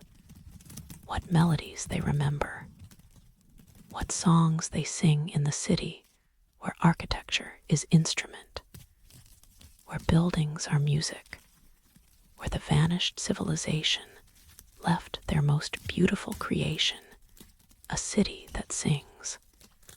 that remembers music, that holds in its stones the tones it was tuned to hold,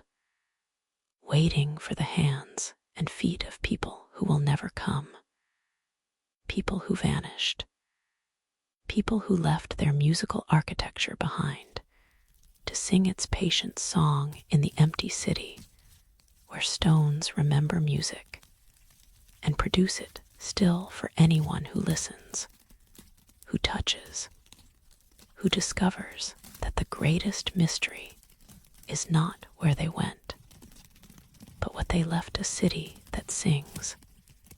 stones that remember, architecture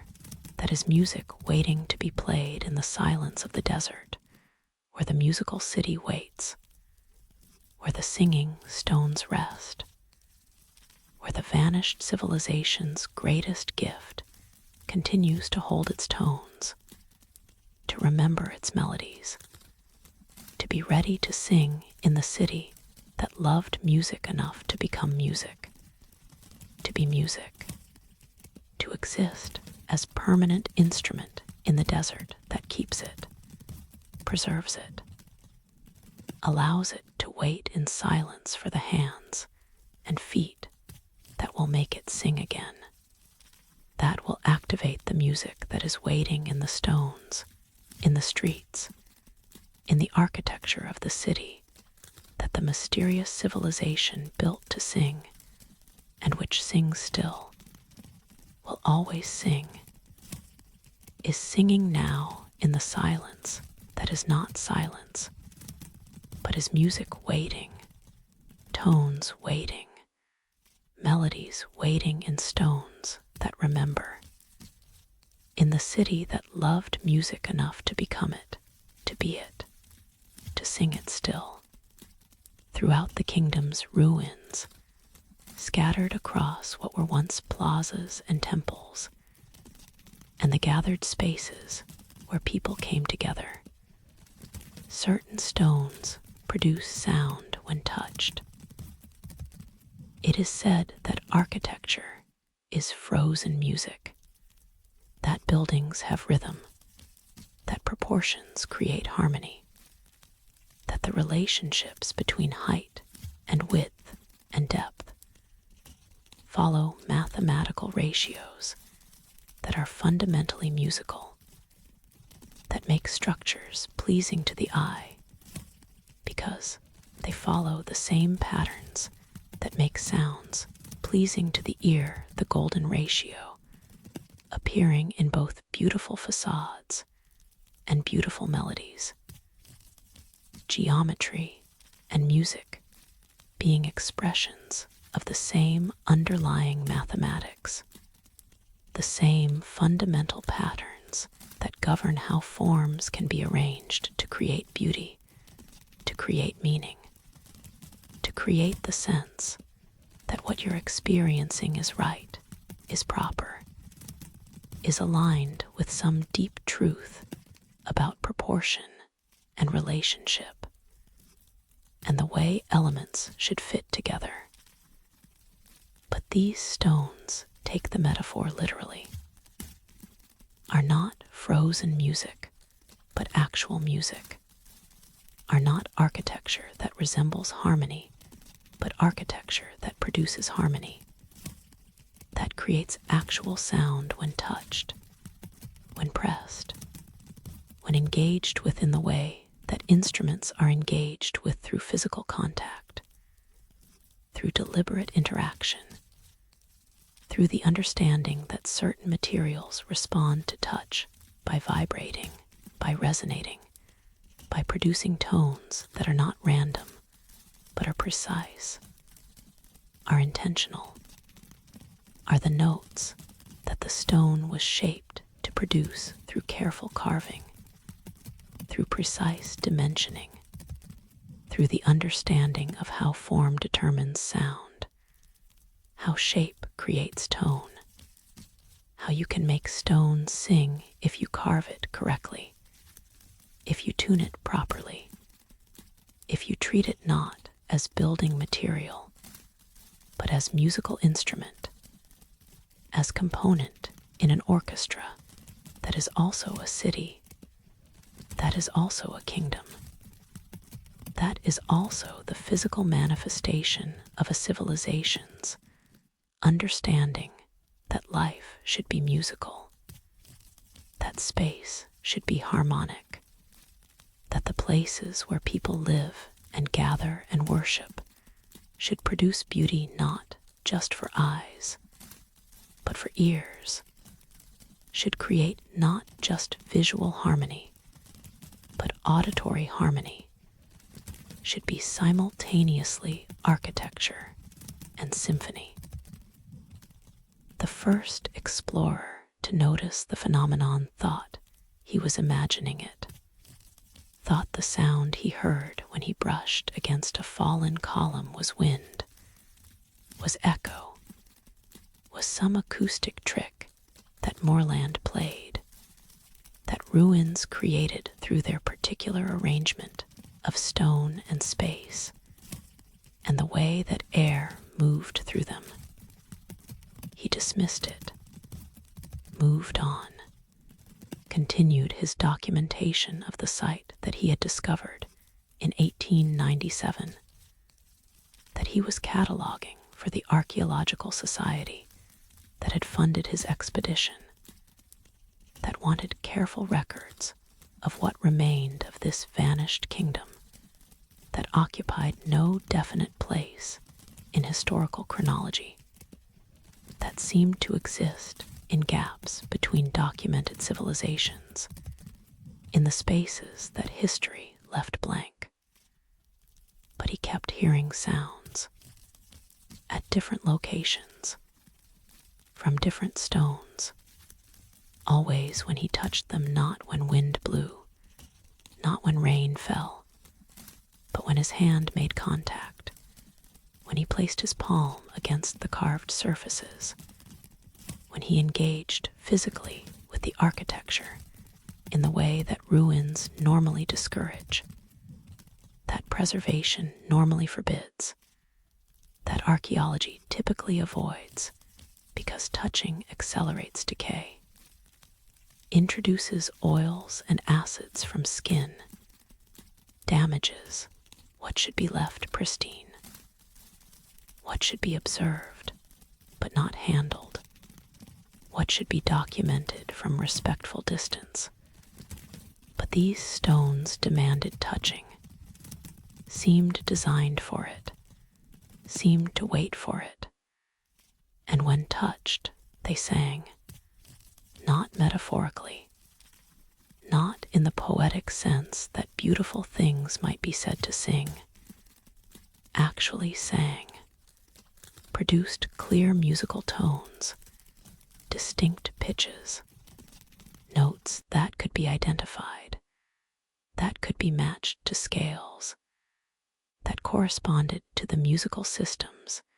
that humans have used across cultures, across centuries,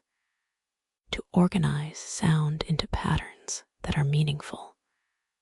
that are beautiful, that transform random vibration into deliberate composition, into the art that sound becomes when it follows rules, when it observes relationships, when it creates the mathematical beauty that music is. The explorer, his name was Edmund Carr. He was 4 to 3 years old. He had spent 20 years documenting ruins across Europe and Asia. He was methodical and skeptical, and not given to flights of fancy. Edmund Carr spent 3 days testing the stones, touching different surfaces, noting which produced sound and which remained silent, attempting to determine what made certain stones musical while others were merely stone, were inert, were the normal building material that made up most of the ruins, but which did not sing, did not vibrate, did not respond to touch with anything except the expected solidity, the anticipated silence. The musical stones were carved. All of them showed deliberate shaping, precise dimensioning. Surfaces worked to specific profiles, to exact thicknesses, to the kind of careful measurement that instrument making requires, that producing consistent tone demands, that transforms raw material into tuned material, into substance that has been prepared to vibrate at particular frequency, to produce particular note, to be not just stone, but musical stone, singing stone, stone that remembers the sound it was carved to remember and reproduces that sound whenever someone touches it, whenever someone asks it to sing, whenever someone treats it as what it is, not building block, but musical note made physical, made permanent, made stone. Carr mapped the musical stones, created diagrams showing their positions throughout the ruins, and discovered a pattern. The stones in the eastern plaza produced notes from one scale. The stones in the western temple produced notes from a different scale. The stones in the northern fortification produced yet another set of pitches. Each section of the ruins had its own musical vocabulary, its own tonal palette, its own collection of notes that suggested different sections, were designed to produce different musical modes, different harmonic systems, different sonic atmospheres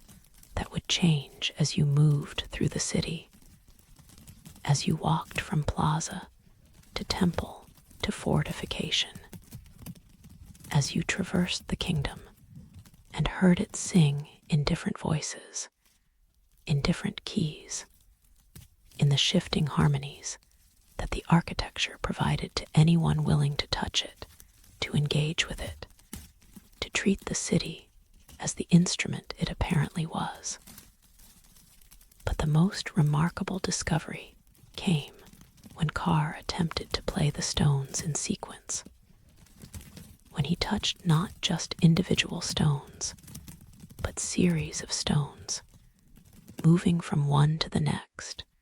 creating melodies rather than isolated notes,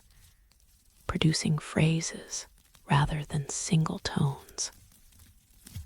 The patterns that emerged were not random,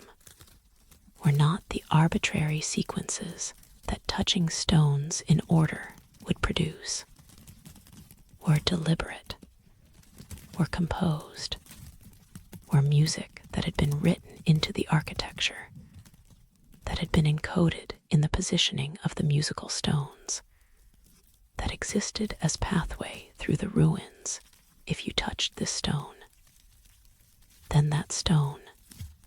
then the stone beyond it, you would produce melody, would play song, would perform composition that this vanished civilization had preserved in the most permanent medium imaginable, in stone that would outlast paper, that would outlast memory, that would preserve the music as long as the stones themselves endured, as long as the ruins stood, as long as someone was willing to walk through the kingdom, touching the musical stones in the order that produced not chaos, but composition, not random noise, but deliberate beauty, not accident, but the songs that this civilization wanted preserved, wanted remembered, wanted to continue being playable centuries after the last musician died,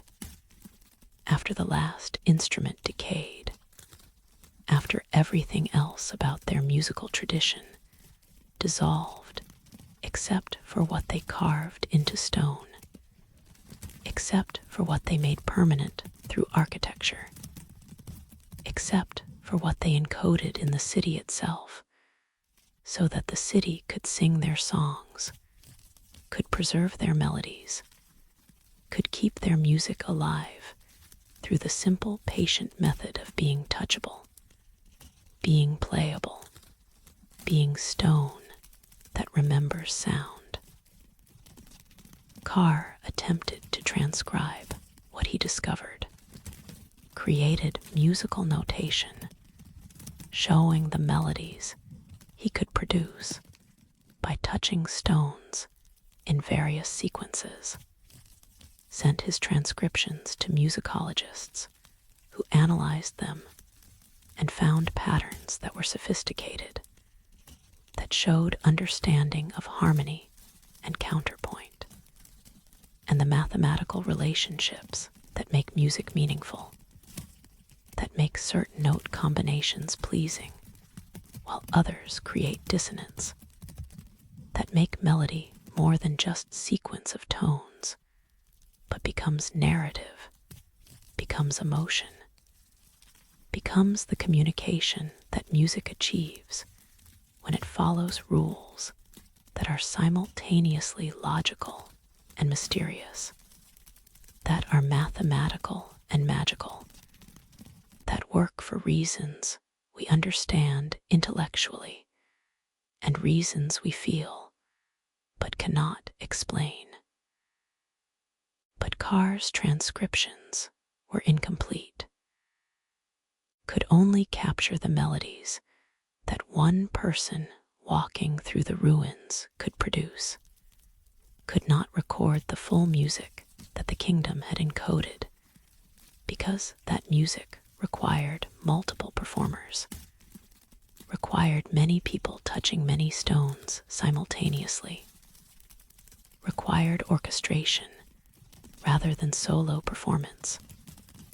required the coordination of dozens or hundreds working together to touch their assigned stones at the precise moments, to create harmonies rather than just melodies, to produce the full complexity of what the kingdom had composed and preserved in their musical architecture. One section of the ruins made this clear. A vast plaza surrounded by columns, each column carved to produce a specific note, each one positioned at specific distance from the others, creating spatial arrangement that was also musical arrangement, that was simultaneously architecture and score, that showed through its layout exactly where each performer should stand, exactly which stone each should touch, exactly how they should coordinate to produce the symphony that this plaza was designed to perform. Carr calculated that performing the plaza's complete composition would require at least 60 people, 60 performers touching 60 stones in sequences that would interweave, that would create harmonies, that would build into music that was too complex for any individual to play, that required community, that required cooperation, that required the kind of collective effort that civilization makes possible, that makes civilization beautiful, that transforms individual capabilities into collective achievement. He never heard it performed, never gathered the 60 people required, never organized the coordination that would be necessary to play the plaza, to make the kingdom sing its full song, to hear what the vanished civilization had preserved for anyone willing to assemble sufficient performers, sufficient dedication, sufficient willingness to treat ruins not as archaeological site, but as instrument, not as history, but as music, not as past, but as continuing presence that waits only for the right number of people to arrive, to position themselves, to touch the stones in the sequences that the plaza's design indicates, that the spacing of the columns shows, that the architecture itself is score for, is notation for, is the preserved instruction for how to make the kingdom sing. Other researchers have visited the ruins, have documented the musical stones more thoroughly than Carr did, have created complete catalogs of every singing surface, every musical element, every note that the kingdom carved into its architecture, have attempted to understand the full scope of what was preserved here, what music waits in stone for performers to arrive, for touchings to occur, for the coordination to be achieved that would make the ruins sing as they were designed to sing, as they were built to sing, as they wait still to sing in the complete, full realization of the music they hold. Some have attempted partial performances, have gathered small groups to play sections of the larger composition, to touch stones in coordination, to create at least fragments of what the full performance would produce. These attempts suggest magnificence, suggest that the complete music would be profound, would be moving, would justify the enormous effort that carving singing stones required, that positioning them precisely demanded, that creating a kingdom that was also a symphony necessitated. The recordings of these partial performances are beautiful, are haunting, are music that sounds ancient and modern simultaneously, that uses scales and harmonies that are familiar but arranged in ways that feel foreign, that feel other, that suggest this civilization's music followed different aesthetic principles than ours follows, created beauty through different relationships, organized sound according to different priorities, but which produce beauty nonetheless, produce emotion nonetheless, produce the response that all music produces when it is well made, when it follows its own internal logic with sufficient commitment, when it creates the sense that what you are hearing is right, is proper, is the way sound should be organized, even if it is not the way you would have organized it, even if it is not the system you know, even if it is strange and unfamiliar, but is nonetheless beautiful, because beauty transcends systems, transcends the particular rules any culture uses to create it, exists in the underlying mathematics that all music shares, that all harmony obeys, that makes certain relationships between tones inherently pleasing regardless of what culture produces them, what era creates them, what civilization carves them into stone and leaves them waiting to be played. The kingdom's music waits still, waits for sufficient performers to arrive, waits for the coordination to be achieved, waits for the moment when 60 or more people position themselves throughout the ruins and touch the stones in the sequences that the architecture indicates, that the spacing shows, that the musical design demands, waits for the full realization of what was preserved here, what was made permanent,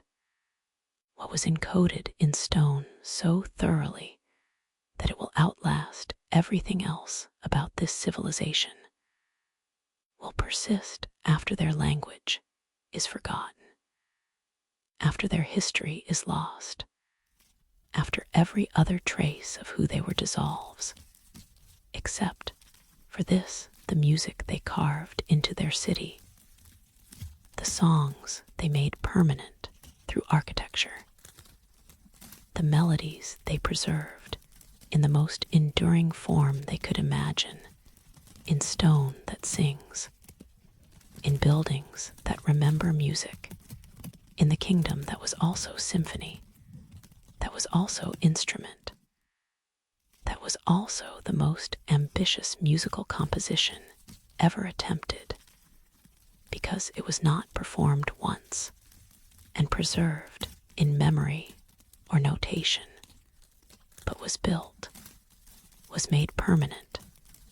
was carved into the physical world so that it could be performed again and again, could be played by future generations,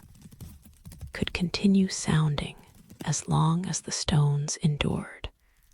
as long as someone was willing to touch them, as long as the kingdom's ruins stood waiting for the performers who would arrive someday, who would position themselves someday, who would make the kingdom sing its full song someday in the performance that the stones wait for, that the architecture anticipates, that the vanished vanished civilization preserved through the patient work of carving music into stone,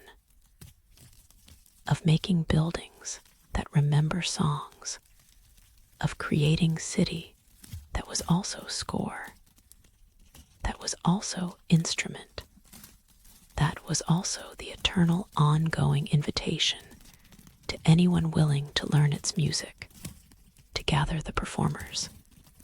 to coordinate the touching that would make the ruins sing as they were meant to sing, as they were built to sing, as they wait still in the moorland where Edmund Carr discovered them, where they stand patient and musical, where stones remember the songs they were carved to remember and will continue remembering, will continue waiting,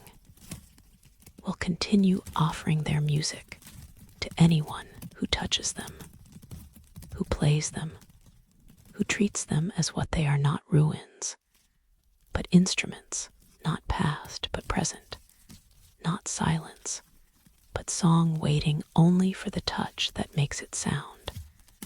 for the performer that makes it music, for the coordination that makes it symphony in the kingdom where stones sing, where buildings remember music, where the vanished civilization left their clearest message, which is not words, but melody, not explanation, but harmony, not history, but the songs they loved enough to make permanent, to carve into stone, to preserve in the architecture that outlasted them, that continues their music, that keeps their songs alive in the ruins that sing when touched, that remember when played, that preserve in stone what could not be preserved in any other form, the music of the vanished kingdom, waiting still to be performed completely, to be heard fully, to be realized in the symphony that stones remember, that architecture preserves, that the ruins offer to anyone willing to assemble the performers, coordinate the touching,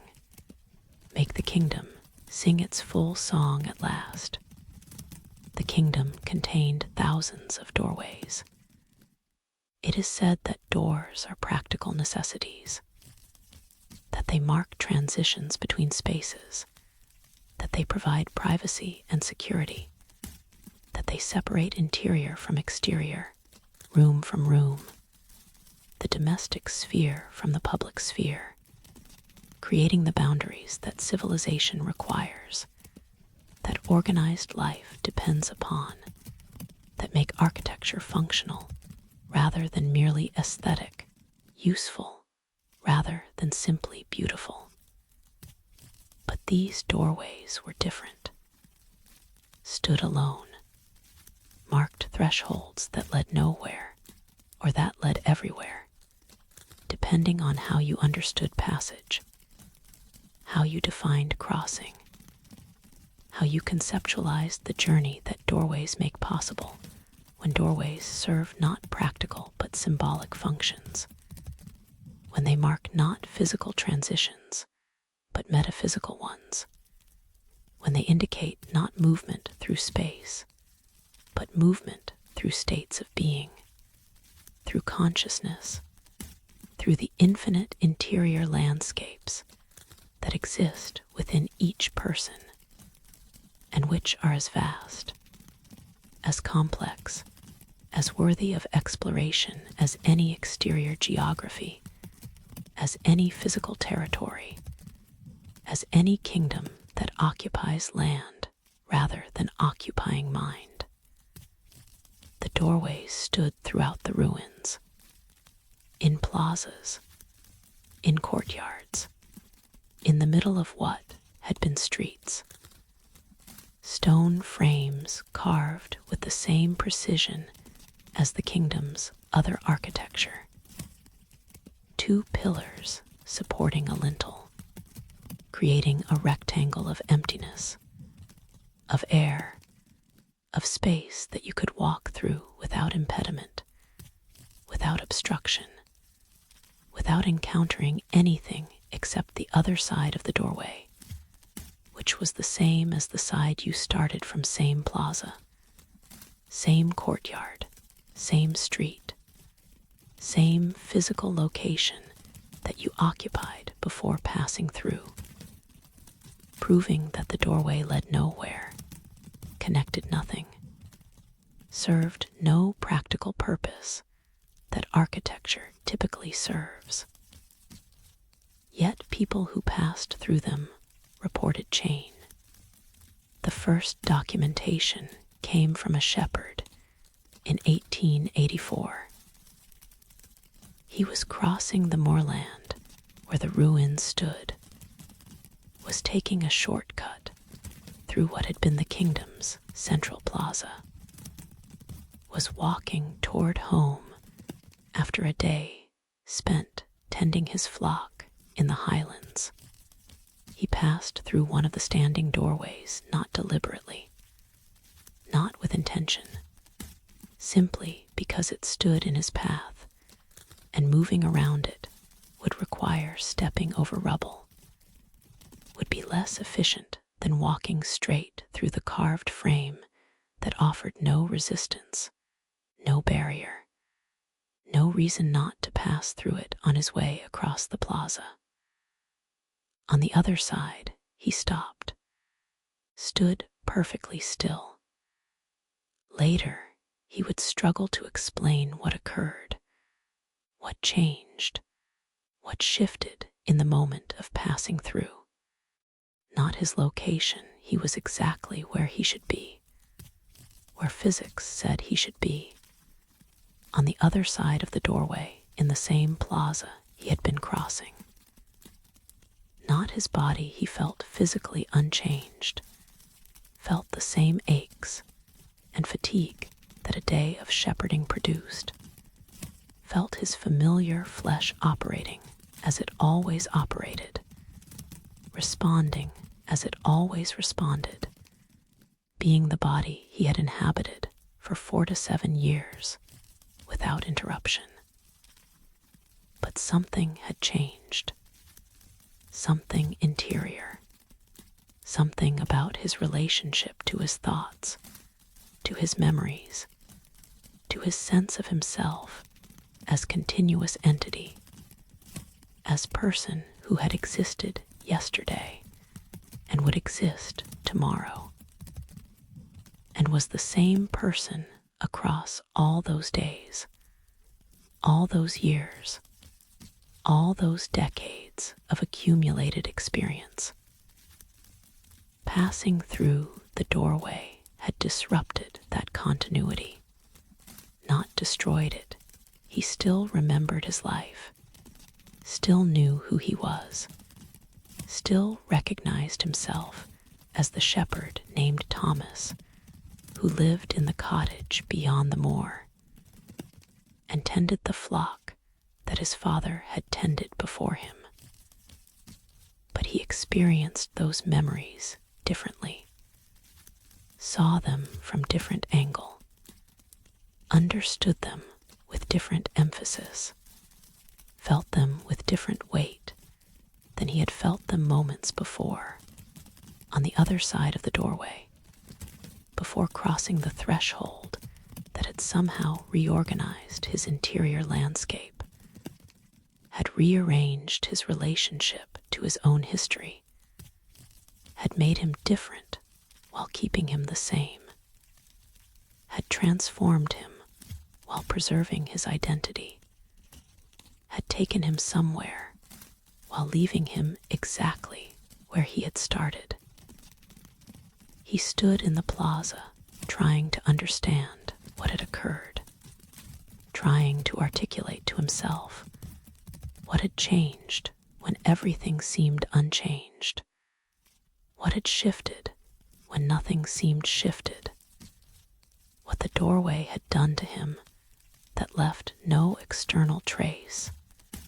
but which he felt absolutely, which he knew with certainty had happened even though he could not explain it. could not describe it, could not do anything except stand there, experiencing the aftermath of passage,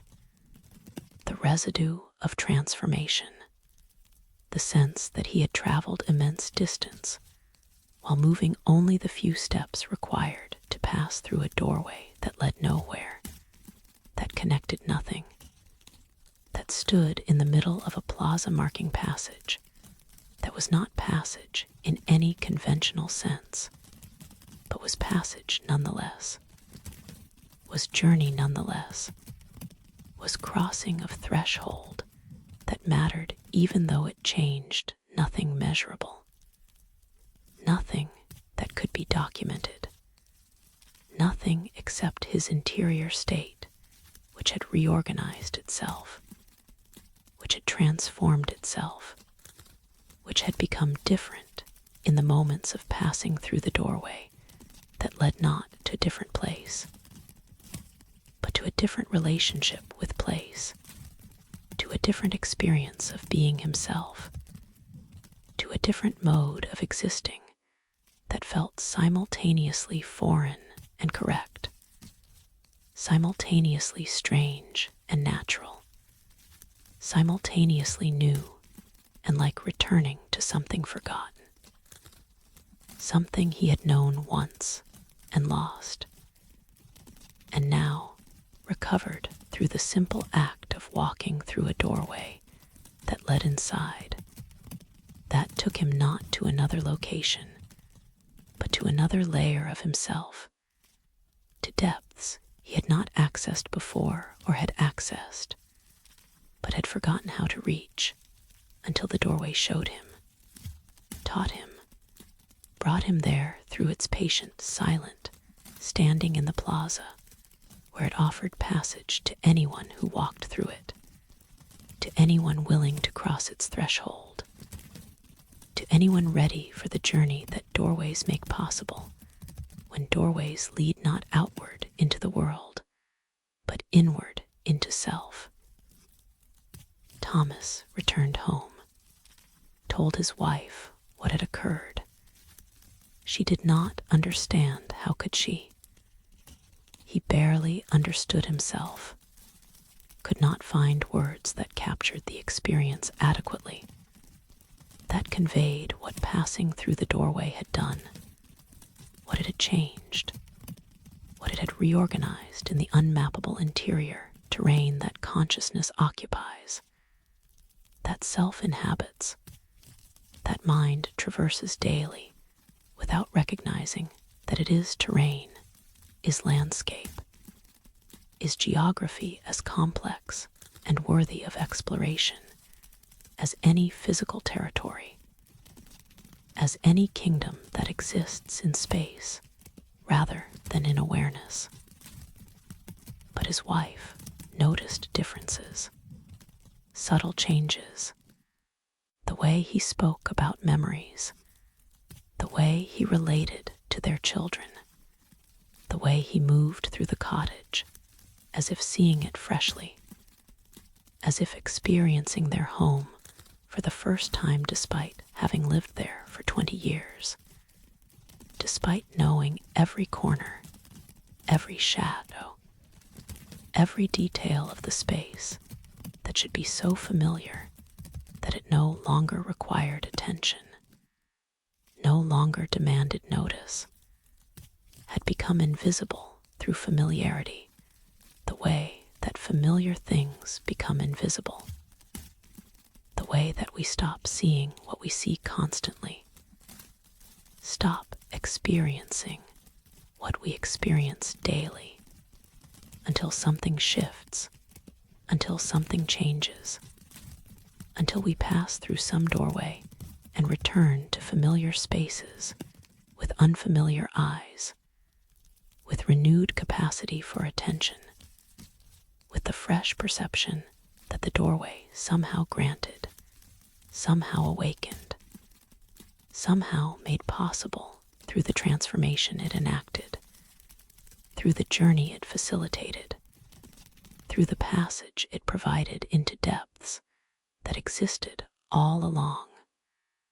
but but which we do not typically access, which we do not typically inhabit, which the doorway made available to Thomas, and which changed him in ways that were invisible to external observation, but which were profound, which mattered, which persisted in how he lived, how he experienced, how he moved through the world that was the same world he had always inhabited, but which he now inhabited differently, saw differently, understood differently, because he had passed through the doorway that led inside, that took him to places that existed within himself, that showed him territories he contained without knowing he contained them, that made him aware of the vast interior kingdoms we all possess, but rarely explore, rarely map, rarely acknowledge as real and present, and worthy of the same careful attention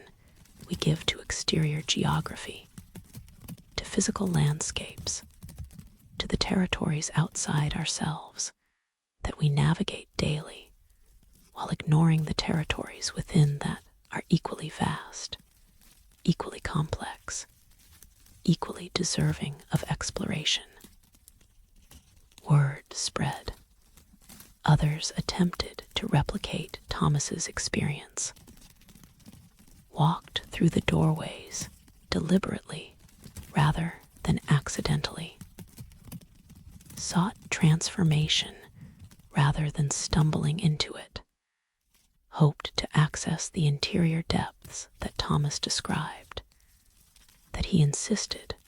were real even though he could not adequately explain them,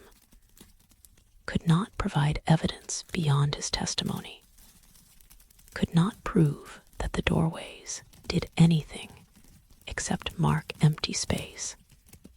except create frames around air, except stand in plazas offering passage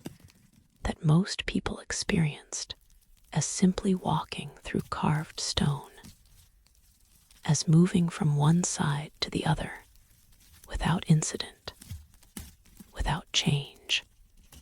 without anything occurring that would justify the claim that these doorways were special, were transformative, were thresholds into interior kingdoms, rather than merely architectural curiosities, merely ruins that served no function, merely remnants of vanished civilizations, peculiar practice of building doorways that led nowhere, but for some, not everyone, not predictably, not according to any pattern that researchers could identify for some. Passage through the doorways produced exactly what Thomas described, produced change, produced shift, produced the sense of having journeyed far while moving only a few steps, of having accessed places that were simultaneously new and familiar, simultaneously foreign and intimately known, simultaneously discoveries and returns to what had always been there, what had always existed, what simply required the right threshold to be crossed before it became accessible, before it became present, before it became the experience, rather than remaining mere possibility, mere potential, mere unactivated capacity that every consciousness contains, but which most never access because we lack the doorways, we lack the thresholds, we lack the structures that make passage possible,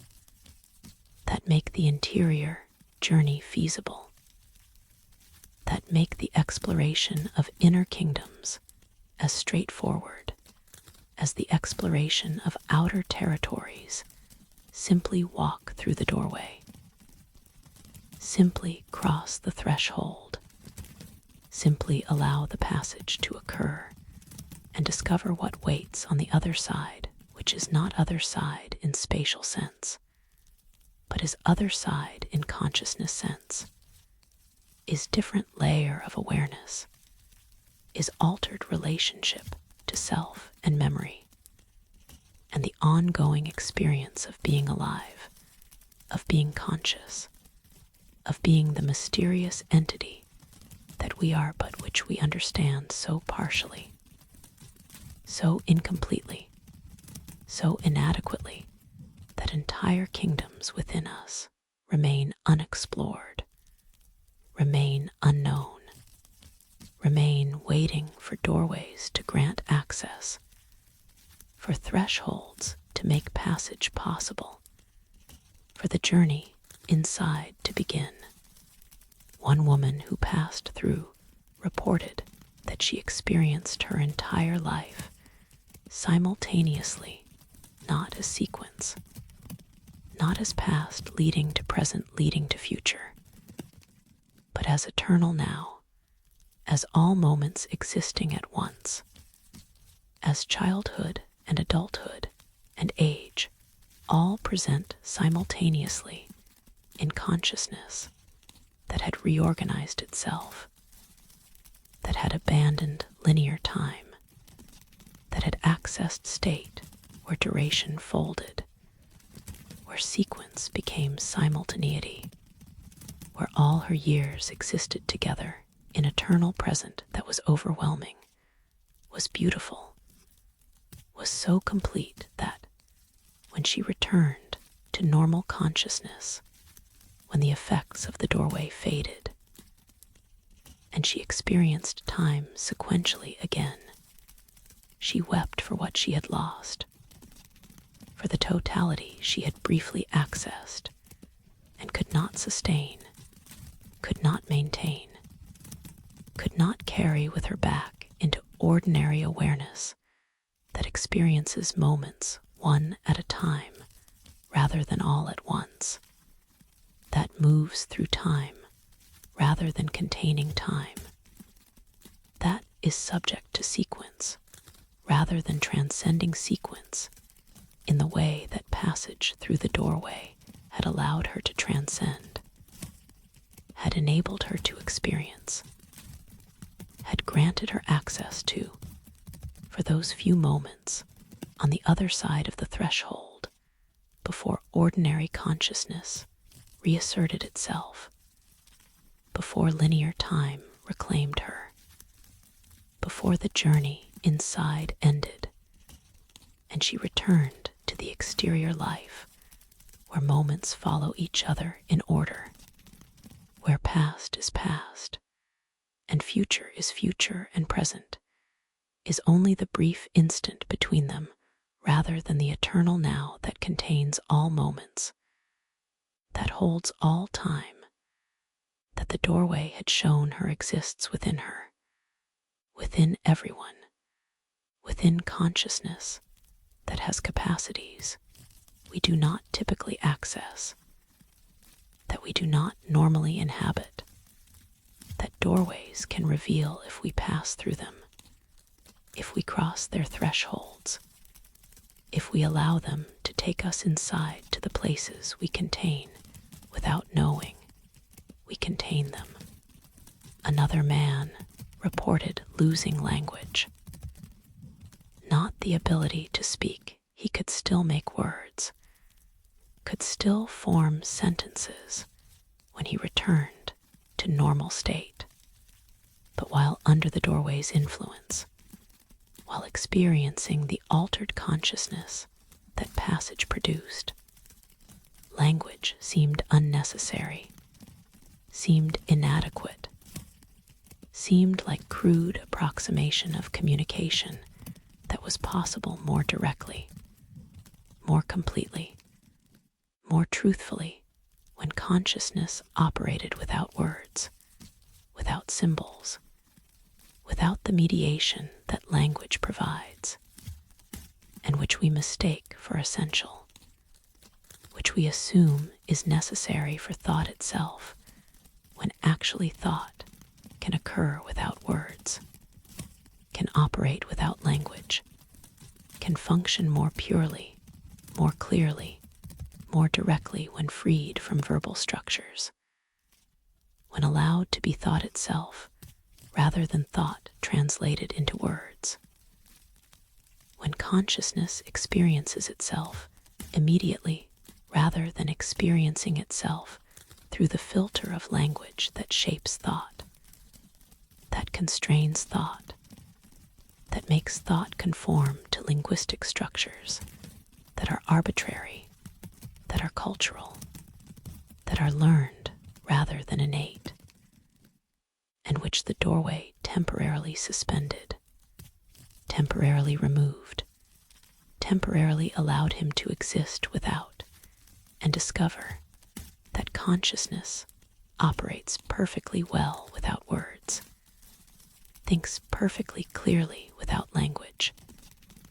knows what it knows without needing to translate knowing into verbal form, without requiring the symbols that we assume are essential, but which the doorway revealed are optional, are tools we can use, but are not fundamental to consciousness itself, are not required for awareness, are not necessary for the experience of being aware, of being present,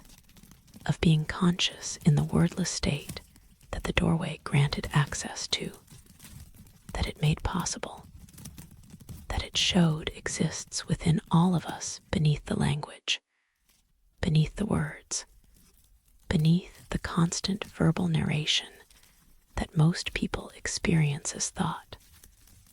but which is only one form thought takes, only one mode of consciousness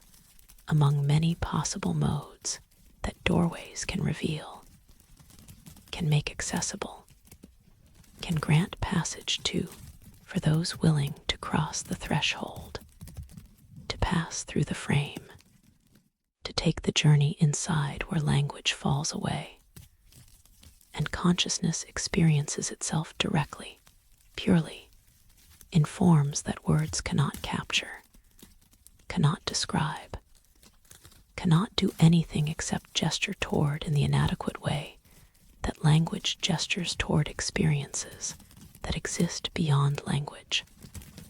that transcend words, that can be lived, but cannot be said,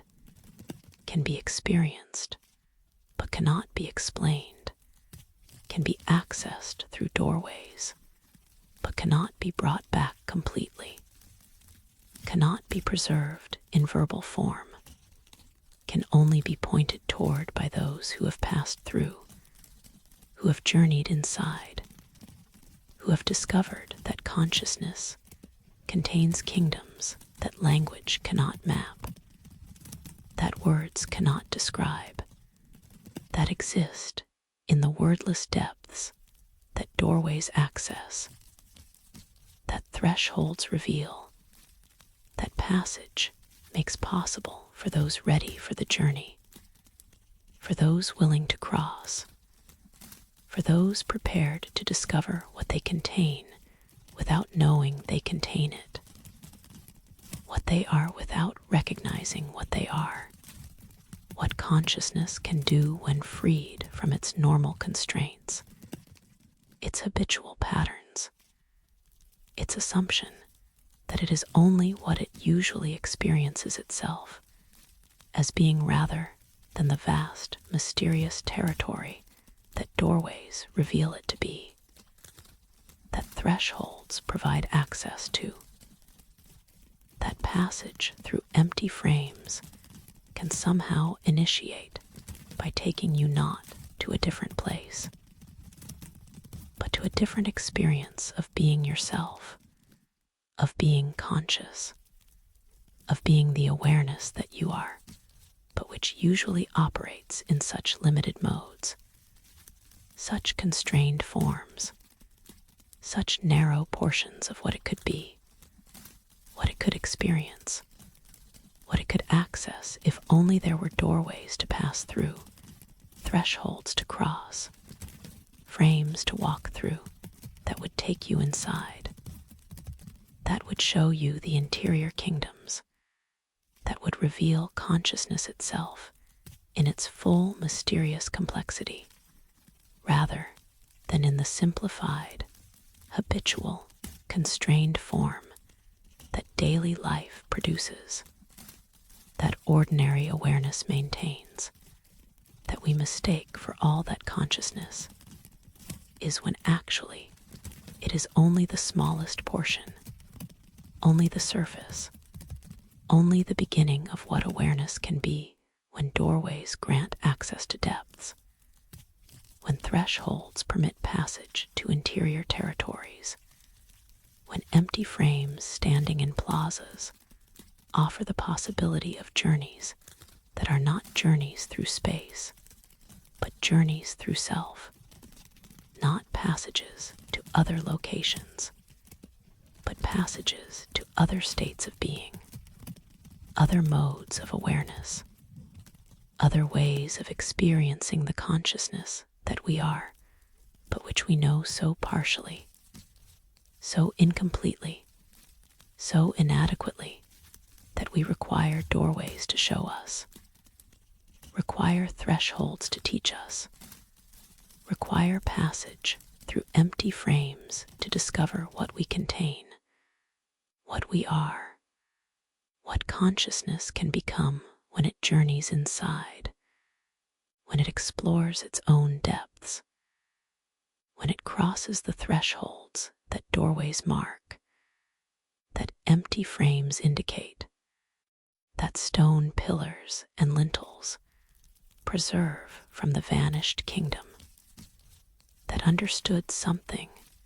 we are only beginning to understand, that the greatest territories to explore are not outside, but inside,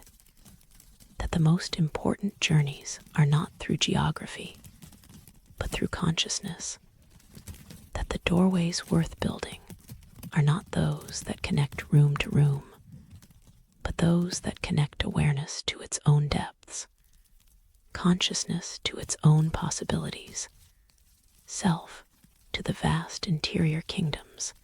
that we all contain, but which require doorways to access, thresholds to cross,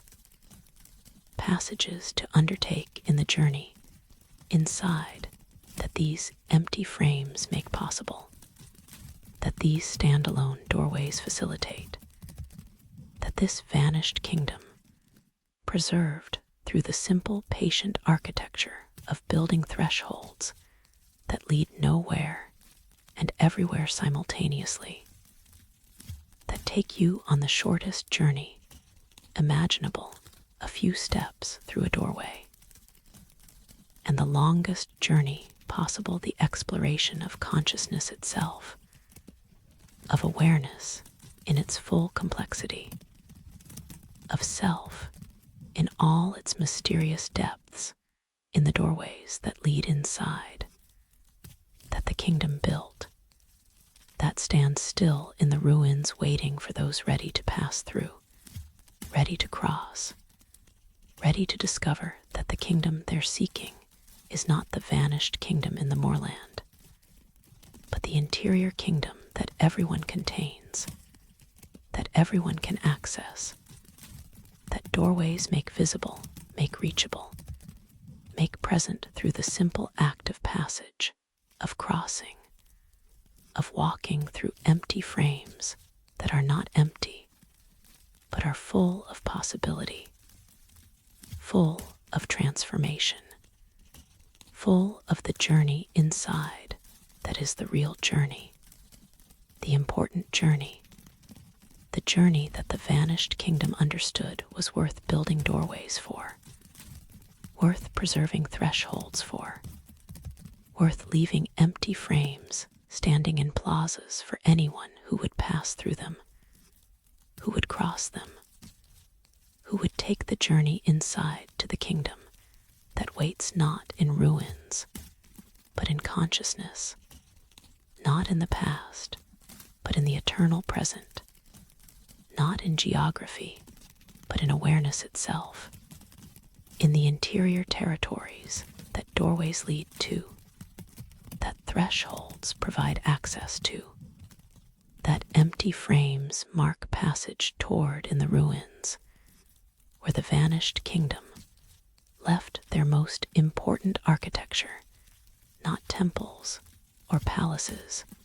or fortifications, but doorways that lead inside, that take you to yourself, that show you what you contain, what you are, what consciousness can be when doorways grant passage to depths, when thresholds permit crossing to interior kingdoms, when empty frames standing in plazas offer the possibility of the journey that matters most, not the journey to find the vanished kingdom, but the journey to find the kingdom within, the interior territory, the consciousness that you are, but which requires doorways to fully explore, thresholds to properly access, empty frames to pass through on the way inside, where the real kingdom waits, where the true mystery lives, where the vanished civilization's deepest teaching resides in the doorways that lead inside, that take you home, that show you the kingdom you've been seeking was never outside, was always within,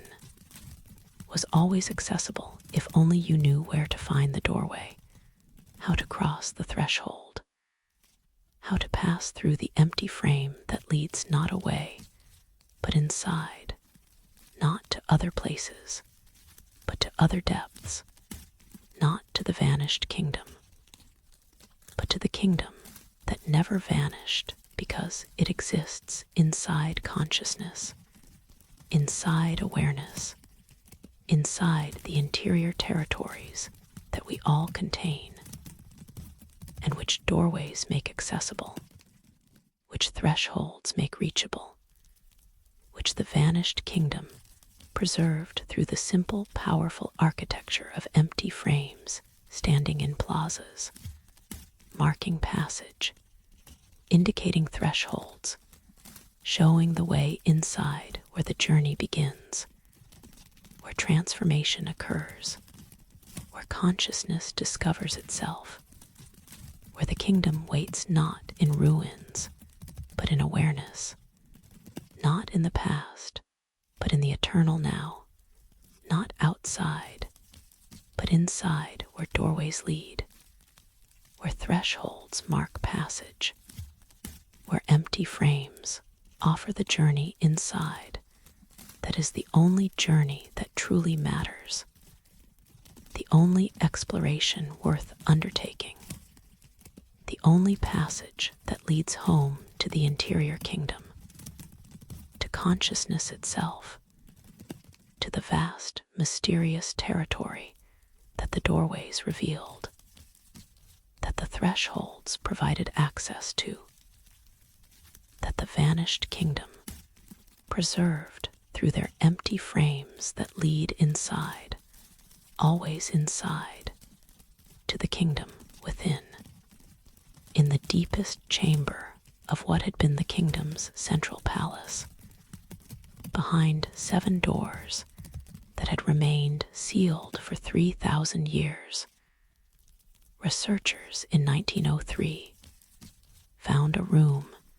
that had been protected from wind, from rain, from every disturbance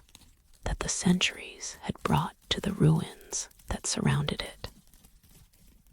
It is said that dust settles,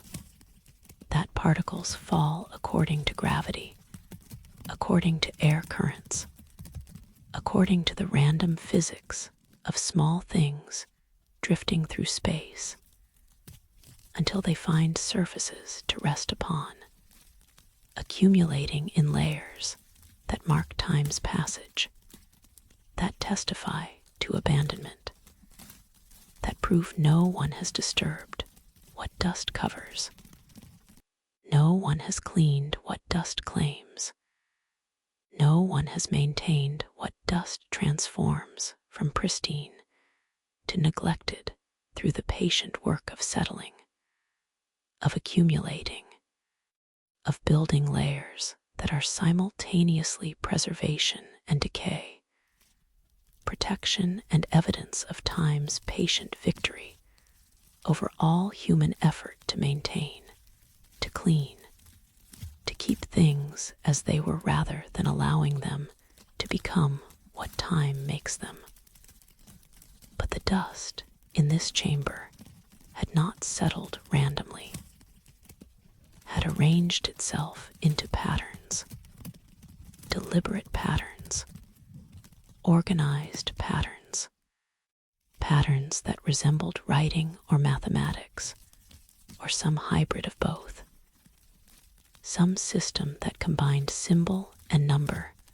language and equation, meaning and measurement into forms that covered the floor in careful arrangements, in precise configurations, in the kind of ordered complexity that speaks not of natural processes, but of intentional design, not of particles falling where gravity took them, but of particles placed where purpose demanded, where message required, where the civilization's final communication needed them to be. The chamber was small, perhaps 10 feet square, the ceiling low enough that tall people would need to duck, the walls bare stone showing no decoration, no carving, no elaboration, pure functional space that existed only to contain what it contained, to protect what it protected, to preserve in stillness what required absolute stillness to survive, what demanded perfect calm to maintain itself, what could only exist in the absence of disturbance that this sealed chamber provided, that these 7 doors protected, that 3,000 years of isolation had maintained, until researchers broke the final seal and entered the space that no air had entered since the day the last door was closed, since the moment the kingdom finished writing its final message and sealed it away, and left it in darkness to wait for readers who might never come, who might never find this chamber, who might never break the seals and enter the stillness and discover what dust had written, what particles had spelled, what the final message said, if only someone could read it without destroying it, could understand it without erasing it, could receive the communication without obliterating the medium that carried it. The researcher who led the expedition, a woman named Catherine Wells, who had spent 15 years studying the vanished kingdom's ruins, who had dedicated her career to understanding this civilization that occupied no clear place in historical chronology, that seemed to exist between documented cultures. Catherine stood at the threshold of the chamber for long minutes before entering, stood with her lamp held high, stood looking at the patterns on the floor, stood recognizing immediately that what she was seeing mattered, was important, was perhaps the most significant discovery her expedition would make, was possibly the answer to questions she had been asking for years about this kingdom, about where they went, about what they believed, about why they vanished so completely that only ruins remained to testify they had existed. The dust patterns covered the entire floor, wall to wall, arranged in concentric circles perhaps, or in spirals, or in grids. The organization was complex enough that determining its structure required careful study, required time, required the patient work of observation that Catherine specialized in, that she was trained for, that she had practiced for years in other ruins, in other chambers, in other contexts where understanding required not rushing, not assuming, not imposing modern categories onto ancient intentions, but allowing the evidence to speak, allowing the patterns to reveal themselves, allowing meaning to emerge through patient attention rather than through immediate interpretation. But this chamber presented a problem that her other work had not encountered. The dust was delicate, impossibly delicate, so fine that breath could disturb it, so light that footsteps in the chamber would create air currents that would scatter it, so precariously arranged that any movement, any presence, any introduction of air that was not the still air that had been trapped in this chamber for millennia, any of these would destroy what the dust spelled, would erase what the patterns said, would obliterate the message before it could be read, before it could be understood, before it could be received by the consciousness that had worked for years to find this chamber, to break these seals, to enter this space and discover what waited here in arrangements of particles so delicate that knowing them required risking their destruction, that understanding them demanded accepting that understanding might make them cease to exist, might transform message into meaningless scatter, might erase the final words that the vanished kingdom had written in the most fragile medium imaginable, in dust that would hold its patterns only as long as perfect stillness held, only as long as no one entered, only as long as the message remained unread, because reading required presence, and presence destroyed what presence sought to comprehend. Catherine withdrew, backed out of the chamber carefully, closed the door, stood in the corridor beyond, trying to determine what to do, how to proceed, whether there was any method that would allow them to document the patterns without destroying them, to understand the message without erasing it, to receive the communication that the vanished kingdom had left while preserving it for future researchers, for other questions, for the possibility that someone later would understand what she could not understand,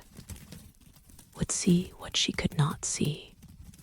would comprehend what eluded her,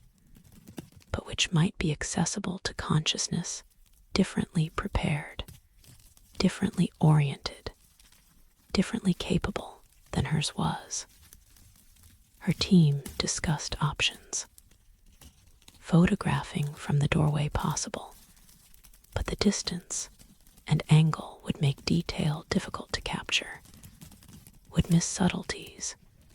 would preserve only rough approximation of patterns whose precision seemed essential, whose exact configurations likely mattered to whatever meaning they carried. Sketching similarly faced the problem of distance, of inability to see clearly without entering, of the necessity of approximation when precision seemed required. Some suggested removing the dust carefully, particle by particle, relocating the patterns to a more stable surface where they could be studied without the threat of immediate destruction, where researchers could approach them without risking erasure, where the message could be preserved in form that allowed examination, analysis, the careful work of translation that unknown languages require, that mysterious symbols demand, that communication from vanished civilizations necessitates.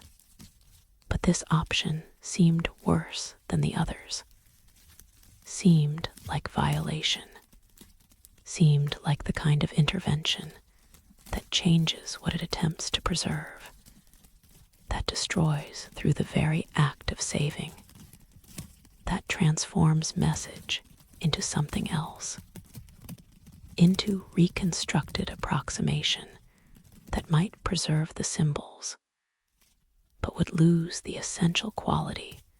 of what those symbols were: not marks on stable surface, but arrangements in dust, not permanent inscription, but temporary configuration that existed only through stillness, only through the absence of disturbance that the sealed chamber provided, only through conditions that could not be replicated elsewhere, that made the message inseparable from its medium, made the dust patterns meaningful precisely because they were dust, were fragile, were temporary, were the kind of communication that says through its very delicacy, this matters enough to write in the most precious way we know, in medium that requires your complete care, that demands your reverence, that will test whether you value understanding enough to receive it gently, to approach it with the respect that fragility requires, to accept that some messages are too important to be written permanently, are too sacred to be carved in stone, are too profound to be trusted to durable materials that would outlast their relevance, that would persist beyond the moment when they should be understood, that would become relics rather than remaining messages, would become archaeology rather than remaining communication. Catherine returned to the doorway, stood looking at the patterns from the threshold, spent hours in this position, days, documenting what she could see from this distance,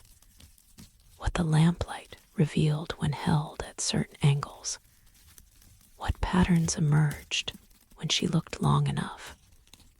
patiently enough, with sufficient attention that details became visible, that organization became apparent, that what had seemed random scatter revealed itself as careful arrangement, as deliberate design, as symbols that might be readable if she could only get close enough, if she could only examine them properly, if she could only violate the stillness that their survival required. But she did not enter, made the choice, decided that preservation mattered more than understanding, that keeping the message intact was more important than reading the message, that future researchers deserved the opportunity to encounter the patterns as she had encountered them, complete, undisturbed, arranged as the vanished kingdom had arranged them, rather than as archaeologists had reconstructed them. Authentic in their fragility, rather than preserved through intervention that would change them. That would make them different things. That would transform final message into archaeological specimen, into object of study, rather than remaining what it was, communication from consciousness that had chosen dust as medium, that had selected fragility as feature rather than bug, that had written their last words in arrangements that would survive only as long as no one read them, that would exist only as long as no one sought to preserve them, that would remain message only by remaining untouched, unread, undisturbed in the chamber where they were written, where they waited, where they would continue waiting, perhaps forever, perhaps until the chamber itself collapsed, perhaps until some future disturbance finally scattered what 3,000 years of sealing had preserved, had protected, had kept intact through the simple method of preventing access,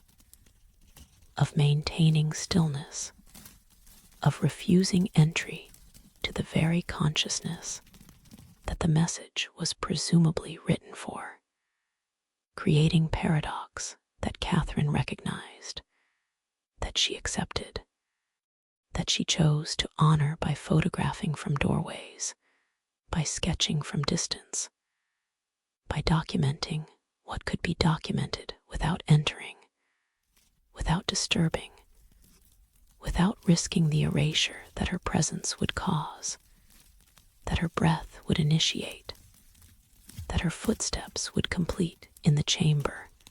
where dust spelled final words that would remain forever partially known, forever incompletely understood, forever protected by the very fragility that made them precious, that made them matter, that made them worth preserving, even if preservation meant accepting that full understanding would remain impossible, would remain beyond reach, would remain in the category of knowledge that we protect by not fully possessing, that we honor by leaving partially unknown, that we value enough to guard through restraint, through distance, through the choice not to enter even when entering is possible, not to touch even when touching would reveal, not to read completely even when complete reading seems like it should be the goal, should be the purpose, should be what researchers do when they discover messages from vanished civilizations. But Catherine understood something that her training had not explicitly taught, but which the chamber made obvious, made undeniable, made impossible to ignore. Some messages are too sacred to read fully. Some communication is too important to risk destroying through the act of reception. Some final words are better protected through partial understanding than through complete comprehension that requires their obliteration, their erasure, their transformation from message into dust that has lost its meaning, its pattern, its capacity to say what it was arranged to say. She sealed the chamber again, closed the 7 doors, locked them as they had been locked, left the dust, patterns undisturbed in darkness that would preserve them, in stillness that would maintain them, in sealed space that would protect them from breath, from footsteps, from the disturbances that consciousness brings when consciousness enters spaces, when awareness approaches mysteries, when humans encounter what humans want to understand, but which understanding would destroy. Her photographs showed patterns that experts analyzed for years, attempting translation from the limited perspective that distance allowed, attempting to read what could be seen from doorways. Some proposed that the symbols were mathematical equations, perhaps, calculations, numerical relationships that expressed knowledge about astronomy or physics, or the deep patterns that govern reality when reality is understood mathematically, when existence is comprehended through number rather than through narrative, through equation rather than through story. Others suggested the patterns were linguistic sentences written in the vanished kingdom's final script, messages spelling out what happened to them, where they went, why they vanished in words that could be read if only we possessed the grammar, if only we understood the vocabulary, if only we had sufficient examples to decode the language that these dust patterns spoke, that these fragile arrangements preserved, that the chamber protected in its sealed darkness. Still others whispered that the patterns were both and neither were communication, that transcended the distinction between number and word, between equation and sentence, between mathematical truth and linguistic meaning, or expression in some more fundamental form that preceded the split between these categories, that existed in the territory where meaning itself emerges before it becomes mathematics or language, before it chooses number or word as medium, when it is still pure significance waiting to be encoded, waiting to be expressed, waiting to be written in dust that would preserve it in its precategorical purity, in its undifferentiated wholeness, in the form that is simultaneously all forms and no form, that is meaning before meaning, becomes any particular kind of meaning, that is message before message chooses any particular medium except the most precious medium, the most fragile medium, the medium that says through its very delicacy, what we are telling you matters so much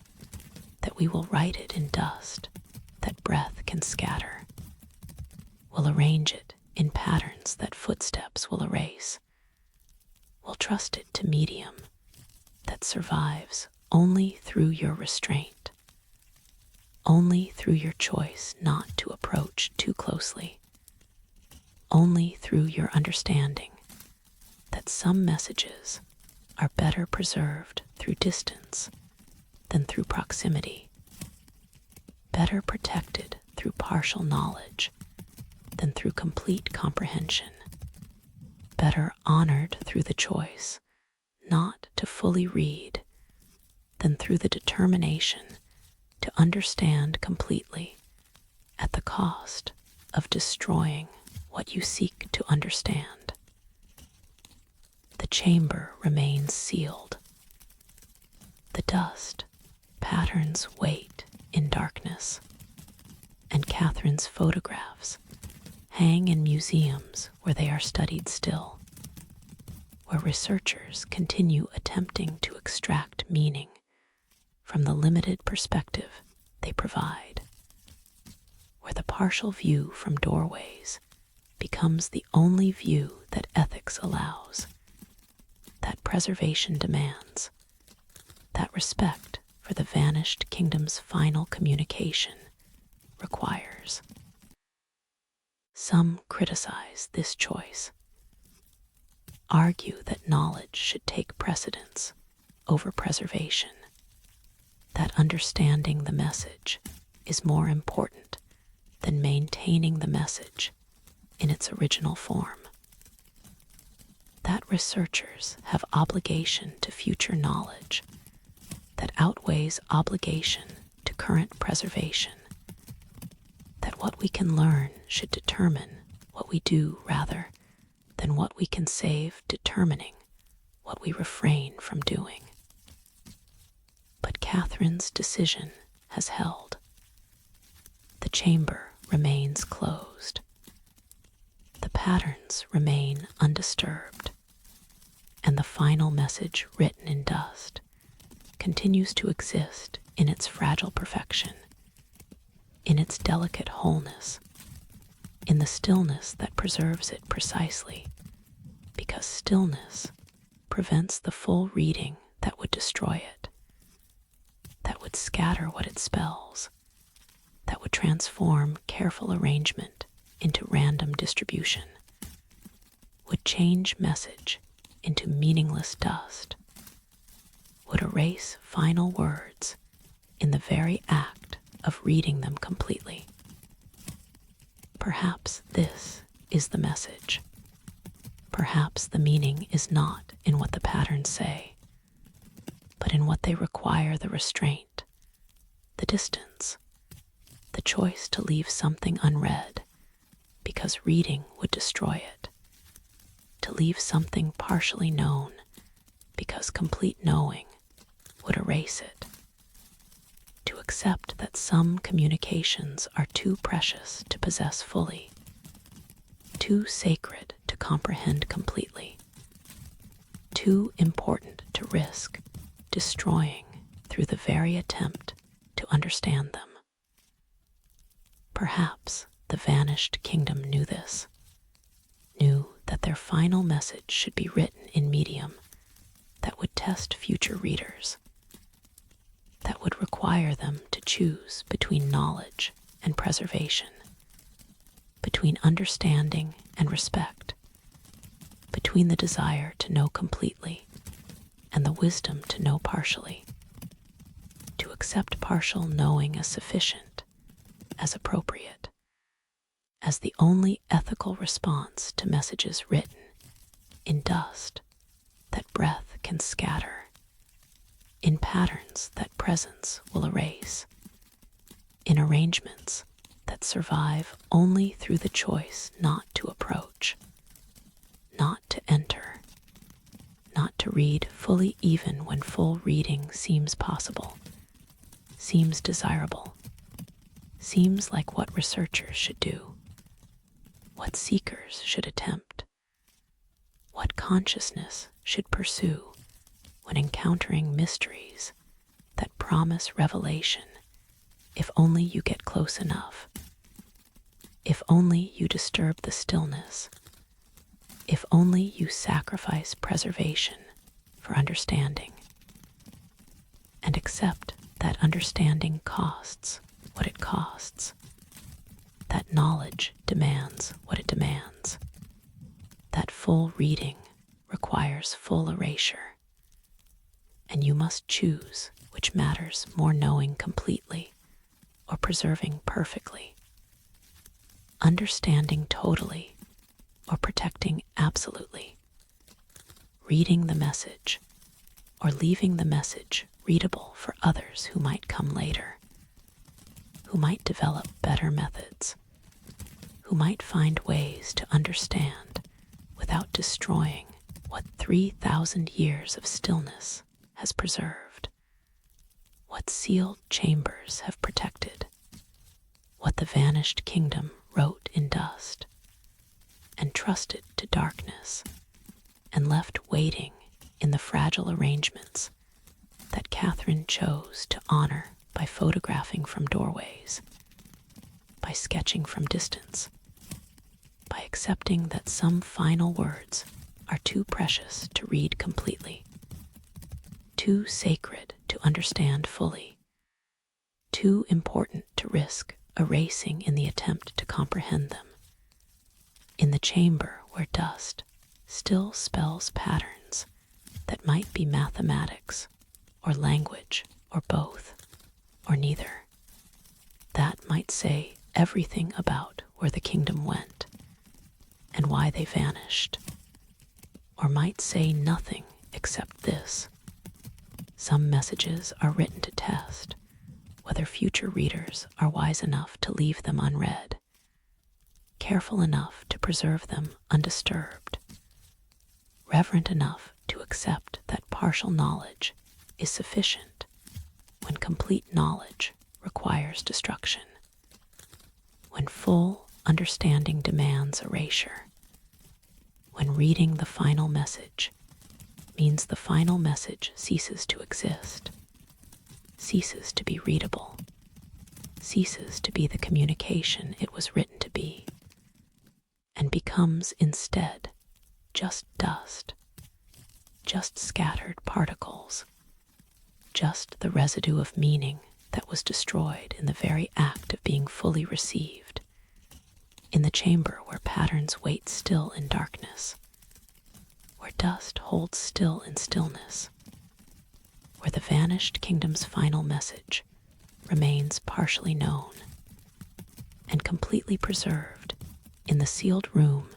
that Catherine chose to leave sealed, chose to protect,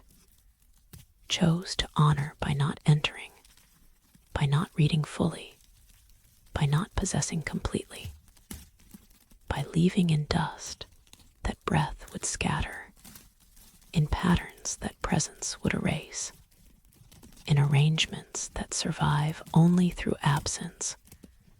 only through restraint,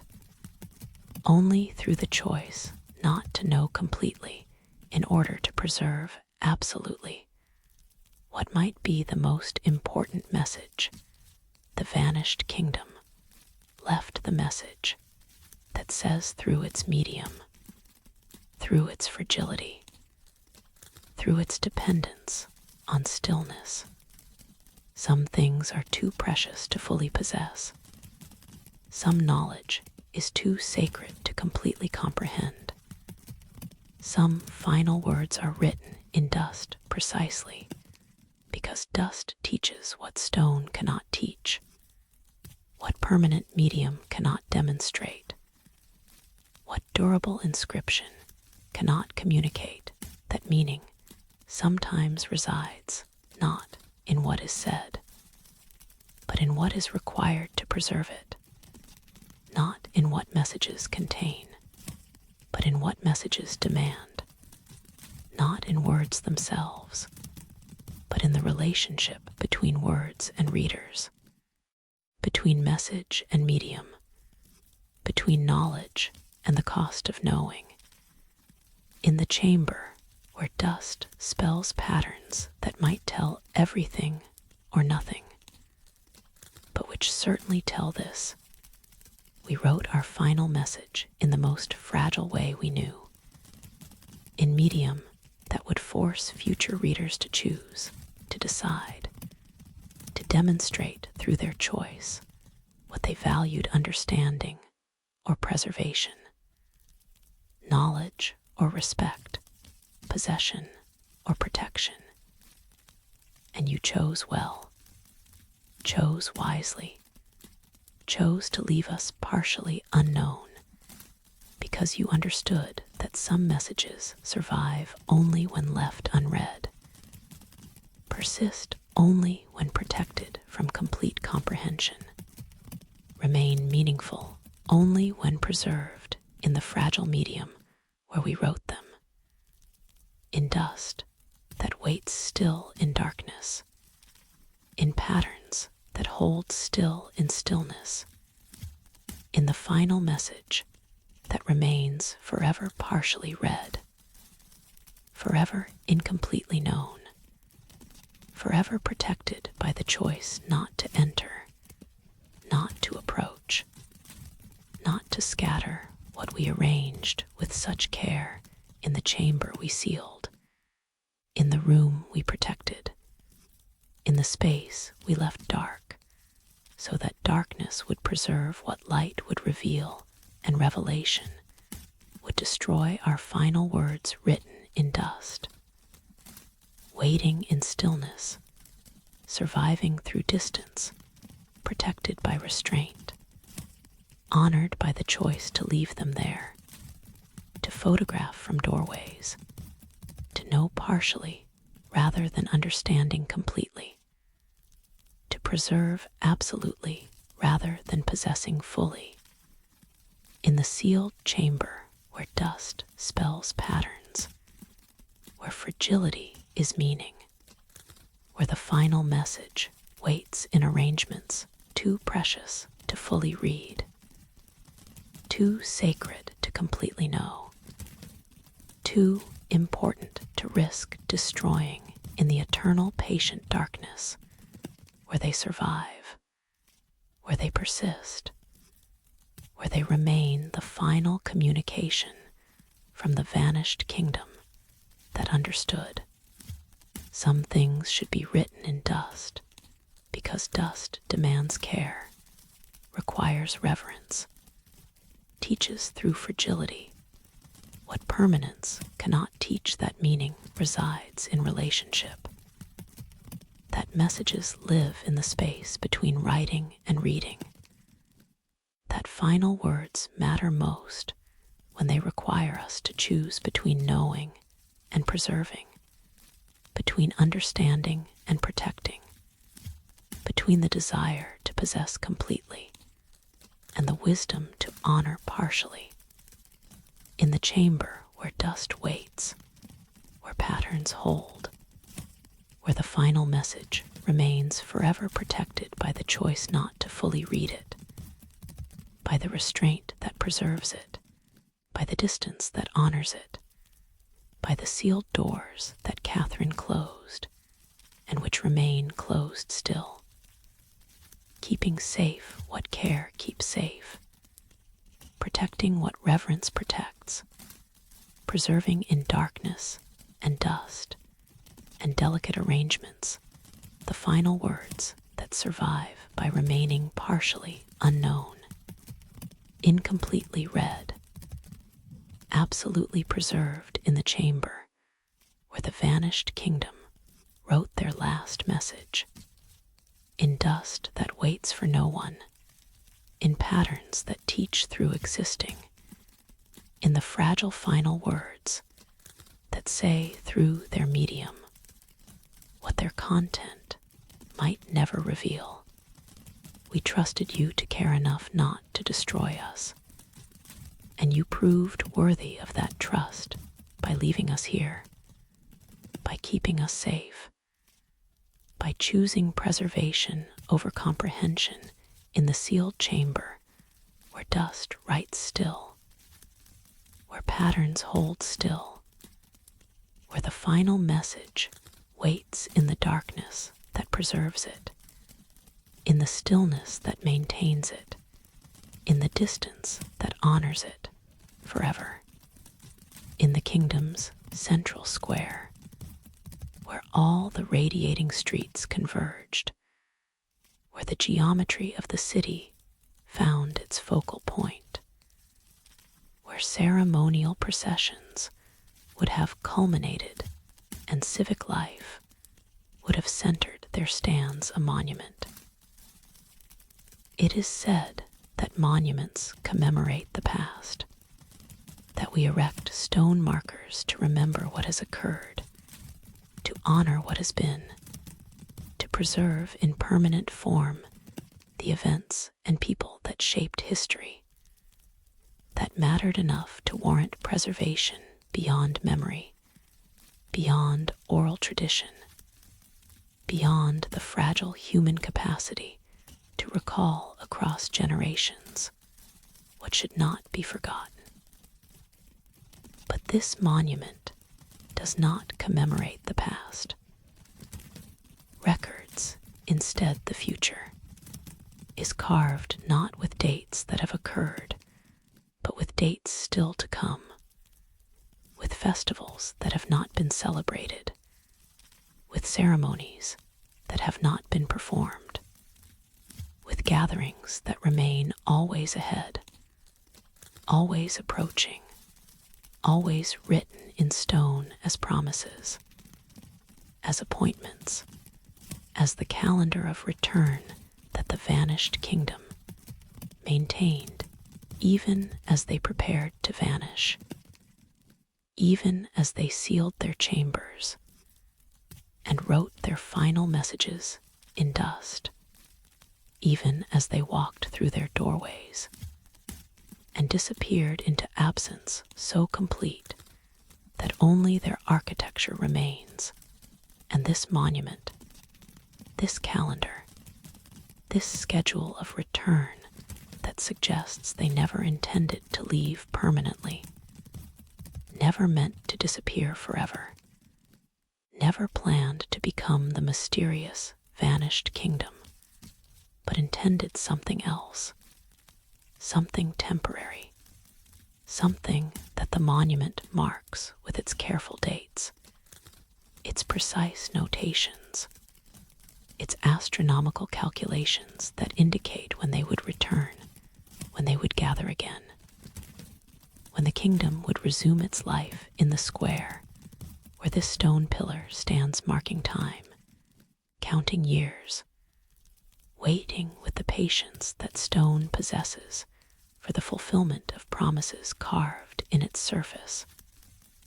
for the arrival of dates still future, for the return that the monument insists will occur, must occur, is written in stone,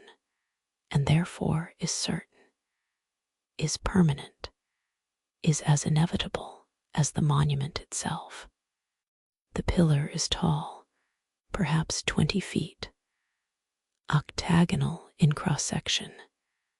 each face carved with text in the kingdom's script, with numbers in their notation system, with symbols that astronomers recognize as marking planetary positions, lunar phases, stellar configurations that repeat on cycles spanning decades, spanning centuries, spanning the deep time that celestial mechanics operate in, that the movement of heavens follows with precision that allows prediction, that makes possible the calculation of when specific alignments will occur, when particular conjunctions will manifest, when the stars will arrange themselves in patterns that repeat rarely, that come again only after long waiting, after patient counting of years. The monument's dates are specific, not vague promises of eventual return, not general statements about someday, but precise moments, exact days, particular hours when the sun would be at certain angle, when the moon would be in certain phase, when planets would align in configurations that the monument's calculations indicated, that its astronomical notations specified, that its careful carving preserved as the schedule of return, as the calendar that the vanished kingdom expected to be honored, that they planned to keep, that they marked in stone so that future generations would know when to gather, when to expect them, when to prepare the square for festivals that the dates indicated, for ceremonies that the astronomical positions suggested, for the return that would occur when heavens aligned, as the monument said they would align, when time reached the moments that had been calculated, when the universe itself arrived at configurations that the vanished kingdom had identified as significant, as meaningful, as the proper times for return. Some dates have passed, came and went, while the square remained empty, while no processions formed, while no festivals were celebrated, while the kingdom stayed vanished, and the monument stood marking times that arrived without fulfillment, that occurred without the gatherings they promised, that passed into the category of missed appointments, of broken promises,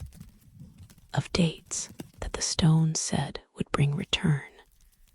but which brought only another year of absence, another cycle of waiting, another demonstration that whatever the monument promised had not occurred, would not occur on that date, left that particular alignment to pass uncelebrated, left that specific conjunction to come and go, while the square remained empty, except for the monument that continued marking future dates, that continued indicating appointments still ahead, that continued insisting through its carved numbers that return remained possible, remained promised, remained written in stone, even though stone's promises had proven unreliable, even though carved dates had come without bringing what they indicated, without fulfilling what they suggested, without demonstrating that the monument knew anything about return, about when it would occur, about whether it would occur at all. The first marked date was in 1347, an autumn day. The monument specified the hour just after dawn, specified the celestial conditions, new moon, Jupiter rising, particular star visible just above eastern horizon, local priests who maintained knowledge of the ruins, who preserved oral traditions about the vanished kingdom, who kept faith with the monument even though the kingdom had been gone for millennia. These priests gathered in the square on the specified date, gathered at the specified hour, watched the sky show the specified signs, and waited for return. Nothing happened. The dawn came. The astronomical conditions manifested exactly as the monument had calculated. But no procession appeared. No vanished people materialized. No return occurred. The square remained empty except for the waiting priests who stood until sunset, who maintained vigil through the entire day, who refused to abandon the appointed time, even when the appointed time brought nothing except their own presence, their own faith, their own commitment to honoring what the monument promised,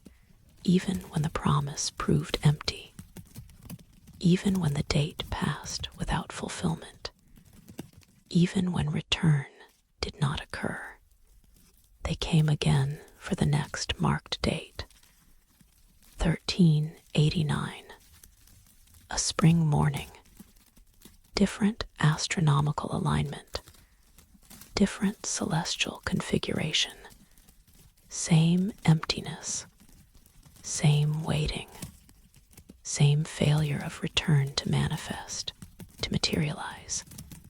to prove that the monument knew what it claimed to know, that the dates it marked were meaningful,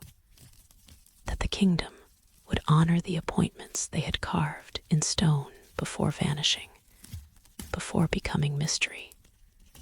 before leaving only this calendar of return that dates proved unreliable, that time demonstrated was either wrong or premature, either miscalculated or not yet fulfilled, either mistaken or still awaiting the proper moment that had not come yet, that would come later, that remained in the category category of future dates, future possibilities, future appointments that might bring what past dates had not brought the actual return, the real manifestation, the fulfillment of promises that the monument continued to make through its carved future dates, even as its past dates accumulated unfulfilled, uncelebrated, past without the gatherings they had indicated. But the vigil continued, continues still. Every marked date draws watchers, draws those who maintain faith with the monument, who refuse to accept that the vanished kingdom is gone permanently, who insist through their patient waiting that the dates mean something, that the astronomical calculations serve some purpose, that the monument would not have been carved with such precision if the precision did not matter, if the dates were not actual appointments, if the return were not planned, expected, promised in stone that would outlast doubt, that would persist beyond skepticism, that would continue marking future dates, regardless of how many past dates proved empty, proved unfulfilled, proved nothing except that the monument's promises had not been kept yet, had not manifested yet, remained in the category of not yet rather than never, remained possible rather than proven impossible, remained written in stone, and therefore remained in the minds of those who keep vigil, remained true, remained valid, remained promises that would be kept eventually, would be fulfilled someday, would bring return when the right date arrived, when the proper alignment occurred, when time finally reached the moment that the monument was actually marking, rather than the moments it seemed to mark, but which turned out to be something else, something preliminary, something that looked like appointed times, but were actually just celestial configurations that resembled the true configuration, that approximated the real alignment, that came close, but were not quite the exact conditions that would trigger return, that would make manifestation possible, that would bring the vanished kingdom back to the square where their monument waits, where their calendar counts, where their appointments remain written even after centuries of not being kept, of not being honored, of passing without fulfillment, but without being canceled, without being erased, without ceasing to be appointments simply because they had not yet been kept, had not yet brought return, had not yet proved the monument's promises true. The vigil keepers maintain records, document each marked date, note the astronomical conditions, record who attended, who waited, who maintained faith through another day of emptiness, another appointed time that passed without return. The records are meticulous, are careful, are the product of centuries of patient documentation, of careful observation, of the commitment to bearing witness, even when there is nothing to witness except absence, except the failure of return to occur, except the ongoing demonstration that the monument's promises remain unfulfilled, remain in the category of not yet, remain possible, but not actual, written, but not manifested, promised, but not delivered. Some of the vigil keepers are descendants of the original watchers, families who have maintained this duty across generations, across centuries, across the vast span of time that separates the kingdoms, vanishing from the present moment. They speak of it as sacred responsibility, as covenant with the vanished, as promise that someone will be here when return occurs, whenever return occurs. If return occurs, though they do not speak in ifs, do not allow doubt into their vocabulary. Maintain faith through linguistic discipline, through the choice to speak in when rather than if, in will rather than might, in certainty rather than possibility, even when possibility seems more honest, seems more aligned with evidence, seems more reasonable than the certainty they maintain through sheer determination, through inherited commitment, through the weight of generations who kept this vigil before them and who passed to them the responsibility of keeping it still, of maintaining watch, of ensuring that when return finally occurs, when, not if someone will be present to witness it, to welcome it, to fulfill the human half of the covenant that the monument marks, that the dates indicate, that the astronomical calculations preserve. Other vigil keepers are pilgrims, come once or many times to stand in the square on marked dates, to participate in the waiting, to add their presence to the gathering that occurs whether return occurs or not, to be part of the community of those who refuse to accept that the vanished kingdom is gone forever, who insist that absence is temporary, who maintain through their physical presence in the square on appointed days that hope persists, that faith continues, that the possibility of return remains alive as long as people continue gathering, continue waiting, continue honoring the dates that the monument marks with such care, with such precision, with such apparent confidence that these are not random days, but are actual appointments,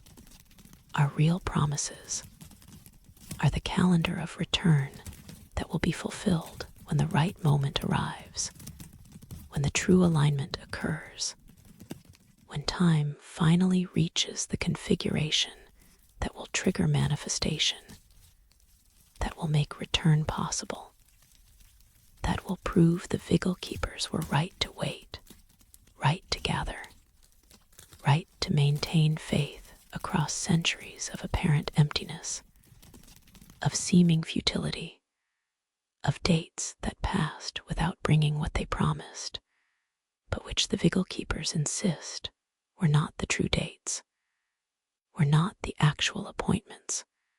were only approximations, were only similar alignments that resembled, but were not identical to the configuration that will someday occur, and which when it occurs will bring return,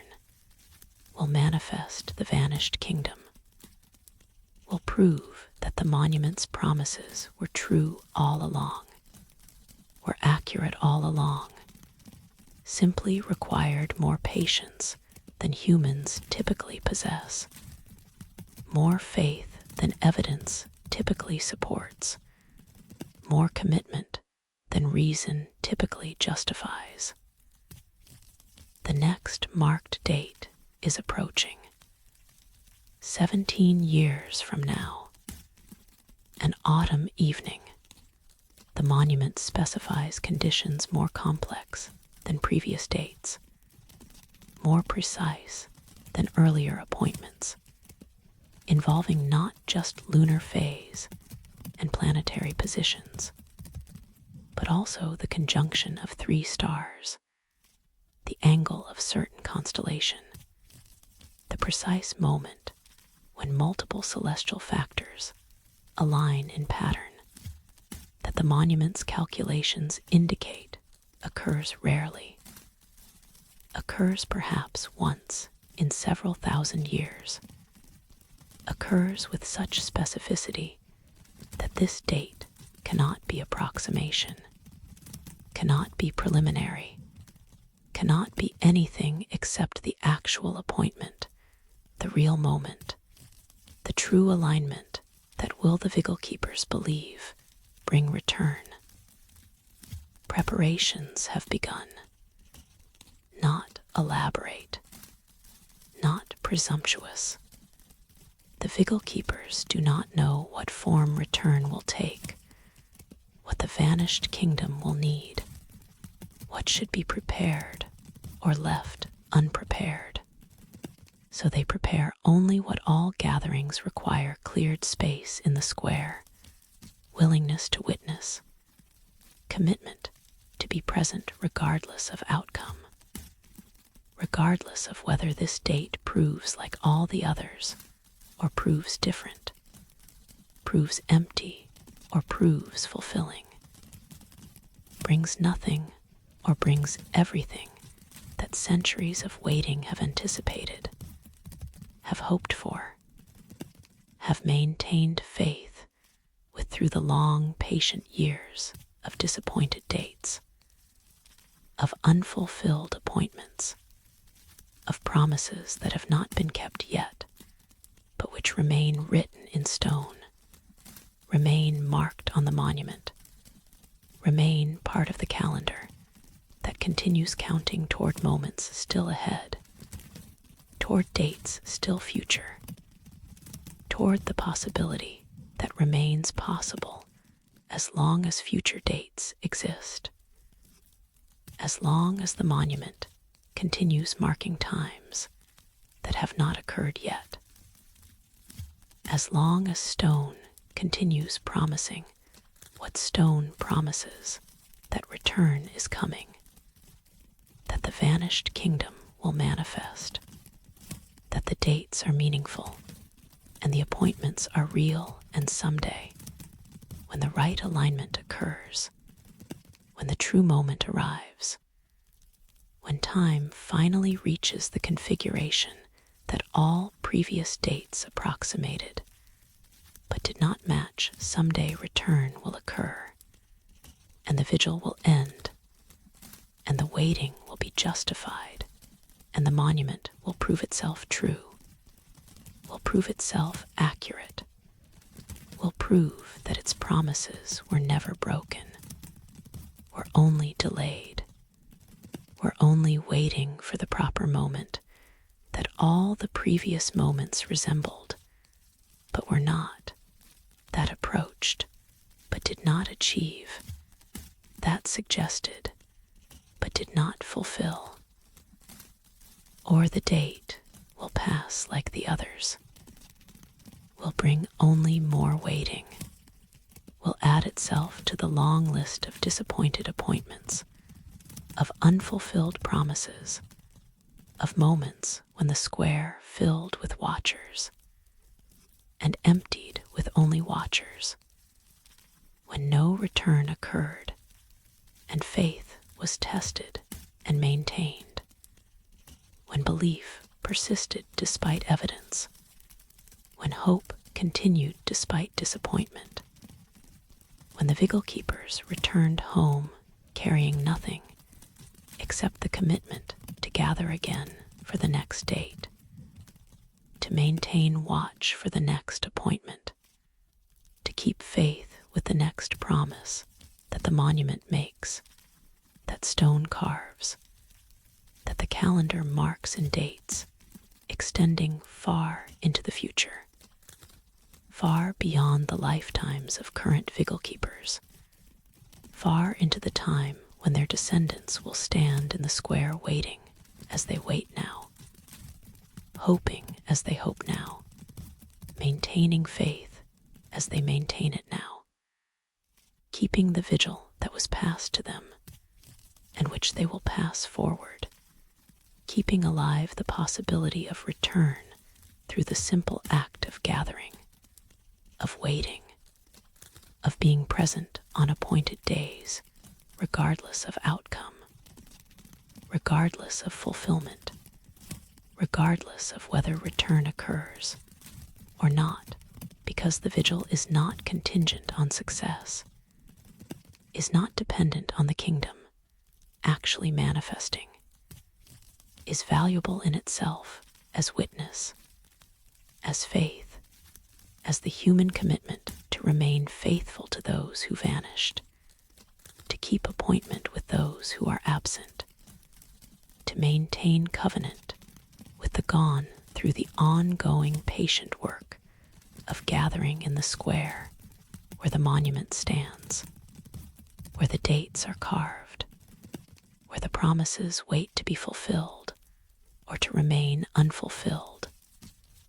but in either case to be honored, to be witnessed, to be kept faith with by those who refuse to abandon the vanished, who refuse to accept that absence is permanent, who insist through their vigil that the kingdom might return, could return, will return when the right moment comes, when the true alignment occurs, when time reaches the point that the monument has been marking all along, that it has been counting toward through all the dates that seemed important but were not, that appeared to be appointments but were not, that brought watchers but not the watched for, brought gathering but not return, brought faith tested but not faith rewarded not yet. The vigil keepers say, not yet but someday, not yet but eventually, not yet but written in stone, and therefore certain, promised and therefore inevitable, marked on the monument, and therefore true even when truth remains invisible, even when evidence argues otherwise,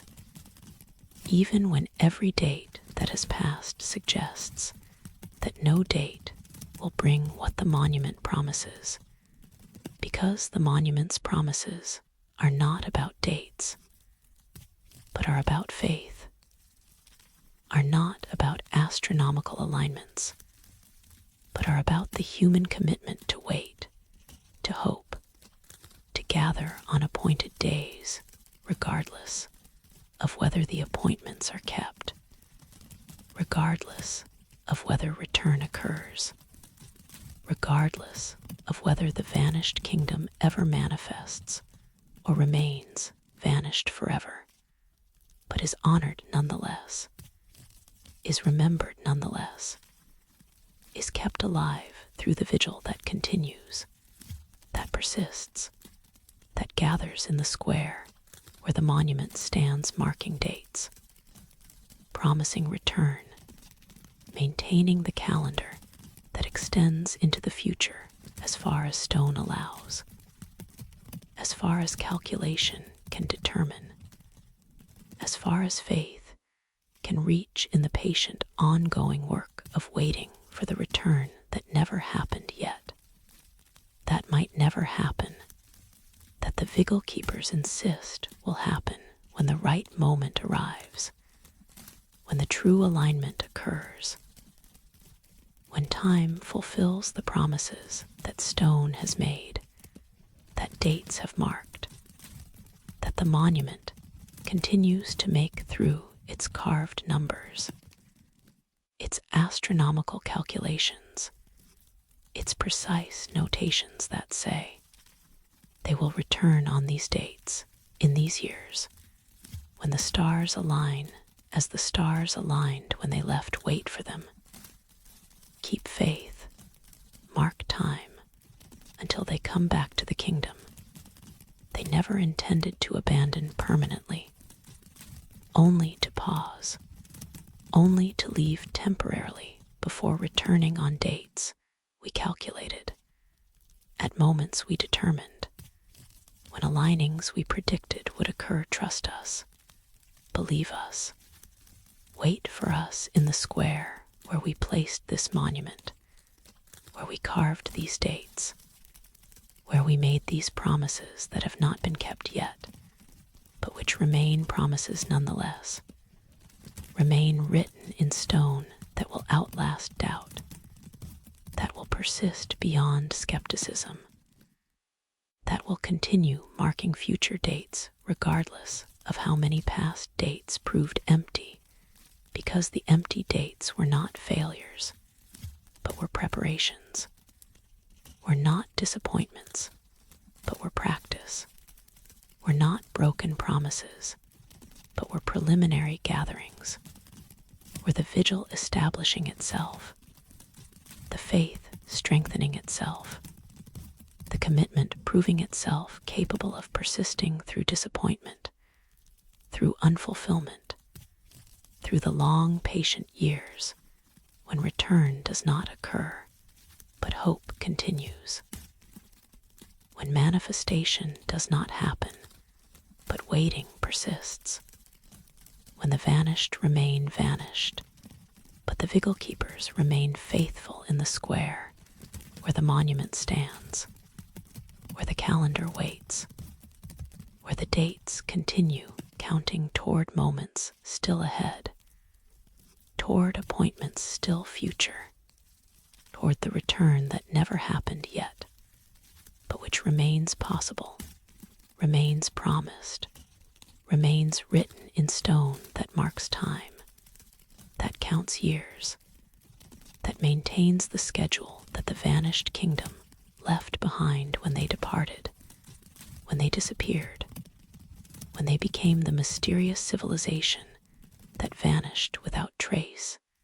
except for this monument, this calendar, this promise carved in stone that return will occur, that gathering will happen,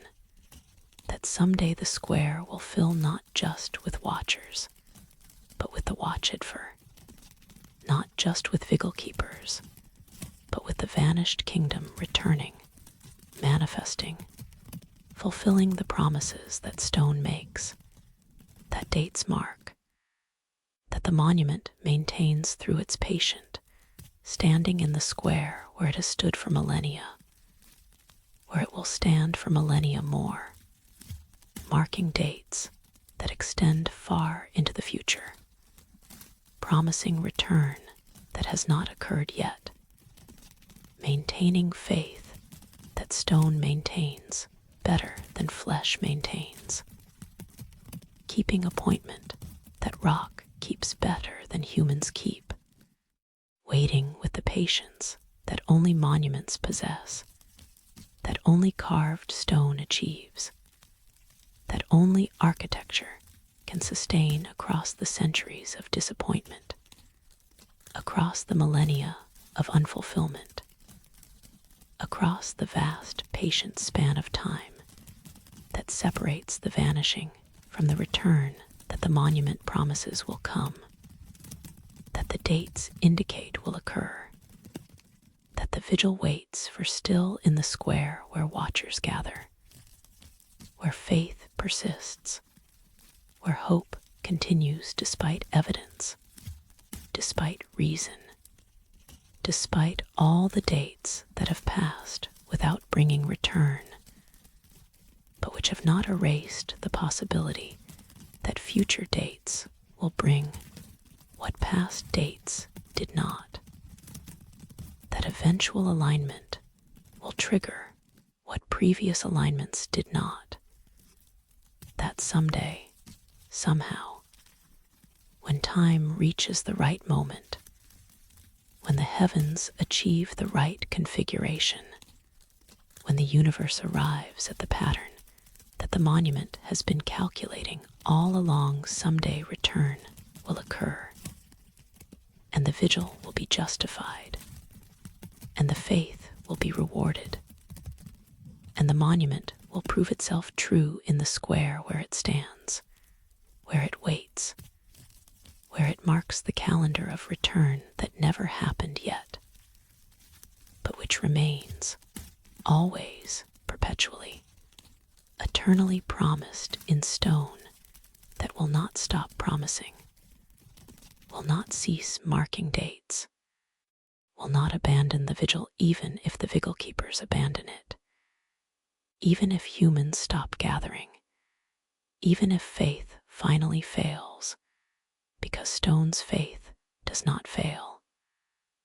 Monument's promise does not expire. Carved dates do not cancel themselves simply because they pass unfulfilled. They remain written, remain marked, remain promises that stone keeps even when the promised do not return, even when dates prove empty, even when centuries demonstrate that return might never occur. But stone insists will occur. Monument maintains will happen.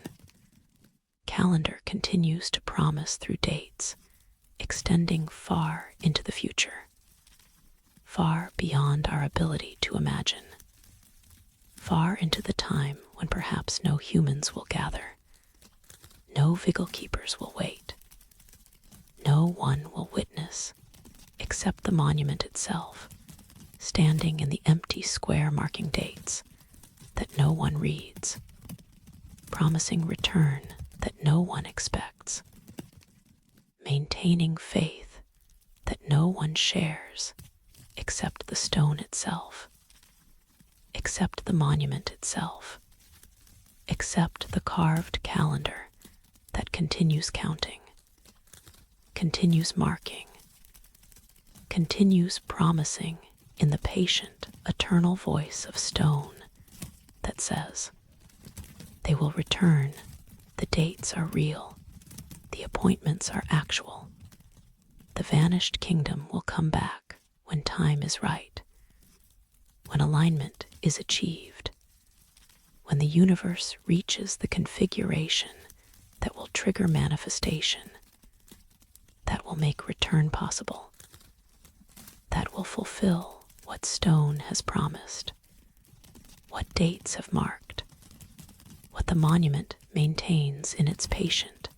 standing in the square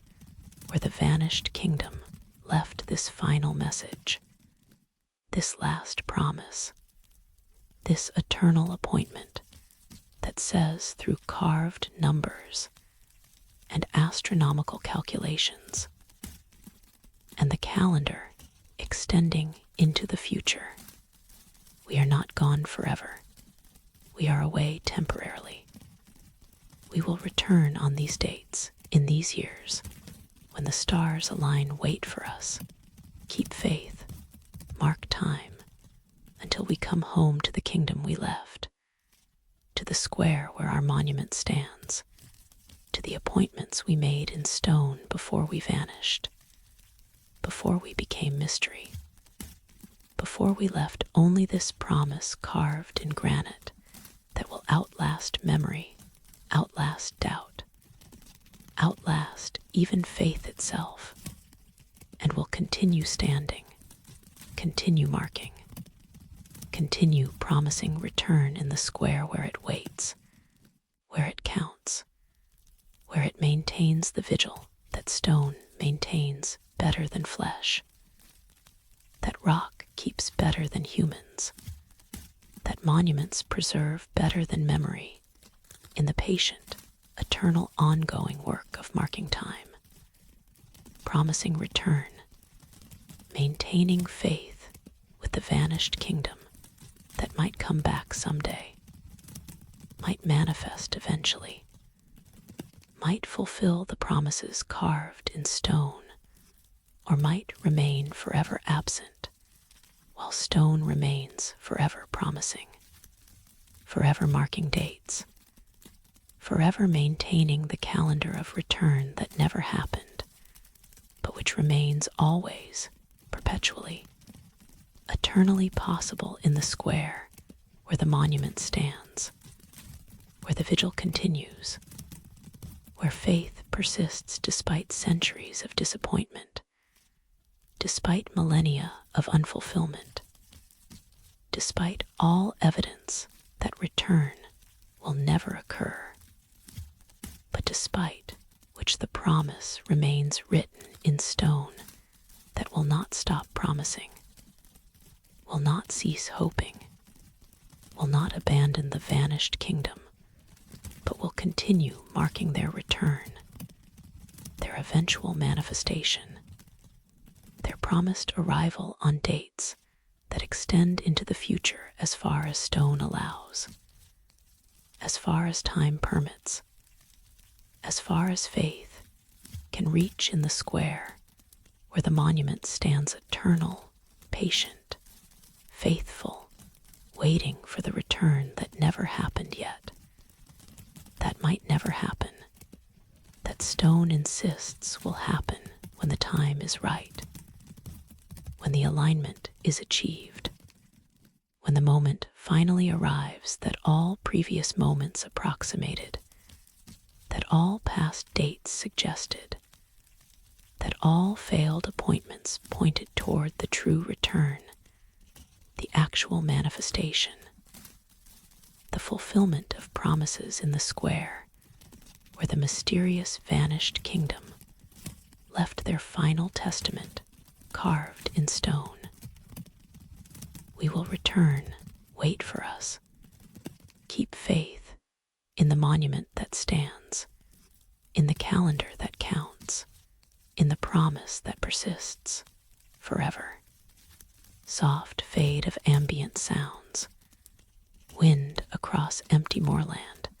the patient silence of stone, the eternal waiting of monuments. And so we close our journey through the mysterious vanished kingdom, through their crown that wore no king, through their maps that showed nowhere, through their bells that ring beneath the lake, through all the traces they left behind when they departed into absence, so complete that only questions remain. Tonight you've walked through empty streets where footprints ended in sand. You've seen mirrors that reflect yesterday. You've heard wells whisper names. You've touched stones that remember music. And you've stood before the monument that promises return. Whether that return will ever occur, we cannot know. Whether the dates are meaningful or the appointments are real, we cannot say. What we know is simply this: they were here, they built, they created, they vanished, and they left behind mysteries that are perhaps more valuable than answers, questions that are perhaps more important than solutions, absences that teach us more than presences ever could. Let these mysteries carry you now into sleep. Let the questions dissolve into dreams. Let the patient waiting of monuments become the patient waiting of rest, of darkness, of the gentle descent into unconsciousness, where all vanished kingdoms might exist still, where all lost things might be found, where all mysteries might resolve themselves in the wordless knowing that sleep provides. The monument stands. The vigil continues. And somewhere in the territories between waking and dreaming, between knowing and wondering, between history and mystery, the vanished kingdom waits. Good night. Sleep well, and perhaps in dreams you'll find them. Perhaps in the deep silent places where consciousness goes when consciousness sleeps, you'll discover where they went, what they became, why they left everything beautiful behind when they vanished into the mystery that we've explored tonight, but which remains, as all true mysteries must remain, forever beautiful, forever unanswered, forever waiting in the darkness where you go now, gently, peacefully, carried by questions into rest, into dreams, into sleep. The kingdom waits. The monument stands, and you can rest now. Let go, drift, sleep. The vigil continues without you. The mystery persists without resolution. And that's exactly as it should be. Good night. Silence.